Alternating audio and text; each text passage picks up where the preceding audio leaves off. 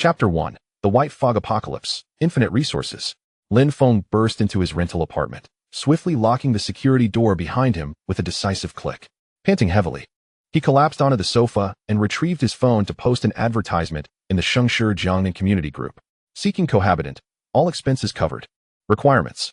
Must possess striking looks and an admirable physique.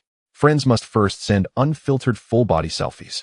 The moment the message was sent, the group erupted in a flurry of responses. Aunt Wang from D Building 702 remarked, "What has become of today's youth? Desperation knows no bounds." Uncle Li Gang from C Building 1204 chimed in, "Brother, what is the point of photos? I have several terabytes of study materials to give away for free, guaranteed satisfaction." Little Chi from B Building 2306 exclaimed, "How disgusting. If I find out who you are, I will immediately expose you on Zaihongshu for the entire internet to see your true colors." Aunt Chun from the Residence Committee in B Building 601 declared, "In these extraordinary times, resources should be shared. Trading food for women is illegal. Deliver food to my house by midnight today, and I will redistribute it. You may still atone for your actions." Grandpa Wang, a senior dance partner from C Building 2802, advised, "Young man, if you desire companionship, you must possess some skills. With a box of instant noodles, I shall teach you how to dance in the square. I guarantee you will learn." Flowering Moon from a Building 603 inquired, "Has the group owner passed away? Quickly expel this disrespectful individual." Lin Feng observed the incessant flurry of messages, a faint smile gracing his lips, unfazed by the chaos. He certainly would not be removed from the group, for he was, in fact, the group owner. Lin Feng was a delivery rider, also working as a part-time errand runner. The group had initially been established out of necessity for work. Over the years, its membership had burgeoned, evolving into the official community group of Shengshi Jiangnan. His advertisements for attractive female roommates were not born out of desperate need, but rather due to a recent development. 3 days prior, he had linked himself to a system. Infinite Resources System, Residence. 1. Infinite Resources. The host unlocks a new resource for each resident they accommodate who meets the system's criteria, triggering 1 effect per second with no upper limit. Unlocked resources: roast chicken, super warehouse, infinite space, time stands still. Lin Feng had a stunning ex-girlfriend.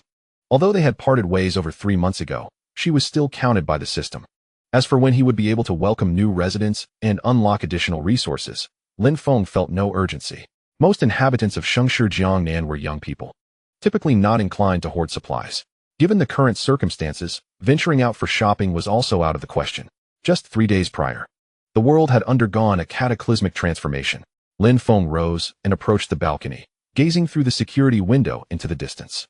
A thick white fog obscured the towering television tower and office buildings, shrouding them halfway. Residing on the 30th floor, he noted that the lower 20 floors had been entirely engulfed by the mist. This was no ordinary fog. From within the dense whiteness, several thick branches protruded. Yet, the trees planted in the community were hardly of such towering height. Each leaf was as large as an adult's palm, with hints of crimson among the branches, resembling fruits borne by a colossal tree. This morning, he observed a colossal rodent, over 2 meters in length, scurrying past the security window with astonishing speed. Surely, even the largest of southern rodents cannot be so outrageous? Flora and fauna are growing rampantly, while bacteria and microorganisms proliferate uncontrollably. Lin Feng turned back to his room and retrieved a plate of roasted chicken from the refrigerator. Once golden brown, the chicken now emitted a pungent stench of decay. Its surface was marred by dark green mold, rendering it inedible. This was the leftover from his breakfast, having been stored in the fridge for barely 2 hours. Shaking his head, Lin Feng carried the plate to the balcony. He opened the small door of the security window and carelessly discarded it outside. The chicken traced an arc through the air, landing in the white mist and creating faint ripples.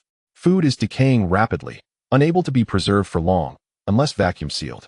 Although Lin Feng had an abundance of leftover chicken, he felt the urgency to stockpile other provisions. 10 minutes prior, he had ventured outside his home, intending to try his luck at the Wanda Plaza across the street. However, the fog was so dense that visibility was less than 3 meters. Even the beam of his flashlight could not penetrate it. Just as he reached the ground floor, he heard a chilling scream emanating from the depths of the mist, reminiscent of someone being torn apart. Following that was the sound of some creature gnawing on bones. His heart raced, and he immediately turned back, sprinting home in a panic. Glancing at his phone screen, he realized it was time for lunch.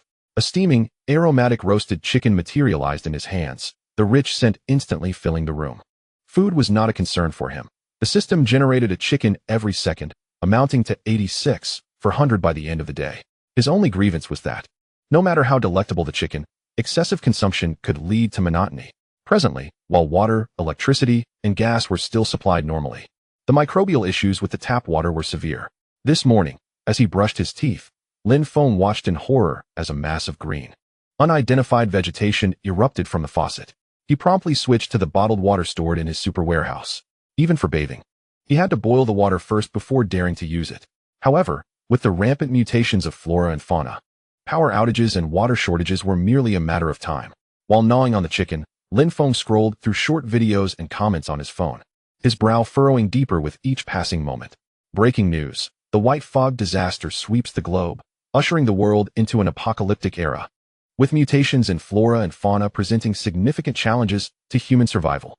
Information Security Department. Residents are advised to avoid going outside, do not leave pets indoors, and actively seek self-rescue while awaiting official assistance. Mobile communication. In response to the white fog disaster, all calls and data will be free from today until the disaster concludes. Help! 3 cockroaches larger than dogs have appeared in my kitchen. What should I do? I'm waiting online. It's urgent. You're lucky. My neighbor was devoured by a mutated cat last night. Look over here. I can breathe fire.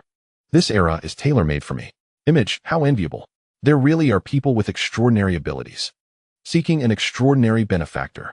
I am 18, fair-skinned and beautiful, with a charming voice, and I come prepared with stockings and a school uniform. The screen was inundated with a cacophony of chaotic messages, none of which offered a glimmer of hope. The origin of the white fog disaster remained a mystery, and the end appeared to be an indeterminate duration away. Since the day before yesterday, various videos regarding supernatural abilities had been surfacing online. Yet, Lin Feng had scoured the internet in vain, uncovering no leads on how to attain such powers. At that moment, a woman's piercing scream erupted from the opposite B building. Help! Someone, please save me. Lin Feng hastened to the balcony, leaning over to glimpse the 27th floor of the B building. A disheveled woman stumbled onto her balcony. Terror etched across her face as she glanced back into her living room. Chapter 2. Is this what you call a pure and innocent college girl? The woman was in tattered clothing, her body marred with bloodstains, clearly having endured a fierce struggle. Suddenly, a series of black, spiky protrusions pierced through the glass door she had just closed, shattering it into a cascade of shards.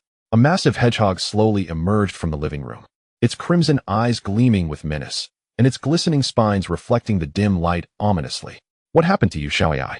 The woman recoiled into the corner by the washing basin, her body trembling uncontrollably, her voice quavering. Please, don't come any closer. The hedgehog did not relent. Instead, it arched its back, its spine standing on end, aimed at the very owner who had once cared for it so tenderly. Suddenly, a bifurcated, scarlet tongue shot forth from the white fog below. With a swift, brutal motion, it shattered the balcony floor. In an instant, the tongue coiled around the woman, dragging her into the mist, followed by a heart-wrenching scream. The large hedgehog watched helplessly as its meal was snatched away, its spines bristling with fury. Yet, it dared not approach the edge of the shattered balcony. After a few low growls, it turned and retreated into the room. Lin Feng's heart raced, beads of cold sweat forming on his palms. Was this truly the apocalypse? That bifurcated tongue was at least 10 meters long. Creak. At that moment, a door creaked open from the neighboring balcony. A tall, beautiful woman stepped out, her face a mask of horror as she gazed at the opposite floor. Her loose nightgown could not conceal her voluptuous figure. Her complexion was pale, clearly shaken by the earlier spectacle. Lin Feng recognized this stunning woman, Zhang Sueki, renowned as the Ice Queen of Shengshi, Jiangnan community. She worked as a product manager at a publicly listed company, and her father was a high-ranking official in the city. Typically, she carried herself with the haughtiness of royalty. Though they were neighbors, their interactions were scarce. Zhang Sueki was known for her pride and fiery temper. Lin Feng had encountered her in the elevator on several occasions, each time feeling the disdainful distance she maintained. Whenever surrounded by men, she would scold them all. Yet there was no denying her breathtaking appearance in business attire, especially when adorned in a form-fitting skirt paired with black stockings. She effortlessly attracted the gazes of men throughout the community. Lin Feng had stolen glances at her, but his intentions were purely appreciative of beauty. Fully aware that as a mere food delivery worker, he existed in an entirely different realm from Zhang Sueki. But now, times have changed. Lin Feng no longer concealed the desire in his eyes. The blazing gaze unabashedly scrutinized Zhang Sueki. It's like appreciating a precious collection that is about to be acquired. The other party immediately noticed the naked gaze. Zhang Xueqi knew that Lin Feng was a delivery person, but she didn't know his name and didn't even bother to know. I only occasionally encounter it when getting up and down the elevator. She frowned. Her face turned cold, and her tone carried an undisguised disgust. What the hell are you looking at? Digging out your eyes again is really unlucky. Just as Zhang Xueqi turned around to return to her room, Lin Feng's mouth curved into a cold laugh. If you're hungry, remember to come find me. Zhang Xueqi was stunned for a moment, then reacted, and anger instantly surged in her heart. What does this guy think of her for? A prostitute or a bitch? Do you have to sell your body for one bite? Zhang Xueqi suddenly turned around, widened her eyes, and glared angrily at Lin Feng. What are you saying? Do you believe me accusing you of sexual harassment? Lin Feng ignored it and turned back to the room, with a deeper smile on his lips. This stinky girl still has such a proud temper. But when you kneel down and beg me. In Lin Feng's super warehouse, besides the constantly emerging roasted chicken, there are also mini breads, instant noodles, sausages, and 2 boxes of mineral water. Before the outbreak of the white mist disaster, these were just his late-night snacks after work. Now it has become an extremely precious life-saving material. He took out the food and filled the entire table. I picked up my phone and took a few photos, then sent them to the Shengshi Jiangnan community group. Eating and drinking enough, accepting cohabiting roommates, including food and accommodation, intentionally adding friends, and posting full-body beauty selfies. Picture BC 2306 Xiaoqi. Get lost? What are you eating? What do you think of us women? It's disgusting. AC 2304 Chenhao. Your little one is shameless. If I were to meet you, you would have to taste my flame palm. Picture. Chenhao took the opportunity to show off his newly acquired ability in the group. In the picture, his palm is wrapped in flames, and the flames are flickering, which looks very intimidating. A seat 603 is full of flowers and full moon. Sleeping trough. Brother, how did you do this? Teach me. A seat 2304 Chenhao. I don't know. I woke up this morning like this. B seat 2306 Xiaoqi. Wow. Hello Chingo man. D seat 2002 Andy Lee. Young man has a good figure. Have you eaten yet? Come to me, and he will give you something to eat. People in the group praised Chenhao and tried to get closer. Even Lin Feng, who had plenty of food, couldn't help but feel envious. This is a real combat capability. In the face of mutated animals and plants in the apocalypse, one can have some confidence in self-protection. Perhaps everyone still has food reserves. But Lin Feng has not received any private messages or friend requests. He is not in a hurry. As the white fog disaster continues, the residents of the community will eventually fall into the dilemma of food shortage.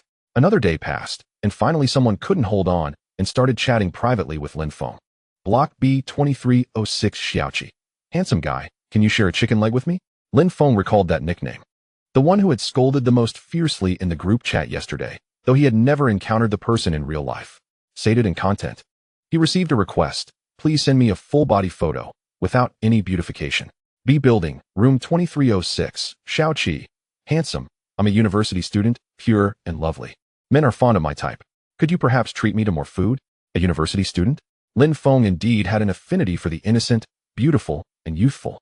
With anticipation, he opened the photos sent by the other party. To his astonishment, he nearly dropped his phone. Was this truly what one would call pure and adorable? The image revealed a robust young woman, her muscular arms straining against her clothing, and her pigtails askew upon her shoulders. This was hardly a university student. She appeared more like a burly man in women's attire. What business do you have here as a man? The system notification appeared just in time. Li Xiaoqi. Age, 22. Occupation, senior sports student. Attractiveness, 2 points, strong and sturdy, capable of lifting weights, indeed a woman. Other, 1 point, 6 ex-boyfriends, 3 current partners. A vibrant nightlife. Overall rating, 1 point. Does not meet system standards. Lin Feng rubbed his eyes, questioning if he was mistaken. Could it be? She was indeed a woman. How could she have had 6 ex-boyfriends and 3 current partners? Were they truly so undemanding, so desperate? No wonder Li Xiaoqi exuded confidence, claiming to be the embodiment of pure and adorable. Yet, Lin Feng found it utterly unappealing. He believed any normal man would feel the same. And those 9 must be rather unconventional. Moreover, she did not meet the system's criteria. Without hesitation, he added Li Xiaoqi to his blacklist. B building, room 2306. Xiaoqi. Handsome, what do you think? Do you like it? If so, I'll come over soon. Remember to prepare plenty of food. Chapter 3. Let us expose him on Zaihongshu. Li Xiaoqi, filled with anticipation, sent the message. only to notice a red exclamation mark appearing beside it. Her face turned pale with rage as she rushed into the group chat, unleashing a tirade. B building, room 2306, Xiaoqi. Attention ladies. This sated and content is a fraud. A scoundrel who specializes in deceiving with photos of beautiful women. I'm going to expose him on Zaihongshu right now.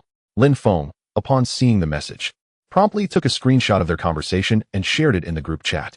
With that burly figure, you think you deserve to be called pure and adorable? You think I'm distributing relief rations? The group erupted in chaos. None had anticipated such gossip amidst the apocalypse.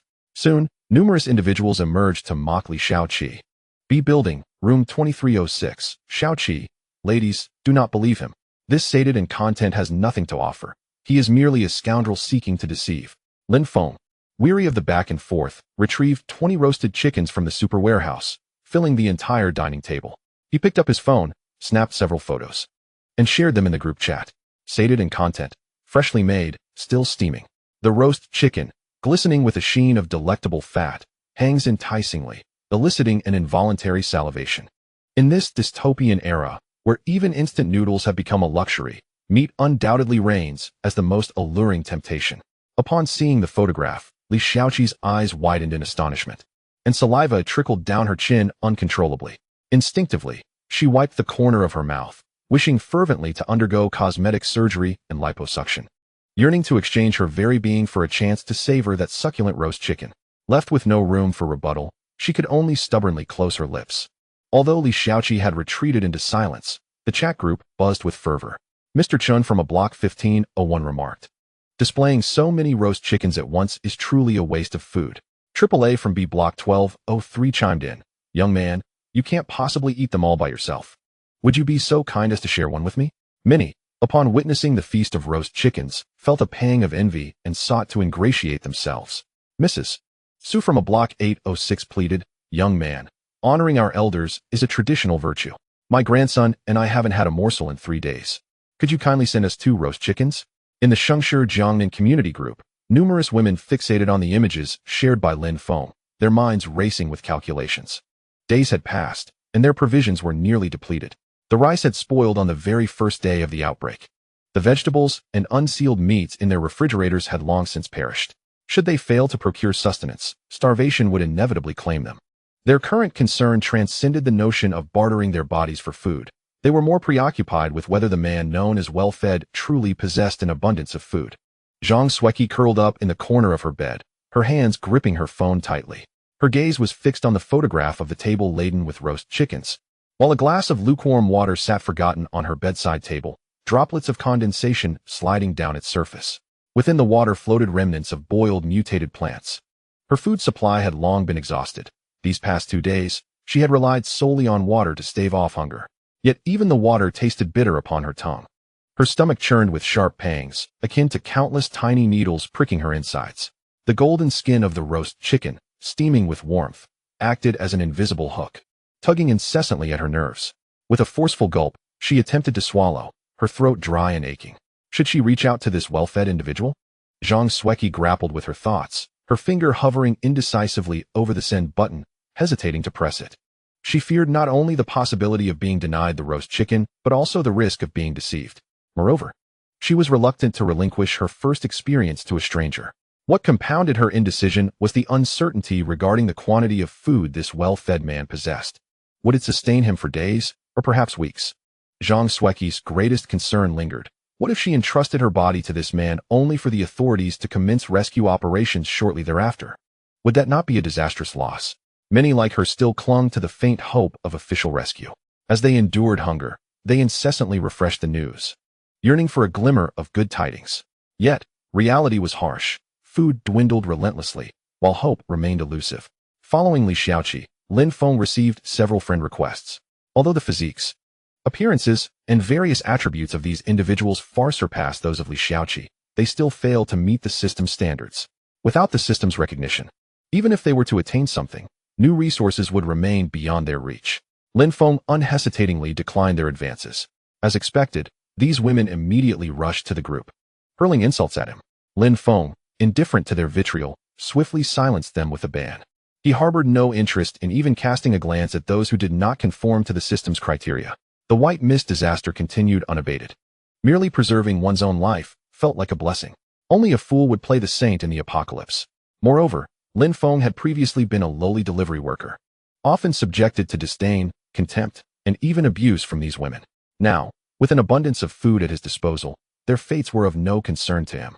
Contentedly, Lin Feng prepared a bowl of chicken-flavored instant noodles. He picked up his phone, snapped a few photos to share in the group, and casually posted an advertisement. As anticipated, the group erupted in outrage, vociferously condemning him. Lin Feng remained unfazed, finding the situation somewhat amusing.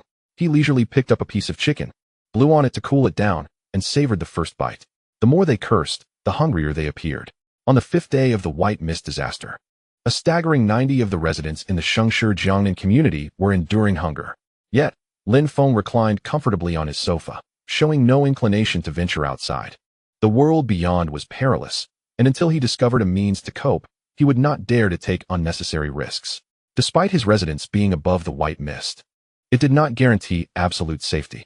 Last night, he heard a man's scream from a neighboring room, followed by the sounds of some creature tearing into flesh. Clearly, the individual had fallen victim to a mutated beast.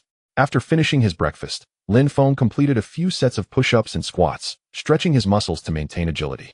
One could never know when the need to flee might arise. After his workout, he picked up his phone and casually launched a game of chicken dinner. Brothers, this round I'm aiming to eliminate 30. I've been mashed with bots lately. Everyone is still alive? I thought my teammates were bots. I'm dead. The one speaking to you now is AI. Bring me a 4x scope and a grip, please. Grip me. Get lost. Just 3 minutes into the game. A teammate scavenging for supplies suddenly went silent.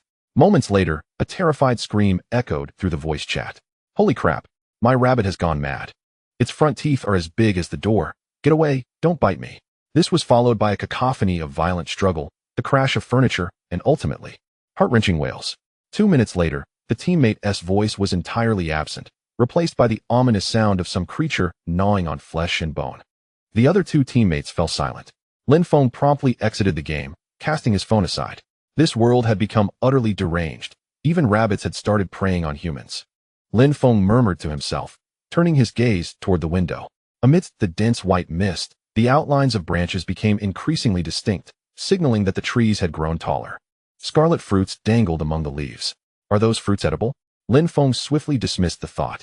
Who could possibly predict the consequences of consuming the fruits of mutated plants? Would it lead to becoming a zombie, or perhaps result in a gruesome demise? At that moment, his phone screen illuminated, and a new message appeared. Room A3001 Schwer. Hello? Are you there? Chapter 4. Has the aloof beauty finally reached her breaking point? Lin Feng's eyes sparkled, and a smile danced on his lips. Wasn't this the distant beauty, Zhang Sueki, from next door? Has she finally reached her limit? Eating to satisfaction. Send me a full-body selfie, no beauty filter. Room A3001. Schwer.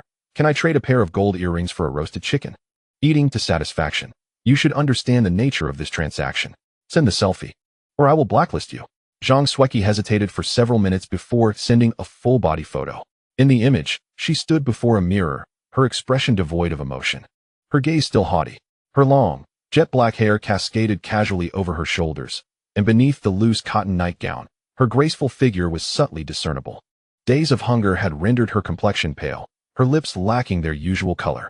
The once formidable product manager now exuded a touch of vulnerable charm. The system's notification promptly followed. Zhang Sueki, age, 24. Occupation, product manager at a publicly listed company. Appearance, 97 points, ice-like skin and bone. Other, 95 points, disdainful of the lower class. Proud and indifferent. Overall rating, 96 points, meets system standards. Lin Feng's eyes instantly brightened. After so many days, he had finally encountered someone who met the system's criteria. Delivered to his doorstep. If he could secure Zhang Sueki, he would unlock new resources and gain them infinitely. Eating to satisfaction. All right, come to my place now. Room A3001, Schwer. Can I return home tonight? Eating to satisfaction. What are you thinking? The deal entails you staying at my place. If not, don't waste my time. Zhang Sueki understood that this was a transaction. If it were merely a one-time arrangement, she could reluctantly accept it. As long as she could obtain some food, there was a chance to endure until the official rescue arrived. However, the thought of spending each day beside a stranger was something she could not currently fathom. Zhang Sueki glanced towards the balcony, where several pots of mutated plants thrived. One of them bore crimson fruits that resembled ripe plums, exuding an enticing sweetness. A sharp pang of hunger gripped her stomach, and she bit her lip to suppress the urge to pick them.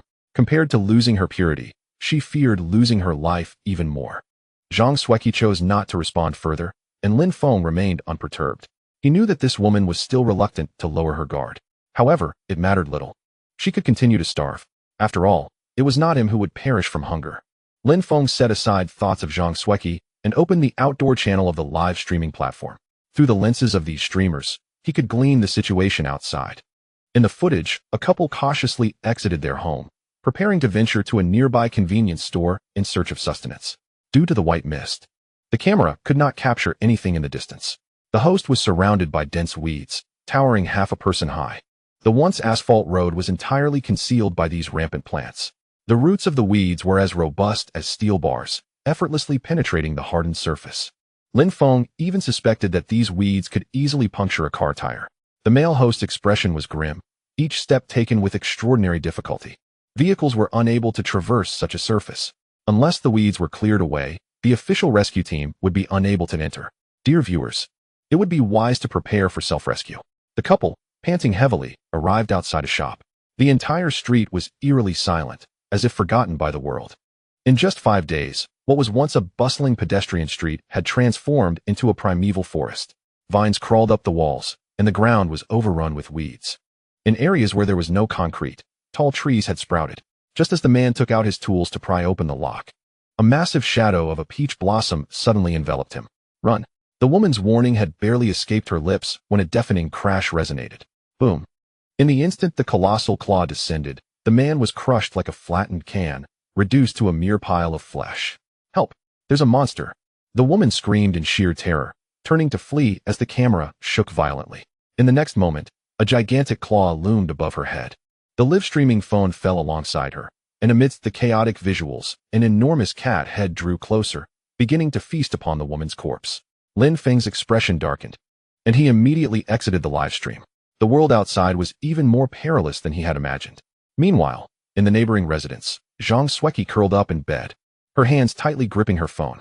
She was engulfed in inner turmoil and shame, unable to muster the resolve to accept Lin Feng's proposition, reluctant to sell her body. The gnawing pain in her stomach and the dizziness in her head relentlessly reminded her that without sustenance, she would indeed perish from hunger. Over the past few days, she had attempted to contact her parents, but the calls were perpetually unanswered.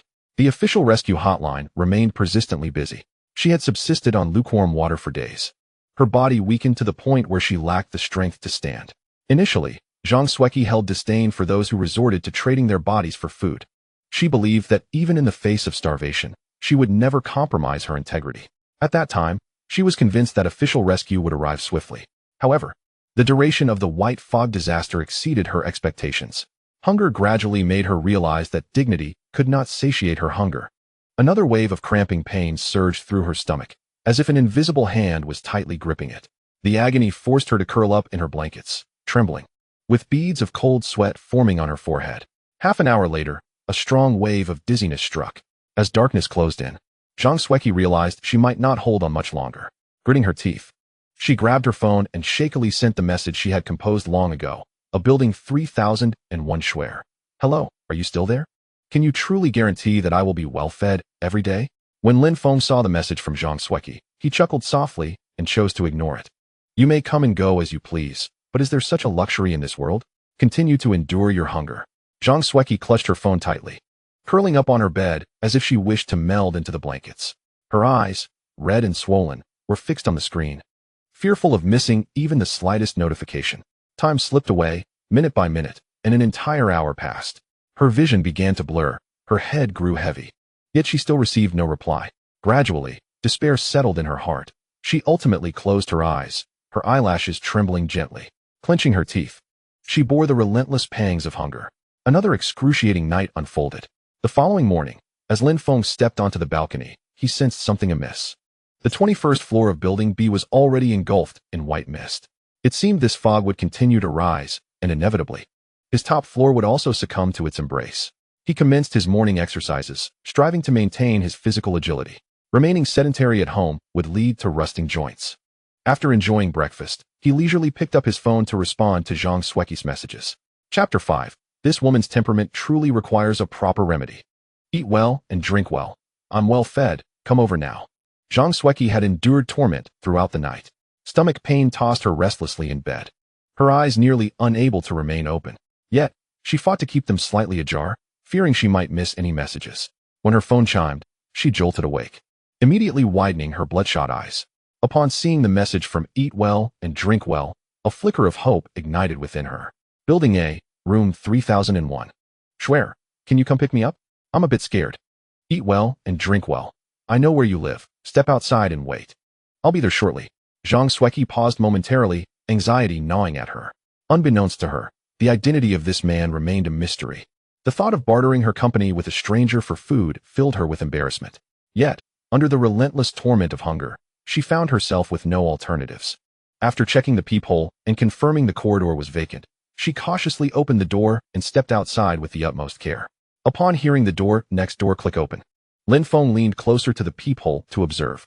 Only after confirming that the other party bore no visible weapons did he open the door.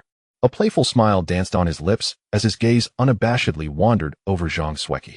She had donned a professional outfit, a classic ensemble that harmonized perfectly with her aloof demeanor. What are you staring at? Never seen a beauty before? Zhang Sueki retorted, taking 2 steps back in evident disdain upon encountering Lin Feng. How dare a mere delivery person regard her with such audacity? It was utterly revolting. Lin Feng's lips curled upward slightly. Indeed, this woman's temperament required careful handling. I am simply well fed. Zhang Sueki's pupils dilated, her lips trembling slightly. An intense anger surged from her heart to her head. How dare this delivery person toy with her?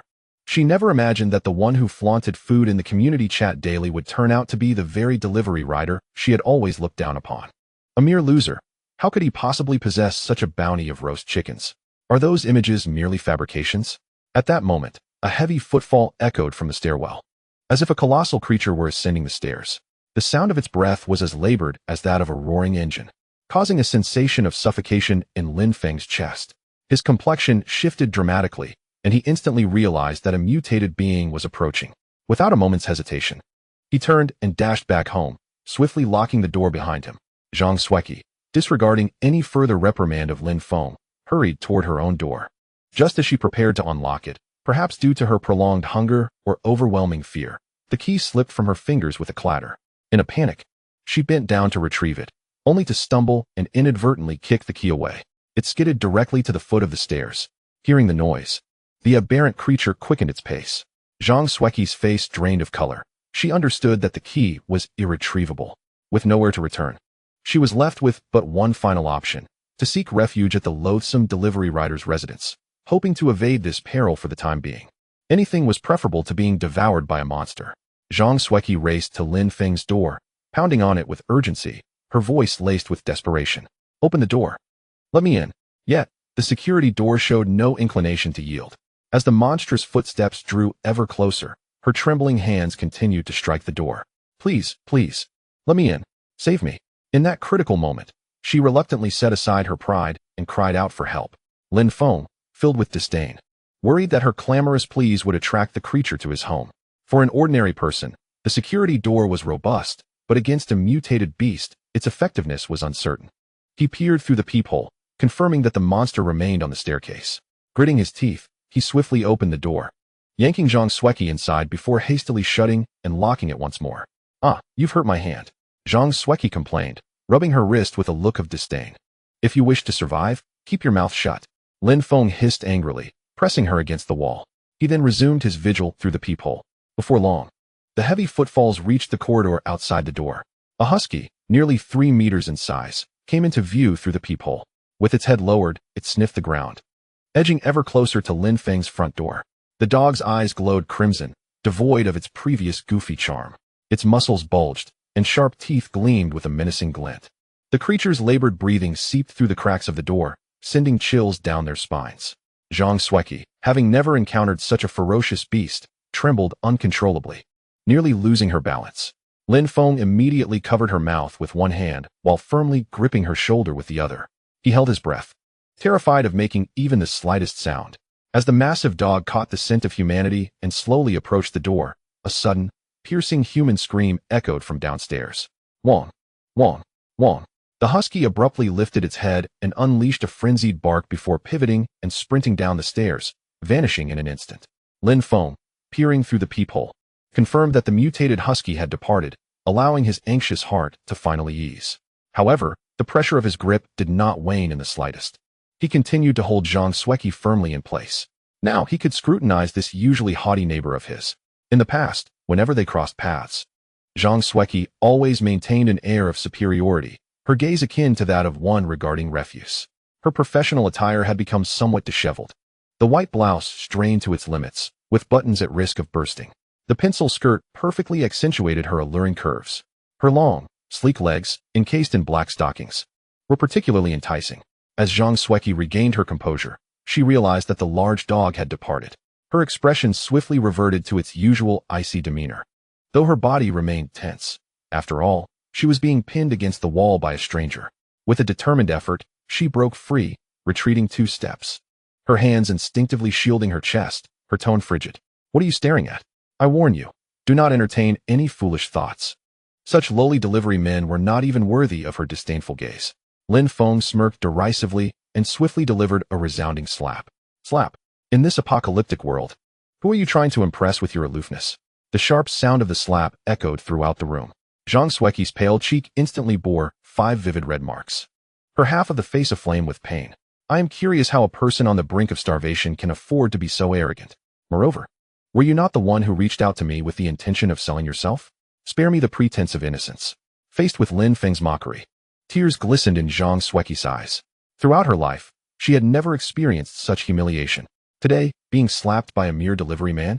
In her mind, if she were to sell herself, it should be in a manner befitting a princess, not in such disgrace. How dare you strike me? Do you have any idea who my father is? Chapter 6. Unlocking new resources, please allow me to stay.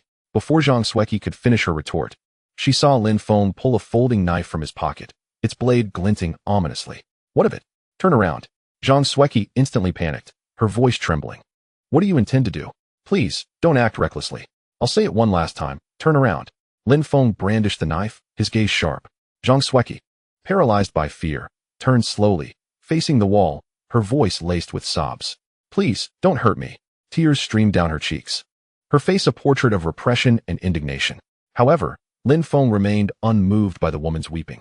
In this apocalyptic world, who could ascertain whether she might suddenly harbor murderous intent? Having flaunted an abundance of provisions in the community chat, it was only natural for him to attract the attention of those with ulterior motives. Perhaps this woman had feigned agreement to the transaction as a ruse to seize his supplies. To ensure his safety, he had even secured the kitchen knife within a safe. After inspecting Zhang Sueki's mouth and confirming there were no concealed weapons, Lin Feng's large hand continued its descent. There was nothing under her armpits, nor any hidden armaments in her cleavage. His actions were brusque and direct, devoid of any gentleness. Zhang Sueki bit her lip, stifling any sound. No weapons. Splendid. He pressed on. Lin Feng meticulously searched every conceivable indentation on Zhang Sueki's body where a weapon might be concealed. Only after ascertaining that she posed no threat did he retract his folding knife. It was then that Zhang Sueki comprehended that Lin Feng was merely conducting a search, not intending any further misconduct. Her expression shifted, a blend of shyness and anger overtaking her features. Am I not but a frail woman? Is such meticulous caution truly necessary? And to have a stranger's hands probing beneath my clothing is nothing short of disgraceful. Inwardly, she cursed him but dared not voice her thoughts, for Lin Feng still wielded a knife. Instead, she fixed him with a chilling glare. Yet, her frosty demeanor exuded a peculiar allure, akin to a flower blooming atop an iceberg, evoking a primal desire in men to conquer. Lin Feng seized Zhang Sueki's long hair, pulling her towards the living room. Glaring at me? You should be well aware of your purpose here. Be gentle. You're hurting me. Zhang Sueki winced as her hair was yanked painfully, tears streaming down her face as she stumbled to keep pace. An hour later, a notification from the system flashed before Lin Feng's eyes. He nodded in satisfaction, inwardly relieved. The arrival of new supplies was timely. At least he would have sustenance in this desolate world. Given the ongoing white mist catastrophe, power and water outages were inevitable. Even now, one had to boil water before it could be consumed or used for bathing. Each morning, the tap would sprout a plethora of green, algae-like plants, sending shivers down one's spine. At that moment, Zhang Sueki, sprawled on the couch, finally regained her composure. She quickly huddled into a corner, hugging her knees tightly, sobbing softly. The once proud expression on her face was now a tapestry of conflicting emotions, shyness, fear, and a profound sense of anger. I can't believe I was reduced to this by a mere delivery man. Her voice trembled, laden with resentment and humiliation. For the sake of food, she had relinquished her purity, cherished for 24 years. Tears welled in her eyes as she glared at Lin Feng with disdain. Ironically, Lin Feng found her haughty gaze to be the most intolerable of all. He walked forward with a light smile and grabbed Zhang Xueqi's chin. I'm not dead yet. Why don't you just let me cry and mourn? Zhang Xueqi trembled all over and immediately forcefully opened Lin Feng's hand, shouting angrily, Don't touch me with your dirty hands. Lin Feng sneered coldly. This woman hasn't figured out the situation yet. Anyway, the new supplies have already been unlocked. He won't get used to anyone. He took out a folding knife directly from his pocket and said coldly, Get out of here. Zhang Xueqi was startled and her sobbing suddenly stopped. She was stunned for a few seconds before realizing it. She stared at you, Lin Feng, in disbelief. You said you wanted me to eat, but you lied to me. Hee, I'm just lying to you. Why don't you go report it to the police? Zhang Xueqi suddenly became speechless. She has been trying to call the police for help these days, but the phone has been busy. She really wanted to run home immediately and cry in bed. But there is no food left at home, so going back will only mean waiting for death. As for going out to find food, she felt a chill at the thought of that fierce husky. I'm afraid I couldn't find the food, so I became the food for mutant animals first. Zhang Xueqi's heart sank to the bottom, and despair surged like a tide. She finally realized that she had no way out. Her gaze narrowed, and she lowered her proud head. Trembling all over, he slid down from the sofa. His knees wrapped in tattered black silk pressed against the cold tiled floor. Please give me some food. Please let me stay. Lin Feng smiled contentedly and gently patted Zhang Xueqi's wet cheek with his hand. Isn't it better now? This is the attitude of seeking people. Faced with such frivolous actions, Zhang Xueqi could only grit her teeth, endure the humiliation in her heart, and dare not act. She was afraid of angering Lin Feng and being kicked out, and eventually starved to death at home. Lin Feng extended his palm and placed it in front of Zhang Xueqi. The next second, a fragrant and steaming roasted chicken appeared in his hand out of nowhere. This is Zhang Xueqi widened her eyes, unable to believe everything in front of her. She rubbed her eyes, suspecting that it was some kind of magic tool. However, the tempting aroma of chicken and the rich flavor of spices are so authentic. Chapter 7. This man is a demon. Wu is so fragrant. Zhang Xueqi couldn't help but swallow a mouthful of saliva, and her stomach began to growl uncontrollably. At this moment, her inner humiliation and unwillingness were all washed away by hunger. She has been relying on water to satisfy her hunger for several days now, and the roasted chicken in front of her is not only food, but also her lifeline. She was like a hungry dog, pouncing on the roasted chicken in Lin Feng's hand. However, before her hand touched the chicken's butt, a cold folding knife was already pressed against her eyes. What do you want to do again? Zhang Xueqi withdrew her hand in horror, staggering back 2 steps with a face full of grievances. Tears swirling in her eyes once again. Her gaze remained fixed on the roasted chicken, filled with longing. Lin Feng raised the corners of his mouth and gently patted her cheek with a folding knife. I want to eat, no problem. But you have to give me a smile to eat. Zhang Xueqi was momentarily stunned, and then tears streamed down her face. Forcing out a smile that was more grotesque than her cries, tears cascaded down her cheeks. It's truly unappealing. Make me laugh. Lin Feng frowned in disdain. Witnessing his expression, Zhang Xueqi felt on the verge of collapse. How can you be like this? I'm starving. You're so cruel. Wretched? Lin Feng scoffed coldly, turning to the balcony and opening the small door of the security window. Without hesitation, he tossed the roast chicken out. I am indeed cruel. Since you cannot find joy, you shall not eat. No, please don't. Zhang Xueqi watched in sorrow as the fragrant roast chicken disappeared into the white mist. She stumbled into her coat and fitted skirt, rushing to the balcony, only to find no trace of the chicken in the fog. Despair washed over her as she slumped to the ground, covering her face with her hands, crying pitifully. Such good food, why throw it away? Just let me have a bite. Sob, sob, sob. Lin Feng smiled as he extended his hand, revealing another steaming roast chicken. Zhang Xueqi's cries ceased abruptly, tears still clinging to her cheeks. Her eyes widened in disbelief as she sprang to her feet, glancing between the mist and the chicken in front of her. Is this not the same one? Do you wish to eat it? Zhang Xueqi had cried for a while, exhausting herself, and now her stomach ached with hunger. At Lin Feng's question, she quickly nodded, her voice tinged with desperation. I want to eat. This time, without needing a reminder, a sweet and ingratiating smile graced her lips. She could not bear to see the roast chicken discarded again. Though her complexion was pale, her smile remained breathtakingly beautiful. You are quite clever, Lin Feng remarked with a nod, casually tossing the chicken onto the ground and tapping the floor with his toe. If you wish to eat, then here you go. Aren't you the aloof ice goddess? I'm afraid I specialize in handling such cases.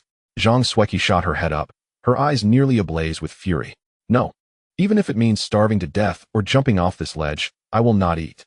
Lin Feng was somewhat taken aback. This woman had begged for his shelter yet refused to sacrifice her pride? He was not angered, merely lifting the folding knife in his hand, pointing it towards the door. Very well, you possess spirit, then you may return. I never force others. Is this not coercion?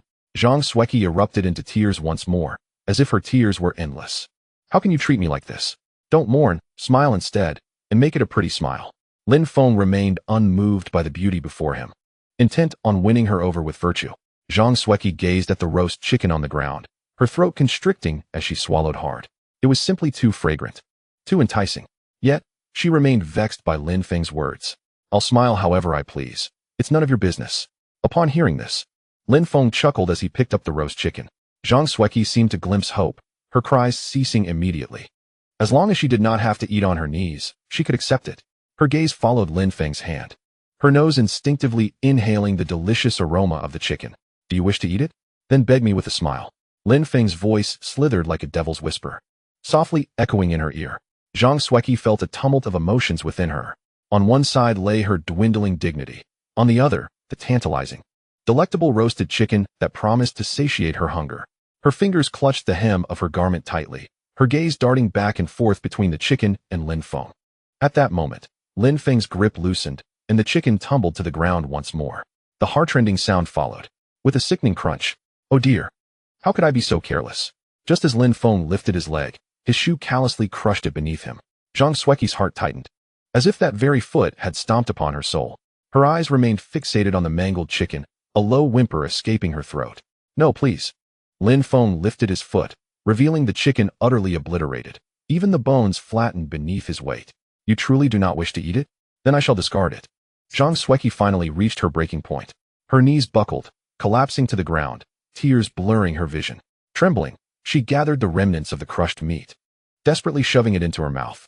As the flavor of the chicken spread across her tongue, she felt her dignity crumble, akin to that very chicken.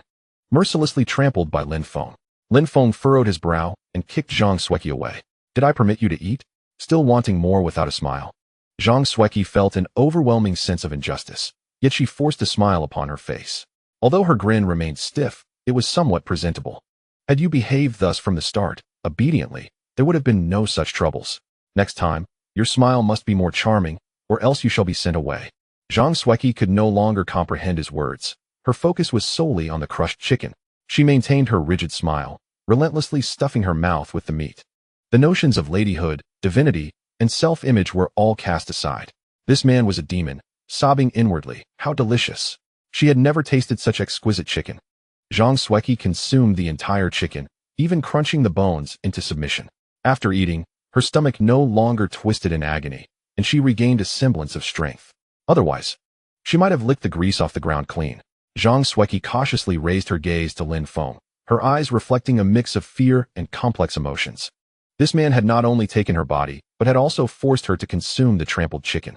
Though the food was delectable, he was undeniably a villain, a devil. Lin Feng paid no heed to Zhang Xueqi's gaze. He retrieved over 20 bottles of mineral water from the super warehouse, arranging them neatly upon the table. Zhang Xueqi stared, awestruck, scarcely daring to breathe. Not only could he conjure chicken, but also mineral water? This was no mere magic. It was an extraordinary ability. Chapter 8.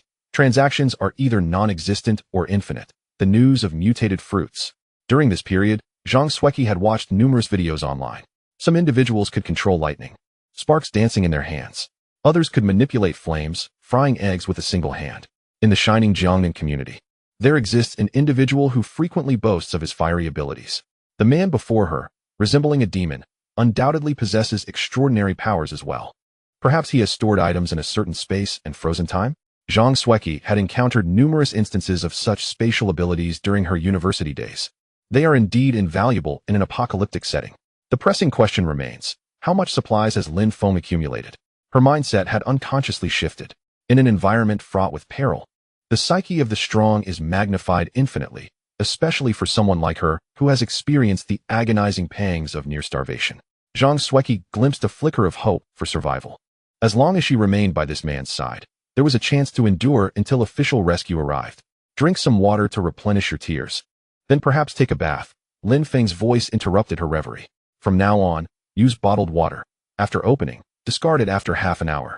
Given the multitude of microorganisms in tap water, frequent consumption could pose serious health risks. Since we have an endless supply of bottled water, there is no need to be frugal. Upon hearing his words, Zhang Xueqi obediently picked up a bottle. Although not particularly thirsty, she dared not disregard his instructions. With trepidation, she twisted off the cap and cautiously took a few sips. The shining Jiangnan community is considered a mid to high-end residential area. Lin Feng could not afford the rent alone. He shared the apartment with two young women. When the white mist disaster struck, both roommates fortuitously were not home. Now, this three-bedroom apartment was occupied solely by him. After Zhang Xueqi finished her bath and donned one of his shirts, Lin Feng led her into the adjacent bedroom. This room once belonged to a female cashier from a supermarket. Though she never brought men home for the night, her private life was notoriously chaotic. She often regaled her roommates with risque jokes, and her room was perpetually in disarray. Fishnet stockings, black lingerie, and various intimate garments lay strewn across the floor, while the nightstand overflowed with cosmetics and snack wrappers. On the day of the white mist disaster, Lin Feng, with tears in his eyes, had collected all of his roommates' snacks into a super warehouse. While rummaging through the place, he had also discovered a number of pink weapons. This time, Lin Feng sought something from his female roommate's drawer, a contraceptive pill. He retrieved two and handed them to Zhang Xueqi. Take these, he instructed. Zhang Xueqi's expression turned wary, a hint of fear flickering in her eyes. Yet she complied and quietly accepted the tablets, asking softly, "What are these?" "Contraceptives. You wouldn't want to become pregnant in this apocalyptic environment, would you?" At these words, Zhang Xueqi's cheeks flushed crimson. She lowered her gaze, silently accepting the bottled water Lin Feng offered, and swallowed the pills. "Keep the rest. You will need them later," he added. Zhang Xueqi did not refuse. She understood that such transactions had either zero instances or countless repetitions. As long as she wished to eat, this was inevitable. "Take my shoes and clothes for washing. Clean the floors, and tidy up these two bedrooms. Even a goddess must work to eat." Zhang Xueqi bit her lip, refraining from retorting, and silently nodded. She realized she had no room left for choice. Lin Feng reclined leisurely on the sofa, his phone in hand, scrolling through short videos. Yet, he found no promising news. Not even anything of value. However, the number of people engaging in outdoor live streams continued to grow. Plants across various regions were experiencing rampant growth. Once ordinary trees now soared to heights of hundreds of meters. Even the grass on football fields had grown tall enough to potentially bury the athletes. Creatures that could once be crushed underfoot had now ballooned in size 100-fold. Their sharp claws and teeth had transformed into lethal weapons, capable of effortlessly claiming human lives. Lin Feng also stumbled upon numerous videos featuring individuals with extraordinary abilities. Some could conjure lightning with a mere snap of their fingers, piercing through aluminum cans. Others could summon fierce winds with a mere wave of their hand. After unlocking a new resource, bottled water, he found himself in a state of not worrying about sustenance. Yet, upon witnessing these superhuman abilities, a twinge of envy stirred within him. At that moment, a video featuring a middle-aged man caught his attention. The man possessed a peculiar power, allowing him to morph his body into any shape of steel. However, what intrigued Lin Feng even more were the man's words. "Last night, I nearly starved. Suddenly, I noticed a crimson fruit growing on the vine of a climbing plant outside my window. I thought, since I might as well starve, why not consume this mutated fruit as a means of suicide? Just after eating it, I acquired the ability to liquefy steel. If anyone encounters mutated fruits resembling ripe plums, you might want to give it a try." The video had just been released, garnering only a handful of likes, while the comments were sparse. Yet another harbinger of doom. Just yesterday, someone claimed one must consume the feces of mutated animals to gain powers. Lin Feng recalled having seen such fruits. Growing on terrifying mutated plants, consuming one would undoubtedly spell disaster. Who in their right mind would dare to eat mutated fruit, let alone a supposed plum that was likely to be bitter? Lin Feng's gaze drifted to the balcony, where amidst the towering trees, flecks of crimson dotted the landscape. Surely, those were the mutated fruits mentioned in the video. However, could such things truly be edible? At least he would not attempt to try them lightly.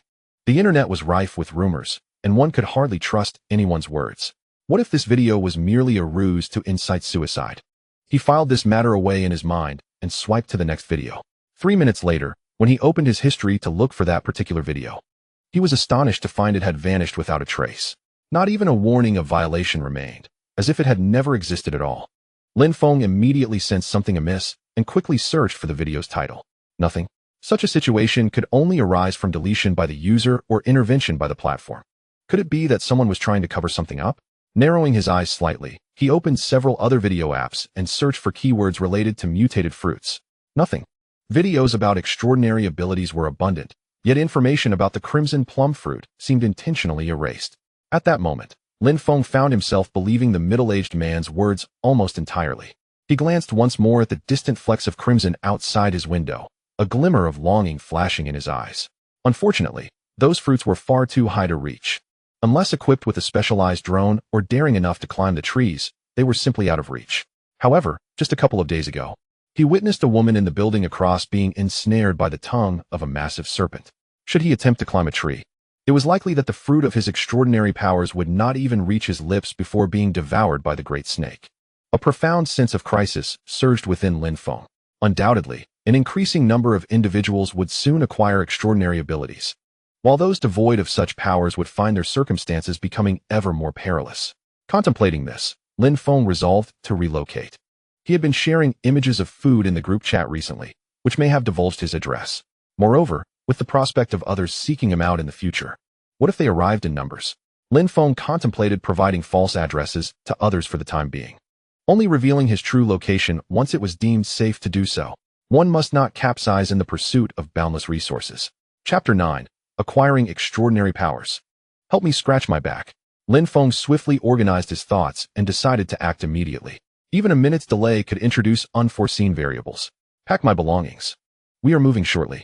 Zhang Sueki, who was washing bed linens, looked up in bewilderment. What is going on? Where are we moving to? Just go when I say so. Why all the questions? Upon seeing Lin Feng's stern expression, she promptly lowered her head and obediently retreated to her room to gather her things. A sense of frustration welled up within her, as she had not yet fully adjusted to this shift in her identity.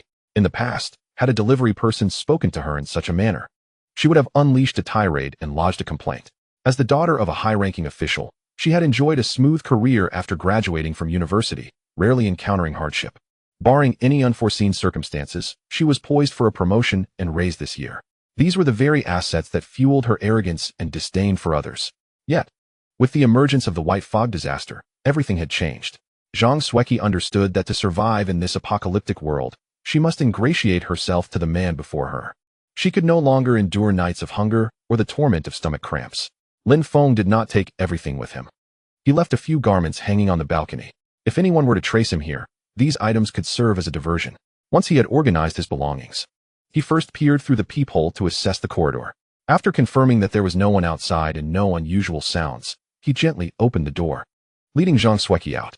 Instead of seeking a new residence immediately, he first made his way to the stairwell, retrieving the key that Zhang Sueki had inadvertently kicked away in fright from an altered husky.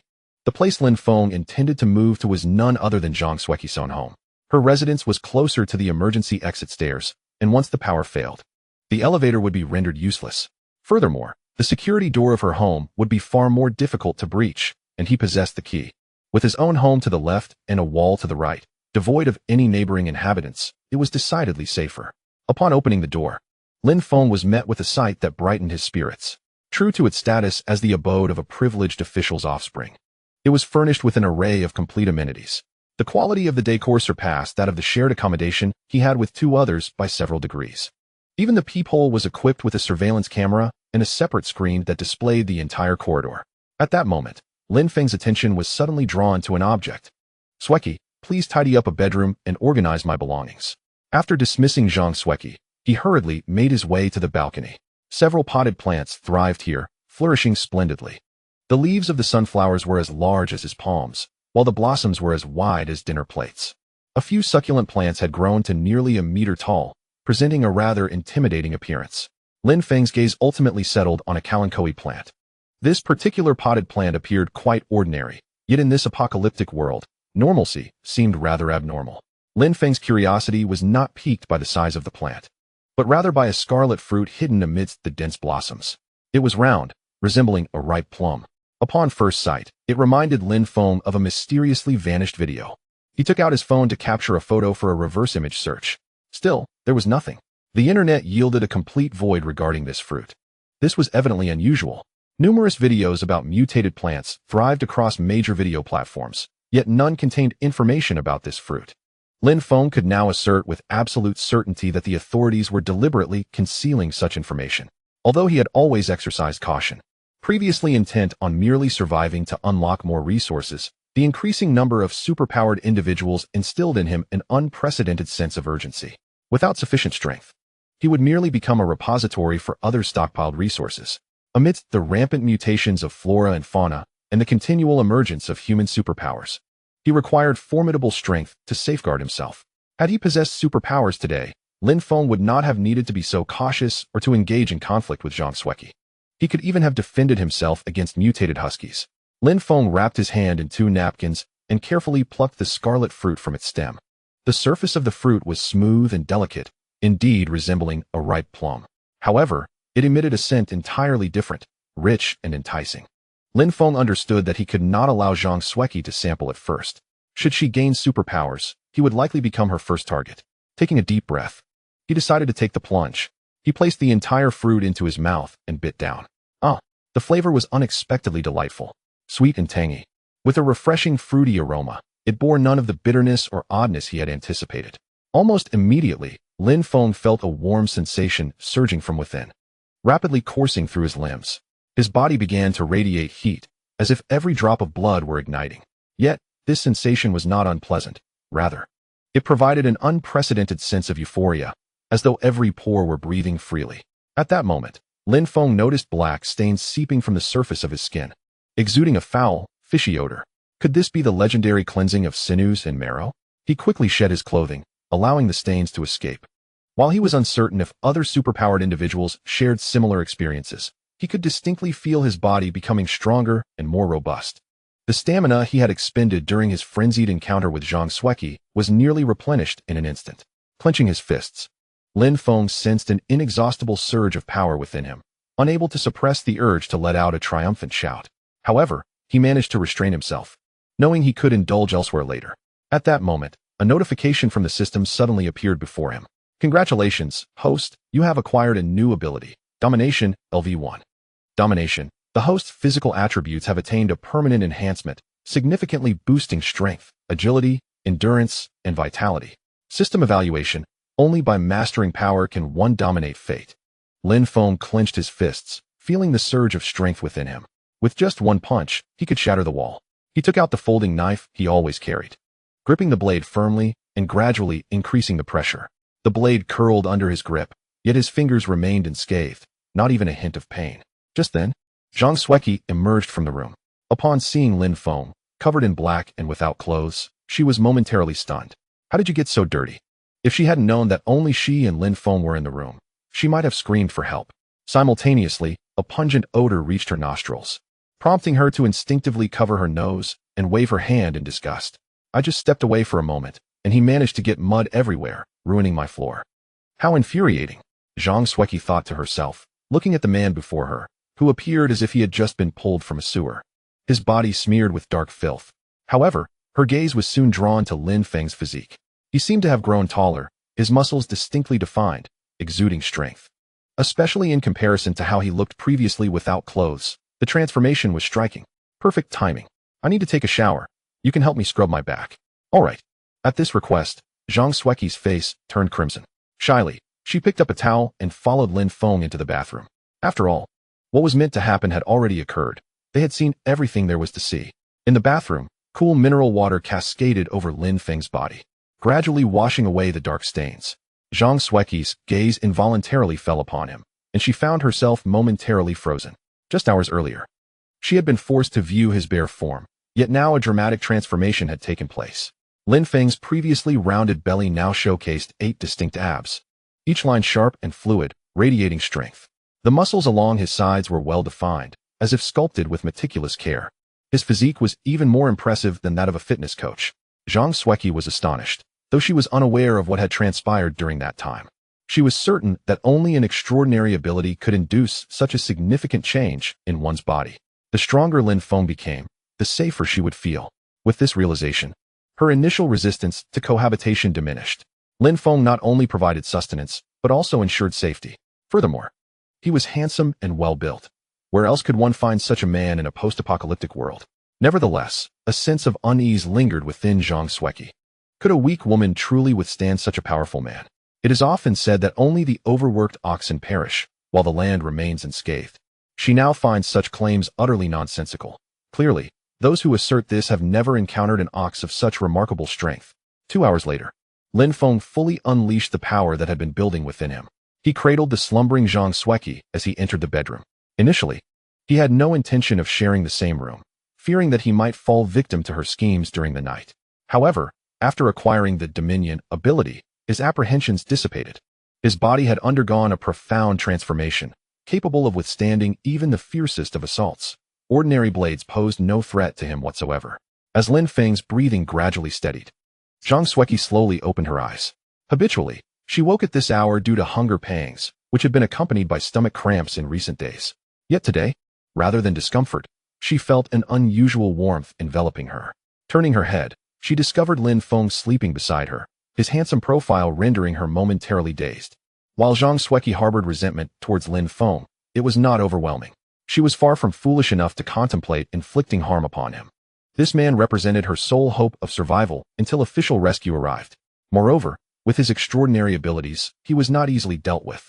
Should she disturb him during their endeavor, it would only be she who faced peril.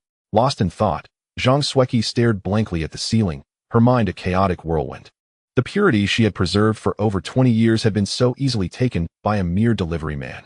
The memory of Lin Feng's actions ignited her anger, prompting her to grit her teeth. He was indeed a rogue, a demon, brutal and lacking in any semblance of tenderness. Even now, her backside throbbed with residual pain.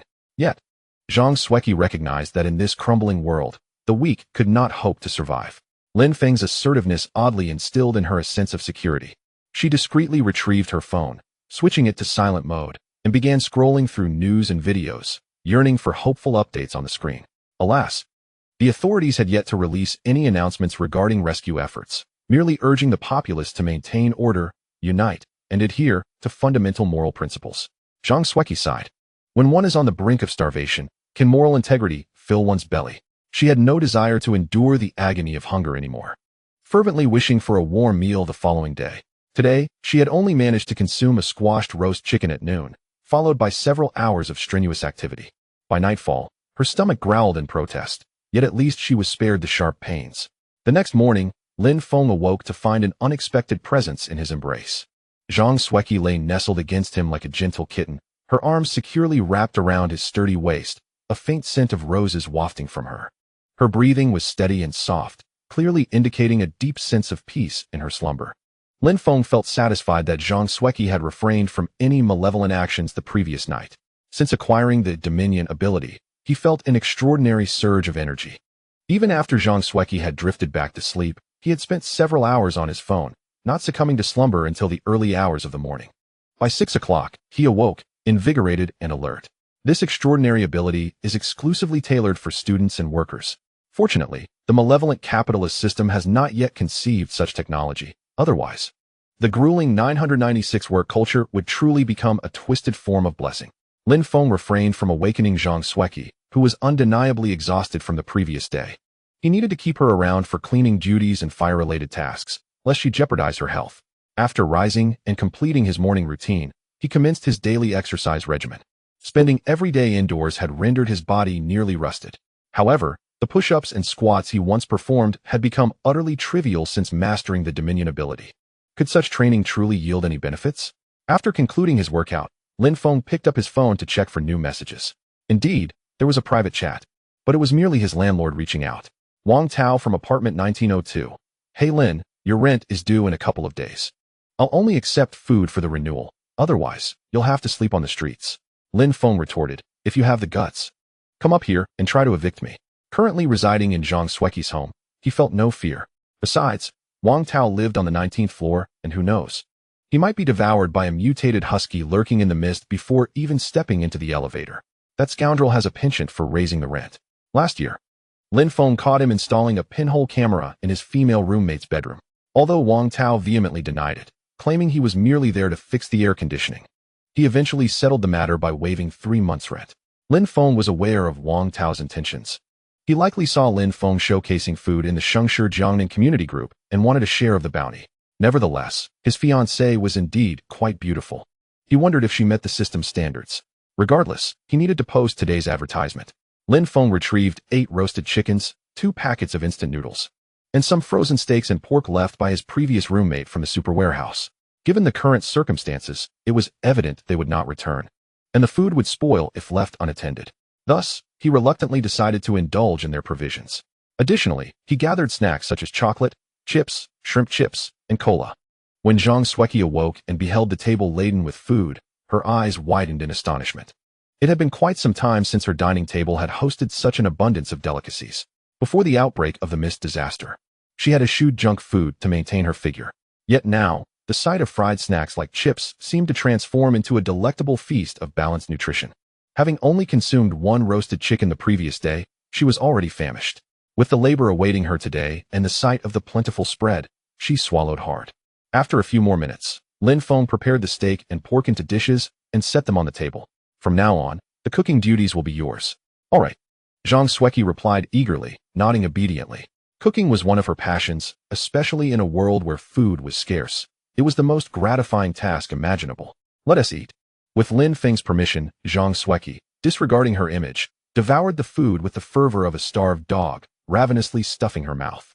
Each time a roasted chicken diminished, Lin Feng would replace it with a new one from the super warehouse. He picked up his phone and took several photographs, which he sent to the Shengshi Jiangnan community group. Chapter 11. It seems I have stolen a glimpse of her long legs.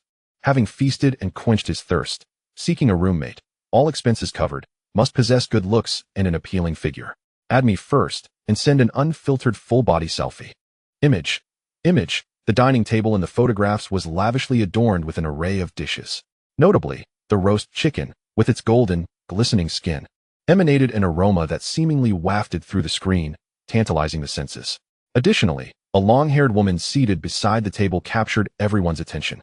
Although Lin Feng's face was not visible, his feet were casually resting in the woman's lap, conveying a sense of utter enjoyment. A Block 603 Huagao Yuan. No way, buddy. How do you still have so much food? B Block 1203 AAA, Nationally Fly Shaoxi. Hey there, could you spare a roast chicken for me? B Block 601 Community Annie Chun. Young man, with so much food you can't finish, it would be a shame not to share it with everyone. C Block 2802 Senior Dance Partner Grandpa Wang. 2 people consuming 8 roast chickens. Aren't you afraid of bursting? A Block 2304 Chen Hao. Brother, if you provide me with a portion of food daily, I could serve as your bodyguard and even warm your meals.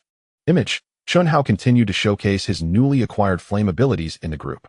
This time, Lin Feng felt no envy. His heart was completely unfazed, as if everyone possessed something similar. C Block 1204 Uncle Li Gang. Friend, I am willing to pay 50,000 for a roast chicken. Please deliver it to me. D Block 2002 Auntie Li. Young ladies, do not be deceived. Any food that cannot be consumed will spoil. His refrigerator is limited in size. How much can he possibly keep? Her words awakened many intrigued women. Indeed, even if the food were to be stored in his refrigerator, it would soon deteriorate. There was a possibility that these photographs were taken before the outbreak of the white mist disaster or sourced from the internet. It made sense. He likely had little food left, just like the rest of us who were starving. Once the time came, he certainly would not allow anyone to return home. Do not let this lecher deceive you. This could be considered coercion, and reporting him would be the course of action. Sisters, awaken. Even the official hotline is unreachable now. Lin Feng observed the messages in the group with a slight smile, unperturbed and not anxious. He was well-fed, well-hydrated, and possessed abilities. The only ones who would feel anxious were others. Engaging in arguments with these individuals was pointless. When they were on the brink of starvation, each would inevitably bow their heads. B Block 1203 AAA, Nationally Fly Shaoxi. The woman sitting beside him must be quite unattractive, as she is hiding her profile behind her hair. In the image Lin Feng shared, Zhang Sueki was engrossed in her meal, indeed not revealing her face. With a smile, Lin Feng prompted her to look up, and she obediently raised her head, displaying a sweet smile. Lin Feng swiftly captured the moment and sent it to the group. having feasted and quenched his thirst. Image. Zhang Sueki then realized what Lin Feng was doing. Her charming face instantly flushed with embarrassment, feeling both shy and annoyed. The sky has collapsed, and now the entire community is aware of their indulgences at home. Even if life returns to normal in the future, this incident will linger in memory. Everyone will know that Zhang Sueki sold her body for sustenance. The whispers and insults behind her back will be inescapable. With her eyes reddening from indignation, she dares not express her frustration. Instead, she savagely bites into a chicken leg and washes it down with a large gulp of cola. After all, the photographs have already been disseminated. Therefore, she resolves to eat heartily, striving to recoup her losses. She cannot suffer insults in vain. As soon as Zhang Sueki's photo surfaced, it ignited a frenzy in the group chat. A 603 Hua. This beauty is truly stunning. Her smile is absolutely delightful. C2802 Grandpa Wong, the dance partner. This person looks somewhat familiar. I believe I've secretly admired her long legs. C1204 Uncle Li Gang. Goodness, I've also been guilty of peeking. ISNT this the Ice Queen Zhang Sueki from our community? B601 Aunt Chun from the neighborhood committee. Isn't she the daughter of Director Zhang? Young man, you're in quite the predicament. I-806 Mrs. Su. Quick, bring out the food at home to share with us, and we will all plead on your behalf. A 1902 Wang Tao. I want 4 roast chickens, or I'll expose your address. A 1501 Mr. Chun. Go ahead and expose it. Let us all seize it together. Regarding Zhang Sueki moving into Lin Feng's residence, reactions in the group ranged from envy to jealousy. Some even attempted to coerce Lin Feng into providing food. Yet, Lin Feng merely observed the bickering with a calm demeanor. Once dinner concluded, he lifted Zhang Sueki into his arms and carried her towards the bedroom. The Ice Queen, whom many men in the group had long desired, now blushed in his embrace. Zhang Sueki understood that a storm was about to unfold. She had eaten too much today. Would she be able to handle it? Especially considering Lin Feng's newfound strength, she questioned her own endurance. Simultaneously, in an apartment on the 19th floor, a portly man was seething as he stared at his phone screen. It was indeed Zhang Sueki, the Ice Queen. How could a mere delivery man like Lin Feng possibly win her over? Wang Tao's jealousy boiled over. He wished he could leap into the photograph and snatch Zhang Sueki away. He knew she lived in Building A, but was unaware of her exact floor. He had previously trailed her 3 times, only to be discovered and berated profusely. As a landlord of a rental property and a frequent customer of delivery services, Wang Tao had long known that the well-fed individual in the group was Lin Feng. Almost every man in the community recognized Zhang Sueki. Wang Tao had seen her, entranced by her exquisite features and graceful figure, each stolen glance leaving him wanting more. Whenever he encountered her in the neighborhood, he would secretly follow her for a short distance. That insufferable brat. With food at his disposal, he doesn't think to share some with the landlord. No wonder he remains a mere delivery man. He wouldn't even consider using food to offset his rent. I'll have him evicted in 2 days. Wang Tao grumbled in fury, his fists clenched tightly. His fiancée, Li Bing, sat beside him, naturally overhearing the complaints. Li Bing was strikingly beautiful, her figure rivaling that of Zhang Sueki, and her height was comparable as well. At that moment, hunger had rendered her complexion pale, yet she radiated a delicate beauty. Due to the tap water being obstructed by plants, they had to conserve bottled water, and she had gone 2 days without washing up. The room was shrouded in a thick white mist, accompanied by an unpleasant odor. After all, after eating and drinking, one must relieve themselves. But there was no water to flush. Upon hearing Wang Tao's disgruntled mutterings, Li Bing's eyes sparkled with determination. He is your tenant. Just go directly to him and say to waive his rent so that we can procure food and water. Wang Tao hesitated, as his relationship with Lin Feng was far from amicable. The last time he was caught installing a pinhole camera in a female tenant's room. It was Lin Feng who stopped him as he was attempting to flee, which left him unable to explain and forced him to painfully forego 3 months of rent. Now, with everyone short on food, Lin Feng was no fool. How could he possibly share his precious provisions with others? I doubt he will comply. Li Bing, upon hearing this, trembled with rage, her beautiful eyes widening in disbelief. She sprang to her feet and kicked Wang Tao, exclaiming, "You fool! How can you be worse than a delivery person?" Chapter 12. Just say you owe me your gratitude. Wang Tao stumbled from the kick, nearly losing his balance. Yet, he dared not retaliate or lose his temper. He merely forced a smile. "Baby, be gentle. What if you hurt your foot? I would be heartbroken." Li Bing was the goddess he had pursued for 3 long years, investing considerable time and money to win her affection. They were set to marry next month, yet Li Bing would not allow him even a touch.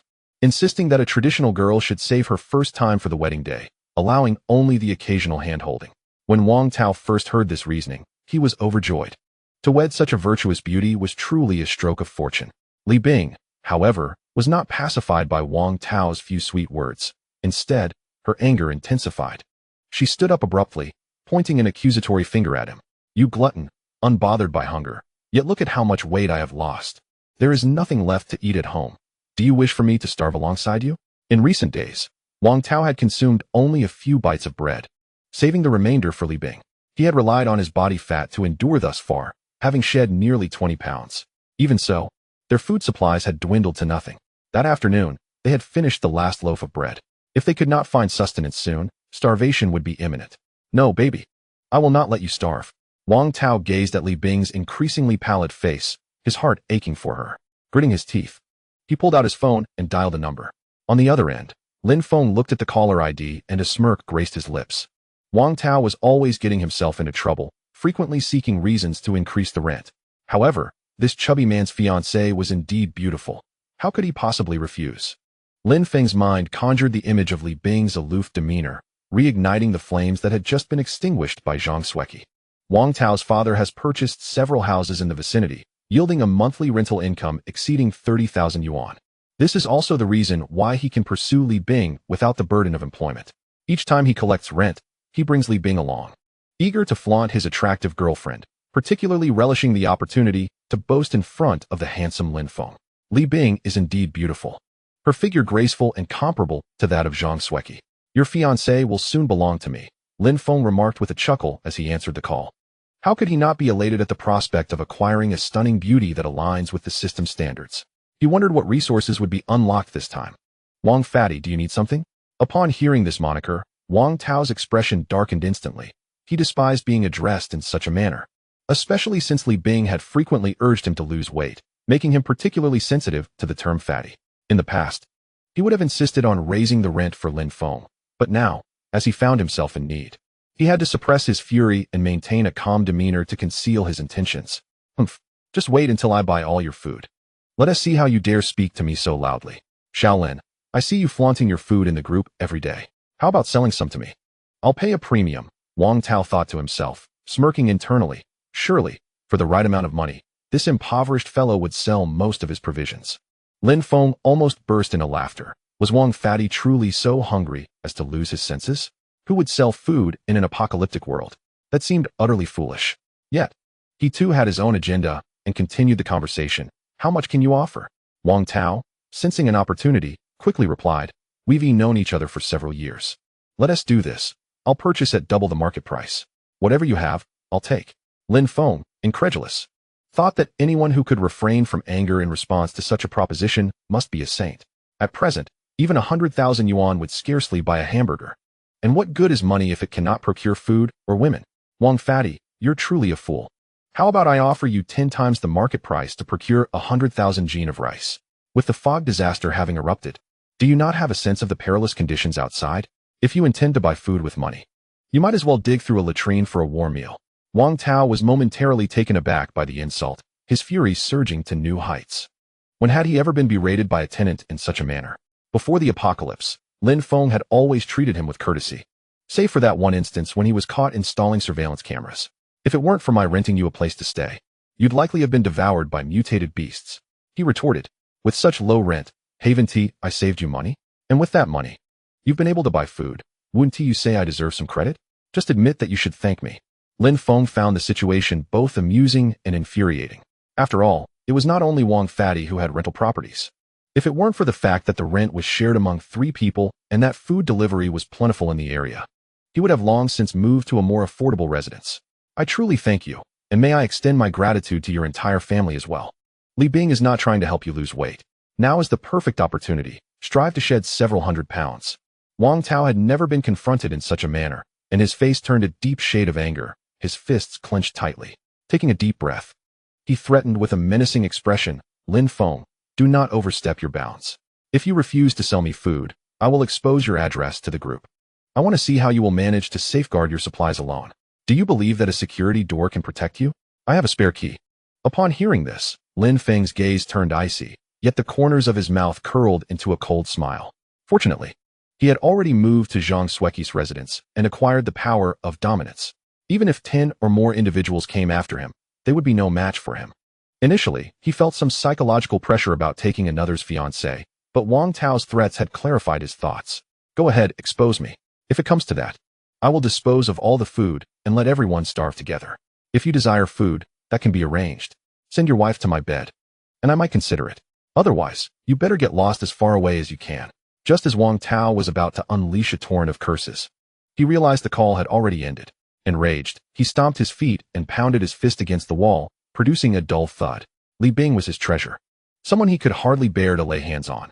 Yet Lin Feng dared to covet his fiancée. Since you wish to starve, I shall grant your wish. Wang Tao growled through clenched teeth, a glint of cruelty flashing in his eyes.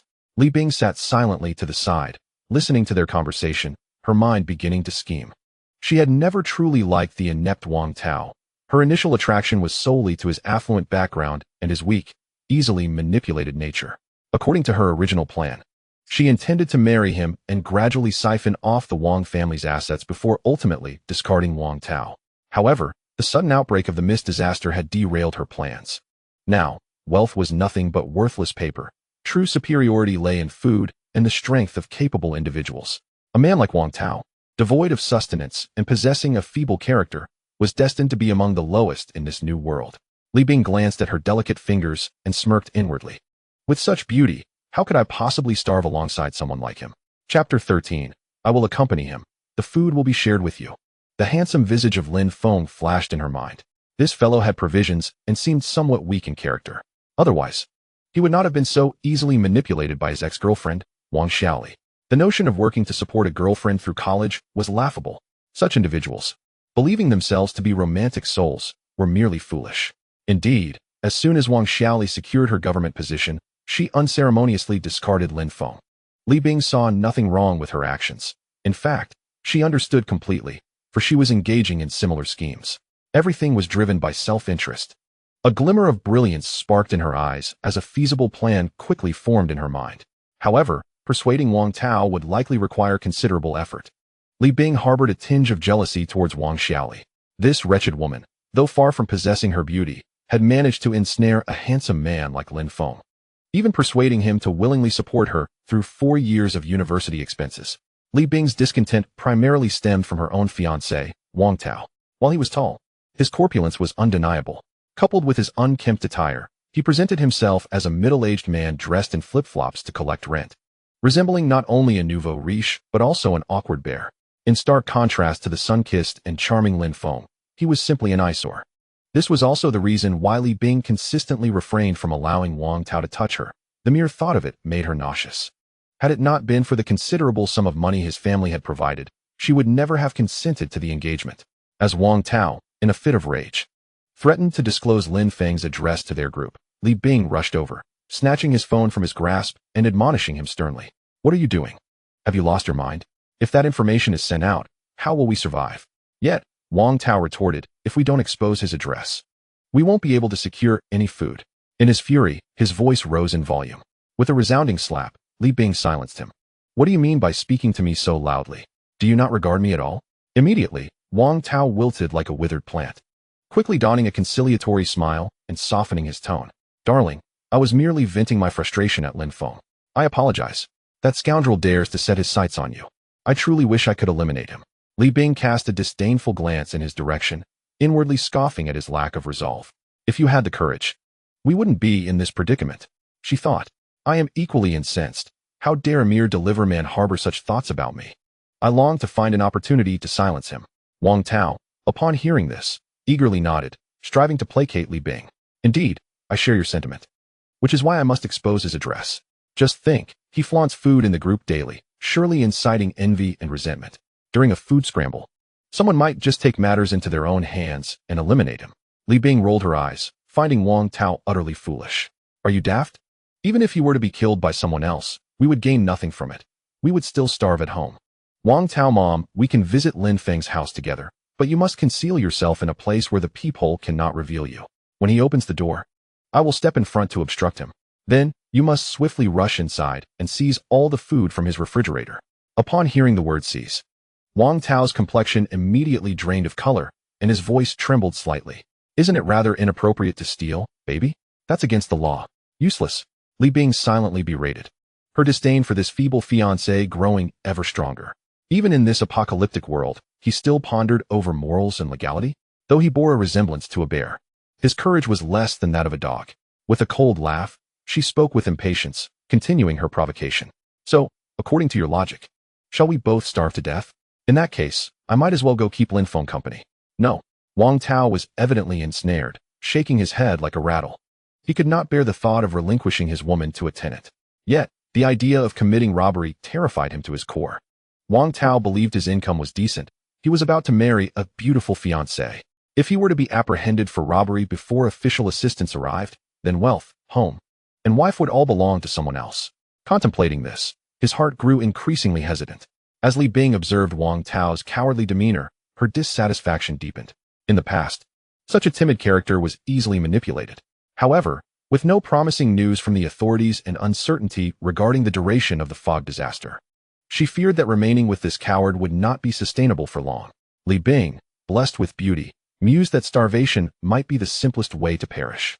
Remembering the images from films depicting the torment of beautiful women in a collapsed order, she shuddered involuntarily, instinctively wrapping her arms around her shoulders. To avert such a fate, she had to make good use of Wang Tao. Rest assured, I will accompany him, and I will share half of the food I obtain with you. Li Bing feigned a sense of grievance, her voice tinged with a hint of choked emotion, employing her most effective tactic. Wang Tao's reaction was precisely as she anticipated. His entire body trembled, his eyes reddening, clearly reaching the peak of his anger. My baby loves me, willing to sacrifice herself for a mere morsel of food. No, this cannot be. That won't do either. What do you truly desire? Are we to wait here and perish? Li Bing glared coldly at him, her tone rife with impatience. Faced with Li Bing's discontent, Wang Tao dared not speak, lowering his head, his mind a chaotic swirl. One moment, he envisioned rushing to Lin Feng's house to seize whatever food and drink he could find. The next moment, he considered letting his wife accompany Lin Feng instead. Surely, he could not allow his beloved to starve alongside him, could he? If she could bring back some food, they might both survive. Yet, this felt utterly pathetic. A surge of fury swelled in his chest, yet he found no outlet for it. Noticing the myriad of emotions flickering across Wang Tao's face, Li Bing resolved to stoke the flames further. She stood abruptly, walking towards the vanity, picking up a comb to gently groom her long hair. I'm going to Lin Feng's house now. No, don't. Wang Tao suddenly lifted his head, his eyes bloodshot, fists clenched tightly. However, the words that escaped her lips were far from forceful. Instead, they carried a hint of desperation. Darling, I implore you, don't go. Li Bing gently patted Wang Tao's head, her tone softening. Rest assured, I will not allow him to touch me. I possess considerable experience in managing men. The moment the words slipped out, she realized her gaffe and quickly sealed her lips, feeling a pang of regret. Wang Tao, unusually perceptive, caught the implication and looked at Li Bing with a puzzled expression. What do you mean by that, darling? Are you implying that he recalled that he and Li Bing had been engaged for nearly half a year, yet they had not even so much as touched? A wave of unease washed over him. Could it be that he, too, was an object of control? Chapter 14. Even if I must be sullied, I will not let you go hungry. Before Wang Tao could finish his sentence, a resounding slap met his face. Smack. Li Bing, fearing he might piece together the truth, took the initiative. The slap was indeed effective, interrupting Wang Tao's suspicions. He clutched his stinging cheek, looking at his fiancée with a wounded expression. Why did you hit me? Li Bing sprang to her feet, seizing Wang Tao by the ear. Tears brimmed in her eyes as she adopted a pitiful demeanor. You scoundrel! What base thoughts were you entertaining just now? I am doing this for our survival. If you had any worth, if you dared to seize Lin Feng's provisions, we wouldn't be in this predicament. I have sacrificed my own body to secure you food, and yet you dare to doubt me? Wang Tao, bombarded by her furious reprimand coupled with her tears, quickly dispelled his doubts. Darling, you've seldom even acknowledged that delivery man, Lin Feng. Now, for my sake, you are willing to venture into perilous territory? Realizing this, he promptly lowered his head, apologizing softly. I'm sorry, I misunderstood you. Li Bing wiped away her tear-streaked face and returned to her vanity, meticulously applying her makeup. She intended to employ her beauty to decisively win Lin Feng's heart. This time, her goal was not only to procure food, but also to ensnare a devoted admirer. As she applied her lipstick, she reassured him, do not worry. I will certainly return with food for you. Regardless of the cost, even if it means being sullied, I will ensure you are not left hungry. As anticipated by Li Bing, Wang Tao's expression fluctuated between anger and despair upon hearing her words. She understood that it was time to stoke the flames further. Wang Tao watched as the woman he adored adorned herself to please another man, his heart torn between admiration and anguish. He loathed his own weakness and incompetence, feeling the suffocating weight of allowing his fiancée to barter her body for sustenance. Once her makeup was complete, Li Bing radiated a captivating allure, her foundation perfectly masking her pallor. To ensure the success of her plan, she donned alluring black stockings and high heels, exuding an enchanting beauty. Grabbing a handbag, she prepared to leave. Wang Tao trembled all over, still ensnared in his painful turmoil. Finally, he could no longer contain himself and stepped forward, his voice hoarse. "Darling, you cannot go. What if that scoundrel forces you?" Li Bing remarked with a sorrowful smile, her voice trembling. I brought condoms," Wang Tao stammered, his mind buzzing as he staggered back 2 steps. He had never anticipated that Li Bing would prepare such items. A surge of anger welled up in his chest, nearly overwhelming him. His eyes reddened, akin to a ferocious bear ready to strike. His fists clenched, cracking as his nails dug deeply into his palms. "Sweetheart, I will accompany you. It's merely food. Let's seize it." "Really?" A flicker of joy ignited within Li Bing. Her plan was coming to fruition. Yet, her face maintained a mask of sorrow and desolation. She certainly did not wish to confront Lin Feng alone, without Wang Tao to assert dominance. What would happen if that delivery man became overly audacious? As long as they could procure sufficient food, they could await the official rescue. After the White Mist disaster concluded, she still needed to strategize regarding the Wang family's assets. Moreover, Wang Tao had already been tamed to her liking, making him easy to control.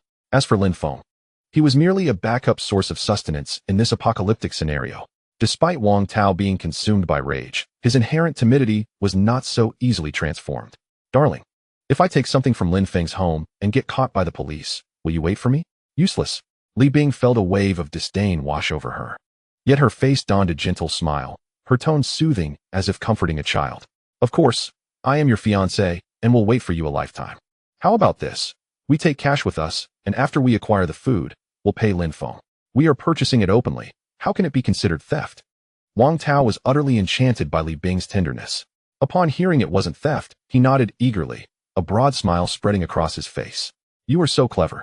Let us do it." Li Bing picked up Wang Tao's phone and sent Lin Feng a voice message, her tone laced with a hint of flirtation. "This is Li Bing. I will come to keep you company for one night, but you must give me 5 roast chickens."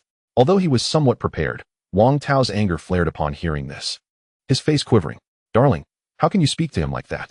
I was deceiving him. Otherwise, how could I get him to open the door?" Li Bing shot Wang Tao an impatient glare. "We need to lower his guard so you can enter and seize the food. Rest assured, this is all for our survival." Wang Tao nodded, though he felt a deep sense of resentment.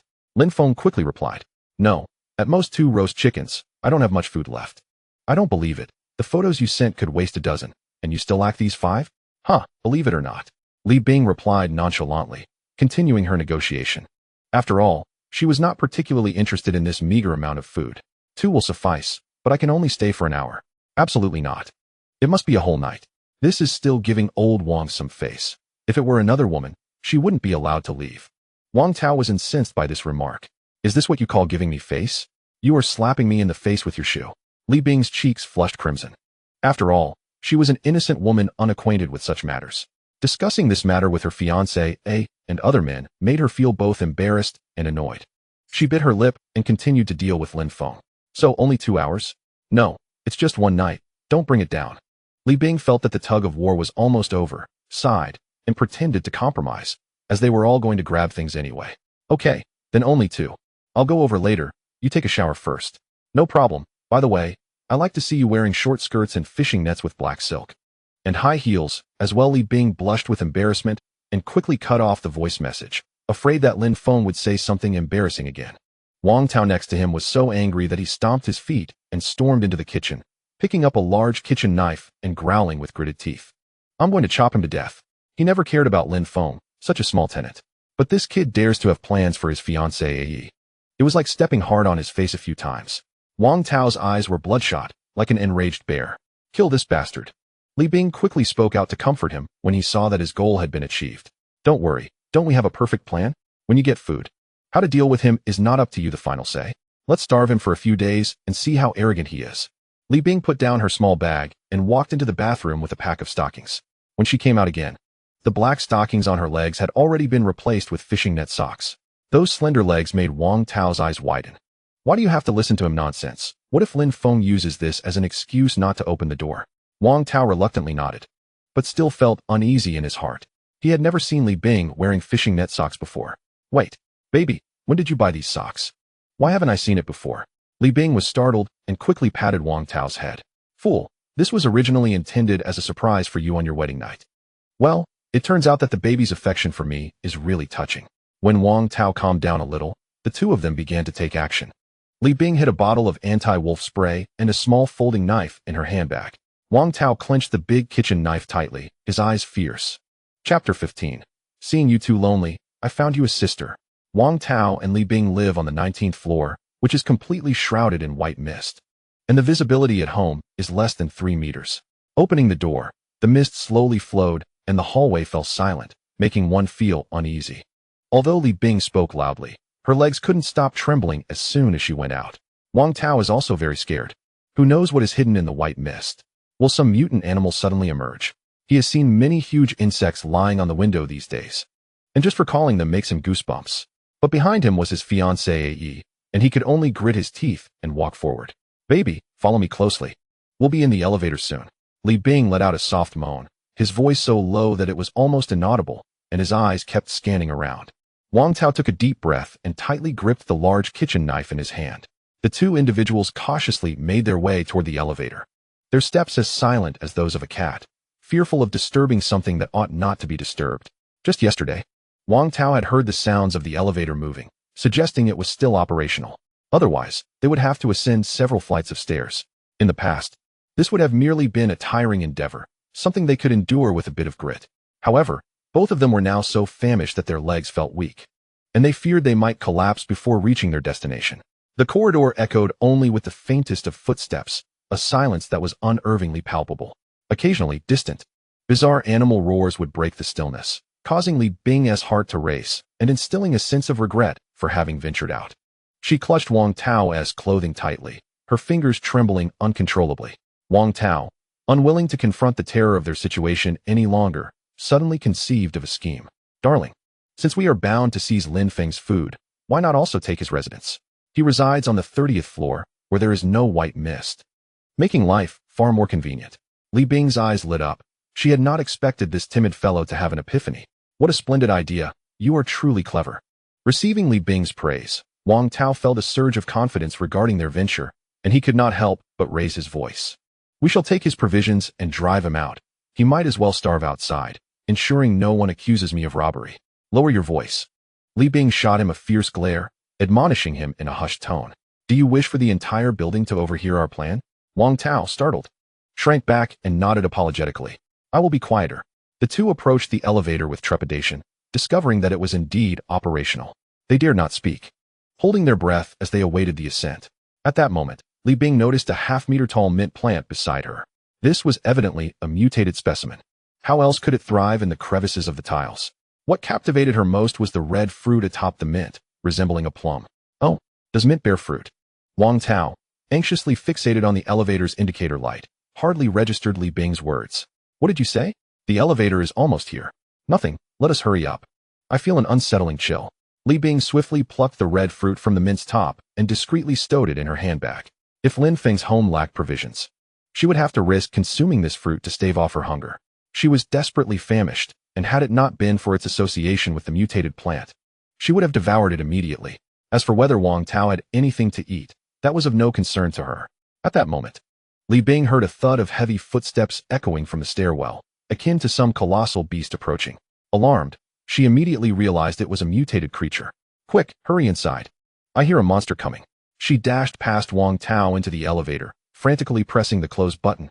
It was only then that Wang Tao reacted, hastily following her into the elevator. The large kitchen knife in his hand felt utterly useless, providing no sense of security whatsoever. As the elevator doors finally closed, they both exhaled in relief, but remained wary of speaking. Ding dong. 30th floor has arrived. The elevator door slowly opened, and Wang Tao cautiously poked his head out. looking around with his eyes. There is indeed no white fog here, and there is sunlight shining in the corridor with a very good view. He carefully looked around and confirmed that there were no mutated animals before lowering his voice and saying, "Let's go." The two of them tiptoed to the vicinity of Lin Feng's house, and Li Bing whispered his next plan. "I'll go knock on the door later. You stay here and don't be seen by the peephole. As soon as the door opens, I'll block Lin Feng and you'll rush in." Wang Tao nodded. The courage he had finally gathered before had been exhausted in the elevator. He is now trembling in his legs and feet, so nervous that he can't even speak fluently. "Okay, I got it. Can you really do it or not?" Faced with the issue of men's dignity, Wang Tao struggled to lift his hand and patted his chest, his voice sounding a bit weak. Of course it's possible Li Bing felt a wave of disgust in her heart, but didn't say anything more. She took out a makeup mirror and tidied up her clothes and makeup. Then he put on a pitiful look and walked to Lin Feng's doorstep. She glanced around and confirmed that no one was paying attention before gently pressing the doorbell, her voice so soft that it seemed like it could collapse at any moment. "Lin Feng, this is Li Bing. Open the door quickly." In fact, as soon as the two of them got out of the elevator, their every move was under Lin Feng's watchful eye. It has to be said that Zhang Xueqi's cat eye is really useful. The entire corridor is under surveillance and equipped with a large screen. Lin Feng saw Li Bing walking to his doorstep. Wang Tao, on the other hand, was hiding beside him, tightly holding a large kitchen knife in his hand and pressing his body against the wall, as if ready to rush out at any moment. After a few days of not seeing each other, Li Bing's figure has become even slimmer, but her chest is still majestic and magnificent. And her hips are still quite perky. Just her face and waist have become a bit thin, obviously hungry. Li Bing stood very close to the door, trying to block the cat's eye view, and Wang Tao stood 2 meters away, thinking he had dodged Lin Feng's cat's eye. Little did they know, Zhang Xueqi's cat's eye had already seen their whereabouts clearly. "It's really not a good idea." A sneer appeared at the corner of Lin Feng's mouth as he stared at the screen, quickly conjuring up a plan in his mind. Zhang Xueqi also saw the situation on the cat's eye screen and asked in a low voice, somewhat surprised, "Lin Feng, that fat guy has a knife in his hand. What does he want?" She is not worried about her own safety. Lin Feng's strong body gave her a complete sense of security. The chubby guy with a kitchen knife outside has a pale face, indicating that he hasn't eaten in a long time. How could such a person be Lin Feng's opponent? Moreover, her anti-theft door is very sturdy, and a kitchen knife cannot even pry it open. What surprised Zhang Xueqi was actually the speed of the collapse of order. It's really too fast. It's only been less than a week now, and someone came to rob with a knife? Lin Feng looked at the screen and answered with a light smile. "I see that you are too lonely as a woman, so I have found a younger sister for you." Zhang Xueqi had mixed feelings in her heart, and the woman outside was indeed beautiful. She felt a pang of bitterness in her heart at the thought of a new person coming to her family. But upon careful consideration, "I also feel that this is not bad. Multiple women can help share the firepower." After Lin Feng's body changed, she really couldn't withstand the continuous bombardment of artillery fire. Chapter 16. Why would a delivery person steal my woman? Lin Feng took out his phone and dialed the number left by Li Bing. "Where's Wang Tao? Didn't he come?" "No, he's waiting for me at home to bring food back." Li Bing's voice came from the other end of the phone, with a hint of undisguised tension. "You are willing to sacrifice yourself for your fiancée, eh? And this emotion is truly touching." Wang Tao, who was hiding in the dark, heard these words and was so angry that he tightly grasped the large kitchen knife in his hands. Lin Feng captured this scene through the cat eye screen. He didn't immediately expose it, but continued to communicate with Li Bing. "Take a few steps back to the left, then turn around, and I'll see if you're armed." Li Bing's body trembled slightly as she instinctively covered her small handbag with her palm. She followed Lin Feng's request and took a few steps back to the left, then slowly turned around. Her movements were a bit stiff, obviously very nervous. Lin Feng keenly noticed Li Bing's small movements.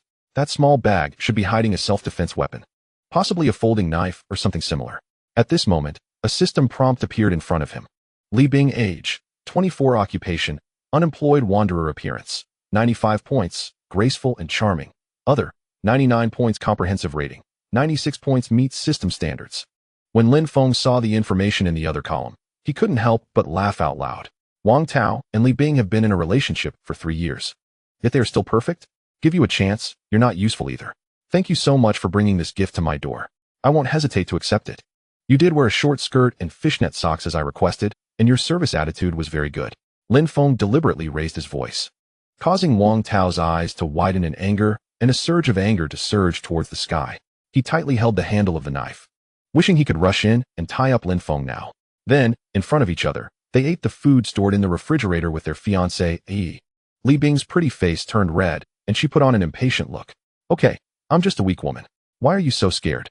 She was actually very nervous in her heart. Why is Lin Feng so cautious? I'm already dressed up so beautifully and sexy. Shouldn't you immediately open the door to greet me? This cat's eye still can't see clearly. Take a few more steps to the left, and see if you're following my instructions by wearing high heels. Lin Feng continued to make demands. And Li Bing lightly bit her lip, feeling very angry, but now is not the time to get angry. We've already arrived at the door. How can we go back empty-handed? Moreover, there is no food left at home, so we must snatch it from Lin Feng.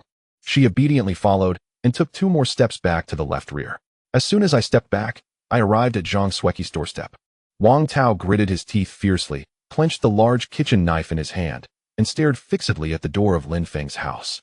He waited for the door to open, then rushed in and killed the bastard who was flirting with his fiancée. He even thought about how to dispose of the corpse in his mind. At this moment, the sound of the door opening suddenly sounded. The anti-theft door brushed against the back of Li Bing's head, bringing up a beautiful black hair. She was startled and just wanted to look back and see the situation. Lin Feng grabbed her collar and pulled her hard. Before Li Bing could react, she was dragged into the room by a powerful force. She struggled desperately, but was useless in the face of absolute power. Bang! Lin Feng locked the door and threw Li Bing to the ground. Li Bing's buttocks hurt from being thrown, and she couldn't help but scream in agony. Even a red high-heeled shoe was thrown away. Wang Tao had been staring at Lin Feng's door just now. But who would have thought to open the door of the neighboring house? When he realized and rushed over with a large kitchen knife, he found that the anti-theft door had already been closed and locked. The only thing in front of him was the cold and heavy gate. Bang, bang, bang, bang. Wang Tao went crazy and fiercely chopped at the anti-theft door with a kitchen knife. However, the blade only left a few shallow white marks on the door, making it impossible to split open. Bastard, you're looking for death. His eyes turned red, like an angry bear, crazily smashing the door.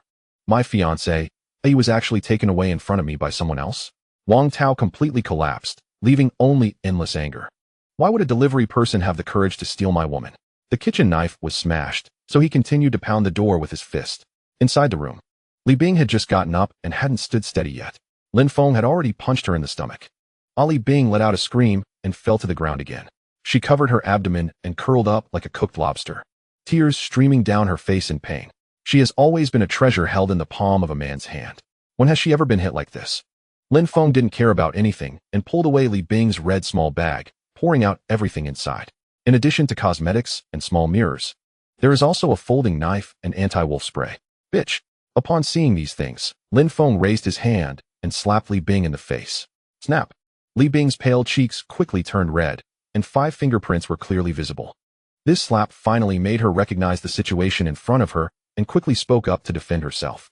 No, it's not what you think. These are just what I brought for self-defense. Her voice trembled and her eyes were filled with fear. How could Lin Feng believe such nonsense?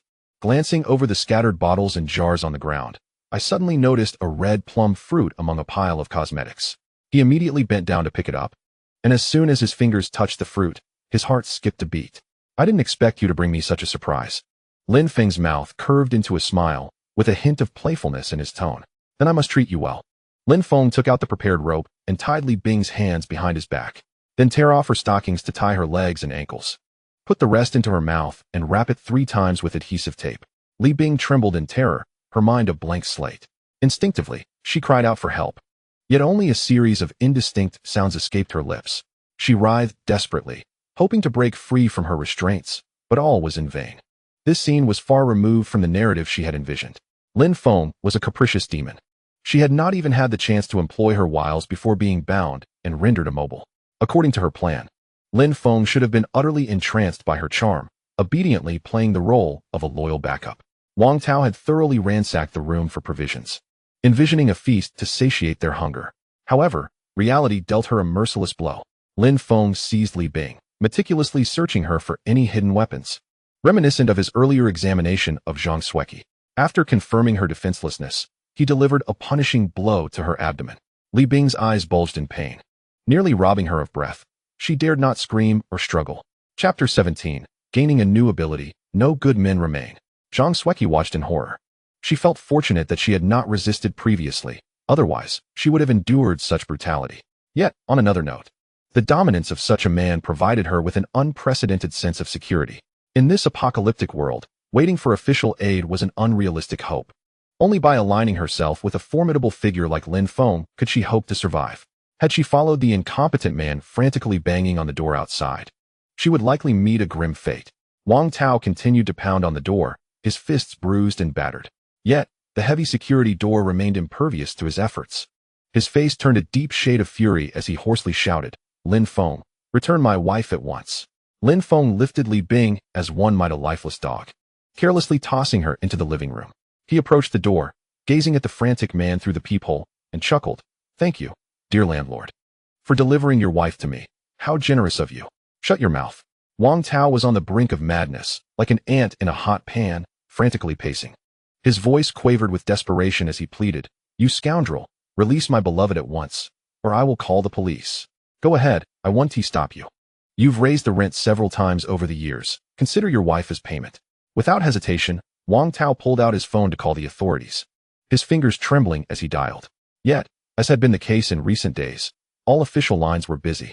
Infuriated, he smashed his phone against the door, the screen shattering instantly. Damn it, he gritted through clenched teeth, pounding the security door with fury. Lin Feng, however, paid no heed to Wang Tao's threats. Since acquiring the Dominion ability, his hearing had surpassed that of ordinary men. At that moment, he keenly detected heavy footsteps and rapid breaths ascending from downstairs. Unsurprisingly, the mutated husky had been drawn by the noise of Wang Tao's battering and was now racing up the stairs. The first time Lin Feng encountered the massive dog, he too had been startled. Its crimson eyes and sharp fangs left a lasting impression. However, things are different now, and he doesn't think that mutant era is too scary. Wang Tao punched the anti-theft door for a while, but soon lost his strength due to hunger. His hands and feet were sore, numb, and exhausted. At this moment, I am lying on the door frame, panting heavily and struggling to even curse. "Wang bastard, release my wife quickly, or I will definitely kill you." Wang Tao's voice was intermittent, with a hint of weakness. Lin Feng stood behind the door with a relaxed expression.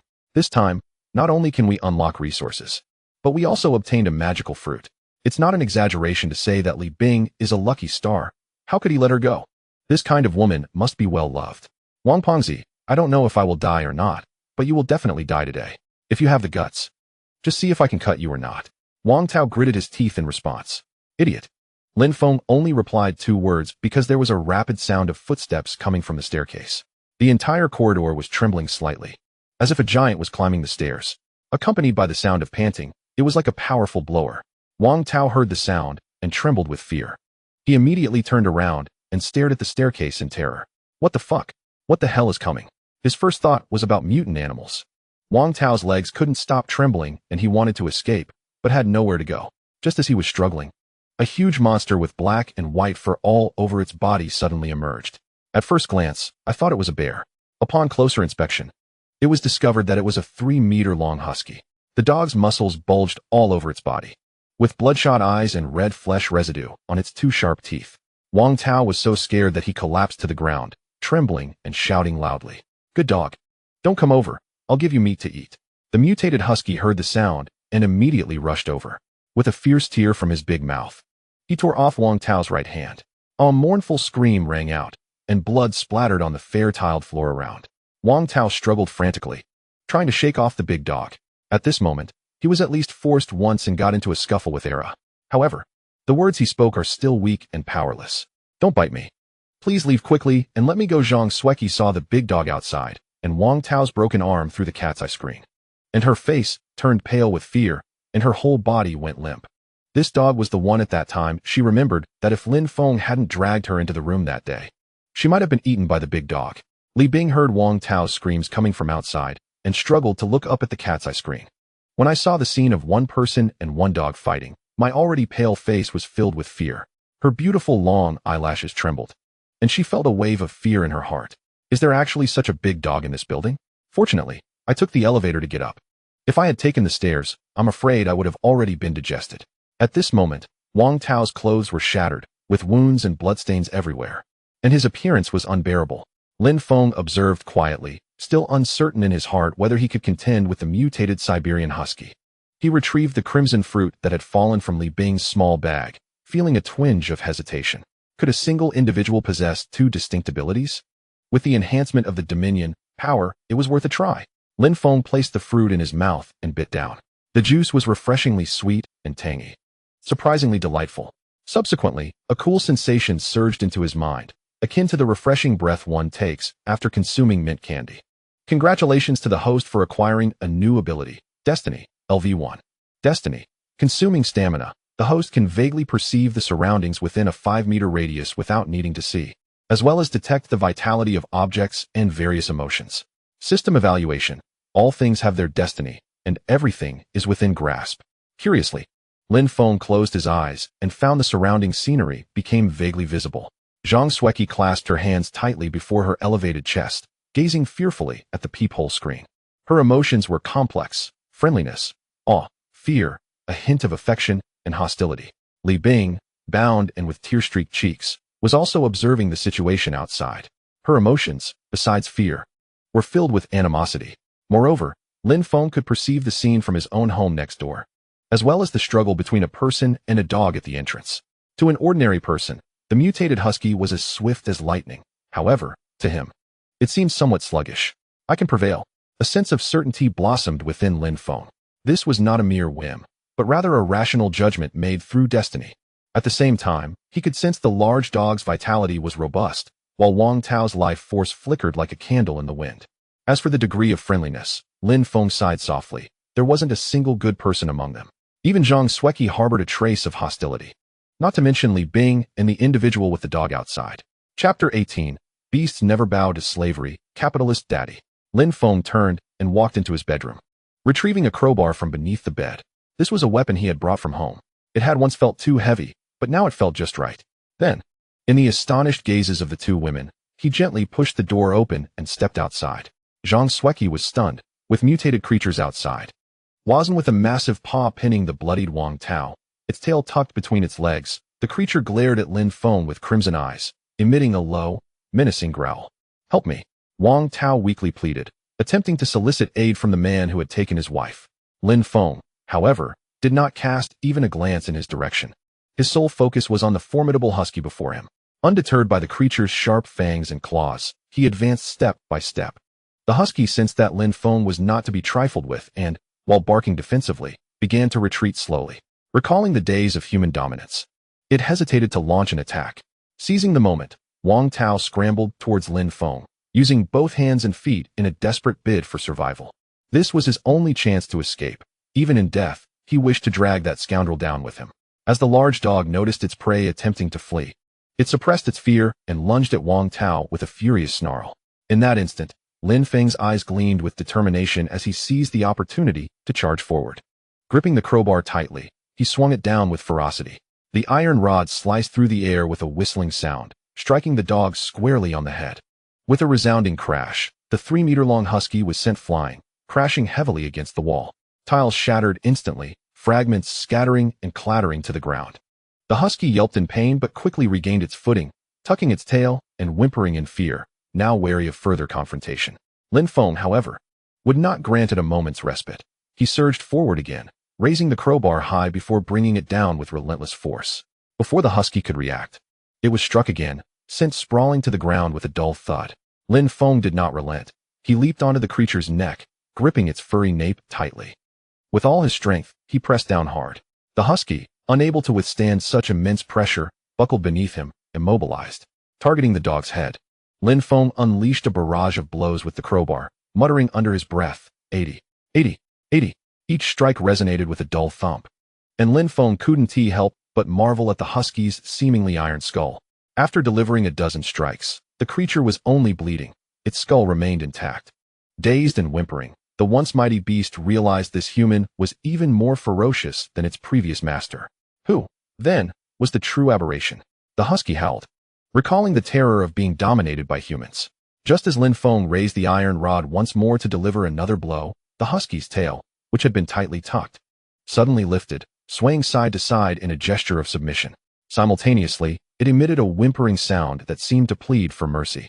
Through a sense of intuition, Lin Feng discerned that the husky's hostility had dissipated, replaced by an overwhelming sense of goodwill. Had it been subdued? He ceased his assault and leapt off the creature. The once mutated husky now resembled an ordinary dog. The obedient creature lay at his feet, nudging his pant leg with its head and licking his shoes. Its tail, nearly 2 meters long, wagged like a fan, producing a whooshing sound. It was utterly disgusting. My shoes are drenched in saliva. Lin Feng pushed the dog's head away with a look of disdain. This fellow was excessively enthusiastic. Through this battle, he gained a clearer understanding of the Dominion ability. It was formidable, not only in strength and reaction, but his entire physicality had been enhanced. Wang Tao clutched his arm, which had been bitten off by the dog. His face a mask of horror as he beheld the scene before him. What was happening? The mutated husky lay beside Lin Feng like a pet? How could this creature be so powerful? Had he known this would be the case, he would have been a fool to attempt a robbery. A tide of regret washed over Wang Tao, lamenting his decision to provoke Lin Feng, while simultaneously harboring resentment for Lin Feng having taken his fiancée. Zhang Xueqi let out a sigh of relief upon seeing Lin Feng unharmed. After all, he was the benefactor providing food and ensuring safety. If he were to be killed by the mutated dog, she would be at a loss for what to do. Li Bing, bound to the ground, witnessed the entire battle. Her eyes widened in shock, momentarily forgetting her tears. Such a fierce dog had been subdued by Lin Feng in just a few moves. He hadn't even sustained any injuries, unlike Wang Tao, who was utterly powerless and had lost an arm. Li Bing's assessment of Lin Feng instantly elevated several notches. As regret for her robbery intentions surfaced, another thought began to form. If she could control this man, would they not be safe until official rescue arrived?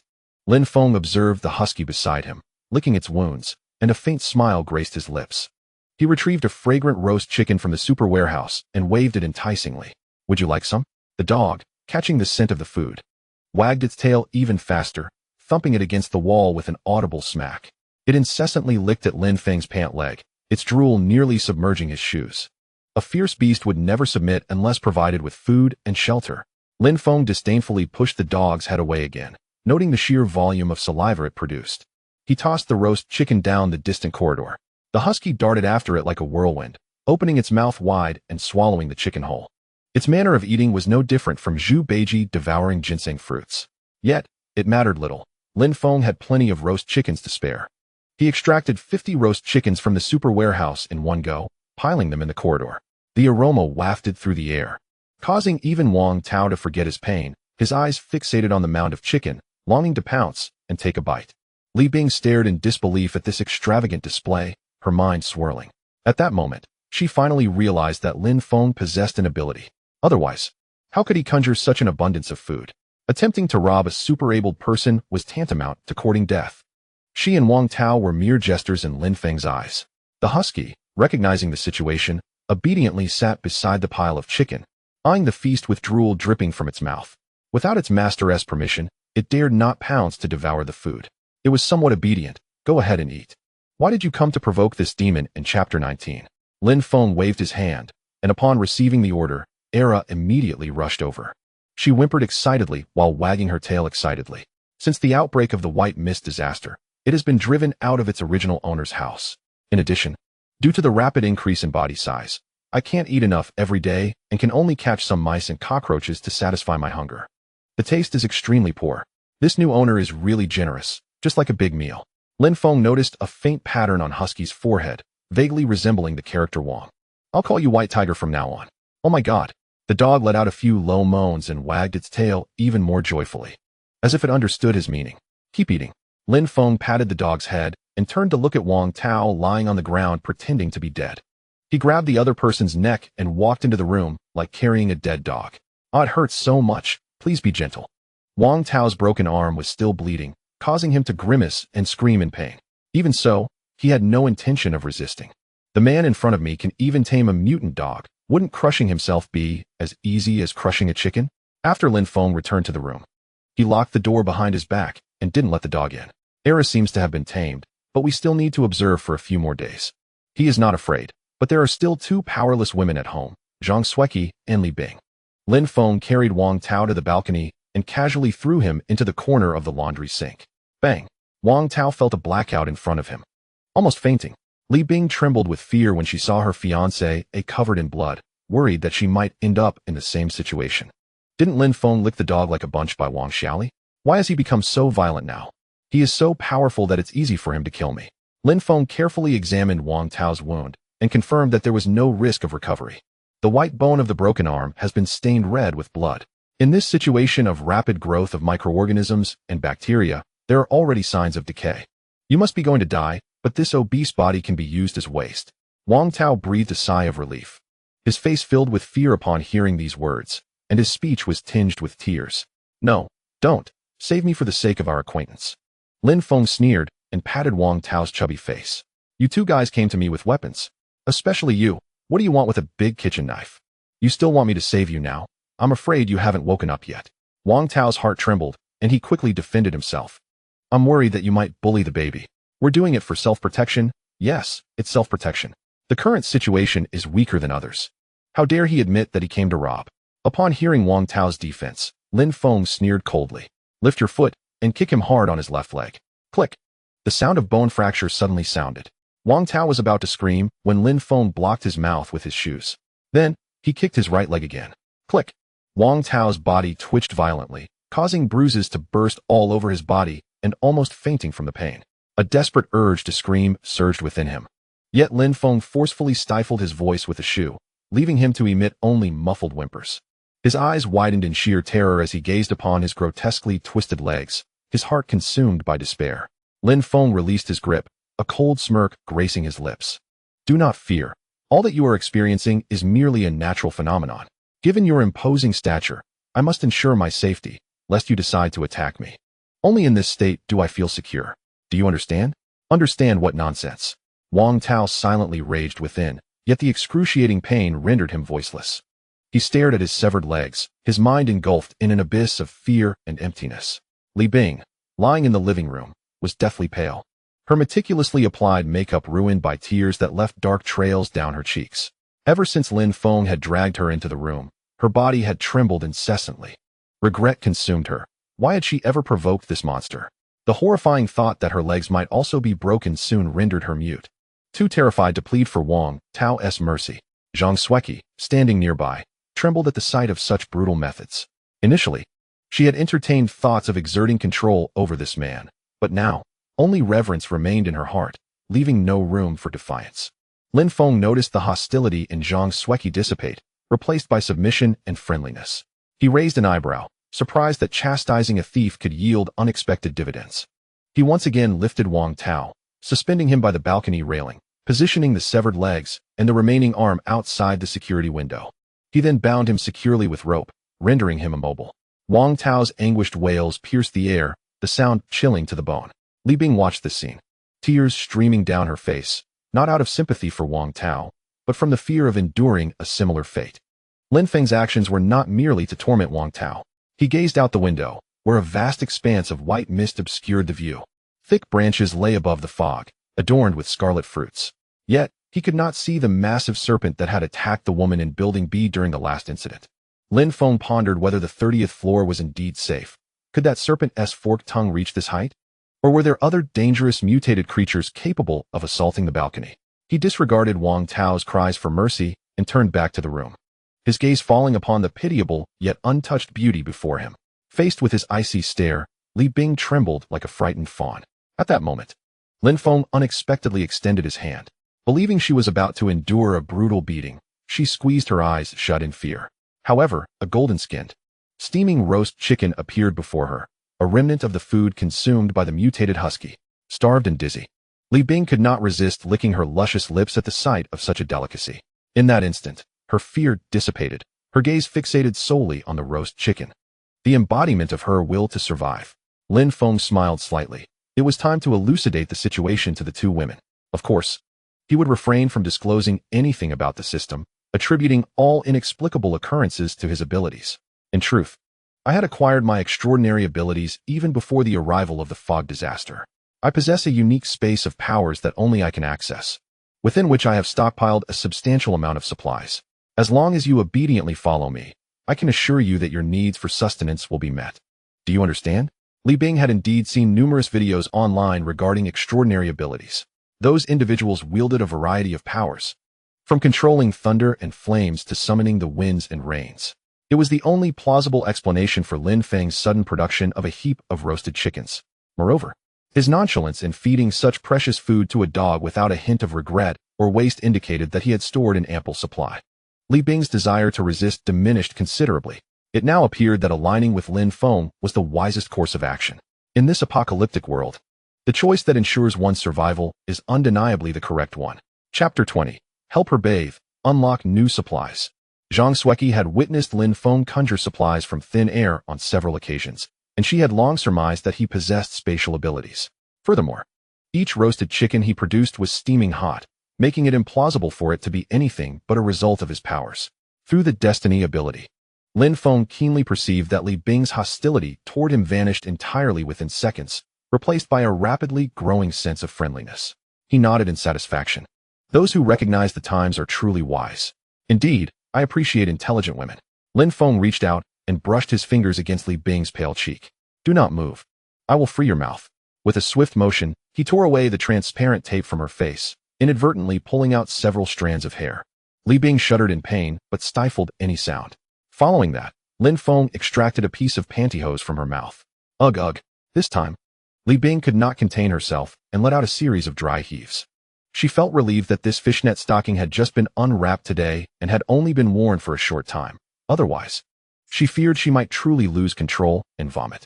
Lin Feng casually tossed the roasted chicken onto the ground. Eat. Regain some strength. There are tasks ahead for you.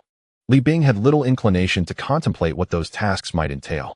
Her gaze was solely fixated on the tantalizing roasted chicken. Li Bing immediately altered her demeanor. Tears streaming down her face, adopting a pitiful appearance, her voice tinged with a sob. Brother Lin Feng, I was wrong. I'm so sorry. Please, just let me have a bite. The woman's response was rather swift. Lin Feng extended his hand, and miraculously, a golden brown roasted chicken appeared before them. Do you wish to eat? Yes, I want to eat. Thank you, Brother Feng. Li Bing's eyes sparkled with anticipation as she fixated on the chicken, swallowing hard. Lin Feng once again tossed the chicken onto the ground. Just as Li Bing struggled to move closer to indulge in the delectable morsel, Lin Feng stamped down, crushing the chicken beneath his foot and flinging it out the window. I apologize, but I have always been a man of my word. Your lunch is indeed gone. Li Bing stared vacantly, her gaze fixed on the direction where the chicken had vanished. The hunger ignited by the sight of food sent a sharp pain through her stomach, as if countless ants were gnawing at her insides. Devil. This man is truly a devil. Li Bing's heart wailed in despair. Yet she dared not voice her thoughts or reveal her feelings on her face. She could only bite her lip, allowing tears to cascade silently down her cheeks. I'm sorry, she murmured softly, her voice trembling, lying motionless on the ground like a tamed lamb. Through this ordeal, she had come to a stark realization. This man was utterly beyond her control. To obtain sustenance and survive, she had no choice but to comply. Lin Feng sensed through destiny that Li Bing's goodwill towards him was steadily increasing, which pleased him greatly. It would have been better to behave this way from the start. He bent down to untie the ropes and stockings binding Li Bing. Then, he retrieved over 50 bottles of mineral water from the super warehouse and neatly arranged them on the ground. Go brush your teeth. Although you haven't eaten, certain necessities cannot be overlooked. Li Bing grasped Lin Feng's meaning, her cheeks flushing with embarrassment as she awkwardly reached for a bottle of water. The household water supply had been blocked by mutated plants for the past 2 days, and she had not brushed her teeth during that time. She never expected that someone as beautiful as herself would experience rejection from a man. Lin Feng had initially intended to take Li Bing to unlock supplies first. However, upon noticing her pale lips and the remnants of makeup on her face, he reconsidered, thinking the odor might be unpleasant, and abandoned that idea. He then turned to Zhang Xueqi beside him. You go boil some water. Later, help her take a bath. Huh, I can do it myself. Li Bing quickly waved her hands, a hint of panic flashing in her eyes. Her body had yet to be seen by a man. Must she first be exposed to a woman? No more nonsense. If I say you should go, then you must go. You'll be seen eventually. Lin Feng shot her an irritated glance, his tone laced with impatience. Li Bing immediately lowered her head, too intimidated to meet his gaze, and obediently went to brush her teeth and wash her face. Half an hour later, Wang Tao, hanging on the balcony, was abruptly awakened from his daze. He instantly comprehended what had transpired, his eyes bloodshot and his expression twisted with rage. Frantically, he writhed, attempting to break free from the ropes. However, with his leg bones shattered, every movement sent excruciating pain coursing through him. No matter how he struggled, it was all in vain. Wang Tao gritted his teeth, emitting a beastly roar. 2 hours later, Li Bing curled up on the sofa, traces of unshed tears lingering at the corners of her eyes. There, she could still see the motionless silhouette of her fiancé, Wang Tao, while she had surrendered her body to another man. Yet, instead of remorse, Li Bing felt a sense of relief. Lin Feng possessed supernatural abilities, capable of conjuring steaming roasted chickens and wielding formidable strength to effortlessly vanquish mutated beasts. Given the methods he employed against her and Wang Tao, it was evident that aligning with Lin Feng was the wisest choice. Perhaps, within this household, she could indeed await the arrival of official assistance. Lin Feng reclined comfortably on the adjacent sofa, and one could not help but notice that Li Bing evoked a singular response from him, sheer satisfaction. However, this was not the crux of the matter. He immediately examined the newly unlocked resources in the system. Congratulations, host, for welcoming a new resident. Successfully unlocked new resource, supernatural fruit. Consuming it grants a chance to elevate the levels of existing abilities. The more consumed, the higher the probability of enhancement. Bestowing it upon others will only yield physical strengthening abilities. Supernatural fruit 1 has been stored in the super warehouse. As Lin Feng beheld the system's notification, he leapt up with uncontainable joy. He had not anticipated the possibility of unlocking infinite supernatural fruits. Although it only enhanced his existing powers, it was still a means of augmenting his strength. With his current needs met, Lin Feng was eager to acquire more of these fruits. Outside, amidst the white fog, there were indeed some on the towering trees, but they were guarded by a colossal serpent. Moreover, he was uncertain of his ability to contend with a multitude of mutated creatures within the mist. Chapter 21. This man is so mighty, he deserves me. Without hesitation, Lin Feng took out a supernatural fruit and began to eat. Its sweet and tangy flavor was quite appetizing, serving as a delightful appetizer. 1 fruit yielded no upgrade. 2 fruits, still no upgrade. 10 fruits later, he was still at a standstill. Lin Feng felt as though he might burst. This fruit was truly filling, and casual consumption was enough to satiate him.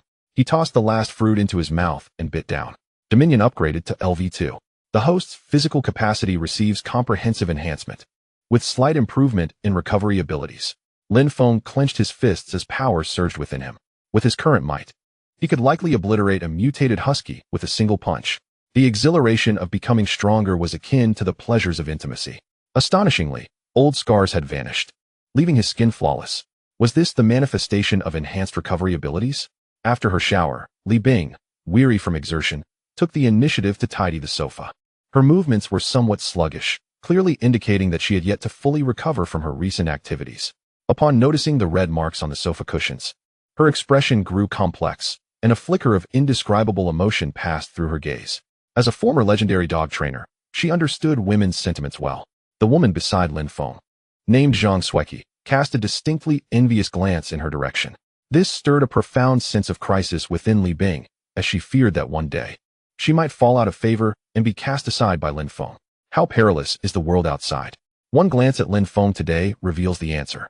Others, despite possessing formidable strength, find themselves starving due to their failure to stockpile resources in advance. Li Bing is determined to make a good impression and secure her place in this household. At that moment, she notices Lin Feng exercising nearby, performing an impressive series of 2-finger push-ups without a hint of fatigue, his breathing steady and calm. He surpasses Wang Tao's might by an immeasurable degree, instilling in her a sense of security she has never experienced before. This man is truly formidable, deserving of my admiration. He is the one who can help me survive in this apocalyptic world. Li Bing resolves to cling tightly to him. Zhang Sueki also watches Lin Feng intently as he engages in challenging exercises, her eyes filled with admiration. She recognizes the sheer strength of this man and understands that the more powerful he becomes, the happier she will be. Yet, this realization brings its own burdens. Li Bing's presence indeed alleviates some of the pressure, but Zhang Sueki is unwavering in her determination not to let this woman surpass her. She vows to secure Lin Feng's heart firmly, aware that more women will inevitably arrive in this household. She will not allow Li Bing the chance to usurp her position as the favored one. After an hour of exercise, Lin Feng notices no change in his physique. Ordinary workouts present no challenge to him, and thus yield no improvement. Perhaps he should delve into techniques and martial arts. Currently, he possesses brute strength, but lacks the finesse of proper technique. Of course, there is another avenue for enhancement, indulging in fruit. Lin Feng settles onto the sofa, turns on the television, and begins to eat a handful of red fruits. Observing this, Li Bing promptly prepares a cup of tea and presents it to him. Though no words are exchanged, her intentions are unmistakable. Shameless. Zhang Sueki internally seethes, frustrated that Li Bing, having barely arrived in the household, is already so eager to curry favor while her fiancé remains outside. Is she so bold as to forgo pretense? This woman must not linger. Zhang Sueki resolves to double her efforts to maintain Lin Feng's affection. She swiftly fetches a warm towel to wipe away the non-existent sweat from Lin Feng's brow. Their eyes meet, sparks igniting between them. Lin Feng observes the rapid increase in friendliness and affection from both Zhang Sueki and Li Bing. He understands the situation. Have they learned to strive in the face of adversity? This bodes well. Competition breeds motivation. At 6 o'clock in the evening, Lin Feng retrieves a bounty of food from the super storage and lays it upon the table. He then hands some frozen steaks to Zhang Sueki.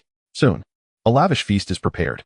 Li Bing, catching a whiff of the rich aroma of meat from the bedroom, feels as though she has been transported to paradise upon seeing the table laden with roasted chicken and an assortment of steaks. She approaches the table and sits down, wisely refraining from picking up her chopsticks, as Zhang Sueki remains still as well. Both women obediently gaze at Lin Feng, their faces alight with anticipation, resembling two eager creatures awaiting nourishment. Initially, Zhang Sueki intended to relish the sight of Li Bing's embarrassment, but alas, her plans fall flat. "Let us dine," Lin Feng commands. And as he lifts his chopsticks, Li Bing springs into action, as if she has been starved for days. In mere moments, they devoured a chicken leg, and within half a minute, a whole roast chicken had vanished. Despite this, she discreetly monitored Lin Feng's expression, fearing that she might inadvertently upset him and cause him to discard their food out the window. Since the outbreak of the white mist disaster, this was her first experience of being truly satiated. As usual, Lin Feng captured a photograph and posted it in the group chat to garner attention. Fully satisfied, seeking housemates for shared living, meals, and accommodation included. Must possess good looks and an attractive physique. Add me as a friend and send an unedited full-body selfie first. With dwindling food supplies, his message ignited a fresh wave of excitement and vitriol. Lin Feng felt compelled to encourage those intrigued women to be more proactive.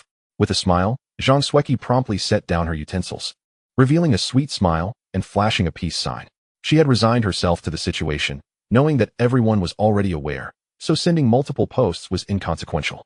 Li Bing, still oblivious to the circumstances, obediently followed the lead of the woman beside her, unwilling to let the food she had nearly tasted go to waste. Lin Feng shared their photos in the group chat, sparking yet another lively discussion. This was precisely the effect he desired. When other women saw that food was indeed available, their interest would only intensify. Li Bing, like Zhang Sueki, was slow to catch on. Upon realizing what was occurring, she shyly lowered her gaze, her heart sinking with despair. This was disastrous. Her fiancé had run off with someone else. How could she ever hope to attract a wealthy partner now? Yet, as if a light bulb had flickered on, Li Bing quickly felt a rush of joy. She had resolved to follow Lin Feng. And what did it matter if others found out? Could those disparaging fools ever enjoy a roast chicken? Lin Feng possessed formidable abilities, surely. He would rise above and earn wealth effortlessly. With such a powerful ally, there was no need to worry about gossip. In apartment 1501, Mr. Chen remarked, "Goodness, you've tricked another beauty." In apartment 1204, Uncle Li Gang inquired, "Who is this newcomer? She seems familiar." In apartment 603, Hua Haoyue observed, "Isn't she my landlord's fiancée? How did she end up at your place?" Wang Tao must be livid. In apartment 806, Mrs. Su lamented, "The youth of today have lost their morals. They have no respect for the elderly or love for the young." In apartment 1203, AAA National Flying, she noted, "Handsome. I could also stay at your place without my husband's knowledge." Another from apartment 1203, Chen Shiji, added, "Wife, I'm in the group too. As long as you share half of what you receive, I can pretend I didn't see anything." Mrs. Su from apartment 806 continued, "What a decline in societal values. Young man, how about sharing 2 roast chickens with me?" Chun Hao from apartment 2304 declared, "I abhor this kind of man who exploits women. Share a few roast chickens with me, and I won't lay a finger on you. Otherwise, you better hope we don't cross paths." Chun Hao continued to boast about his abilities, engulfed in flames. Meanwhile, Lin Feng paid little attention to the messages in the group. As soon as he posted the photos, several women began adding him as friends and initiating private chats. Chapter 22. It's all because of your inadequacy that I was stolen away. Lin Feng requested that the women who added him and messaged privately send full-body selfies. Regrettably, not a single individual managed to meet the system's standards. Even more absurdly, among them were 2 men masquerading as women. The most disturbing one even sent a selfie, claiming that if one did not mind, they could provide their own lubricant. Lin Feng promptly blocked and silenced this peculiar individual, relieved that no explicit photos had been sent. Otherwise, it would have been quite an eyesore. After dinner, Li Bing felt a profound sense of purification in both body and soul. Having endured the torment of hunger, she cherished the days of having enough to eat even more. And she no longer wished to leave this home. Lin Feng stepped onto the balcony, discovering that Wang Tao had already fainted. In just half a day, his wounds had festered and oozed, emitting a repugnant stench. Some of the injuries had even begun to grow mold.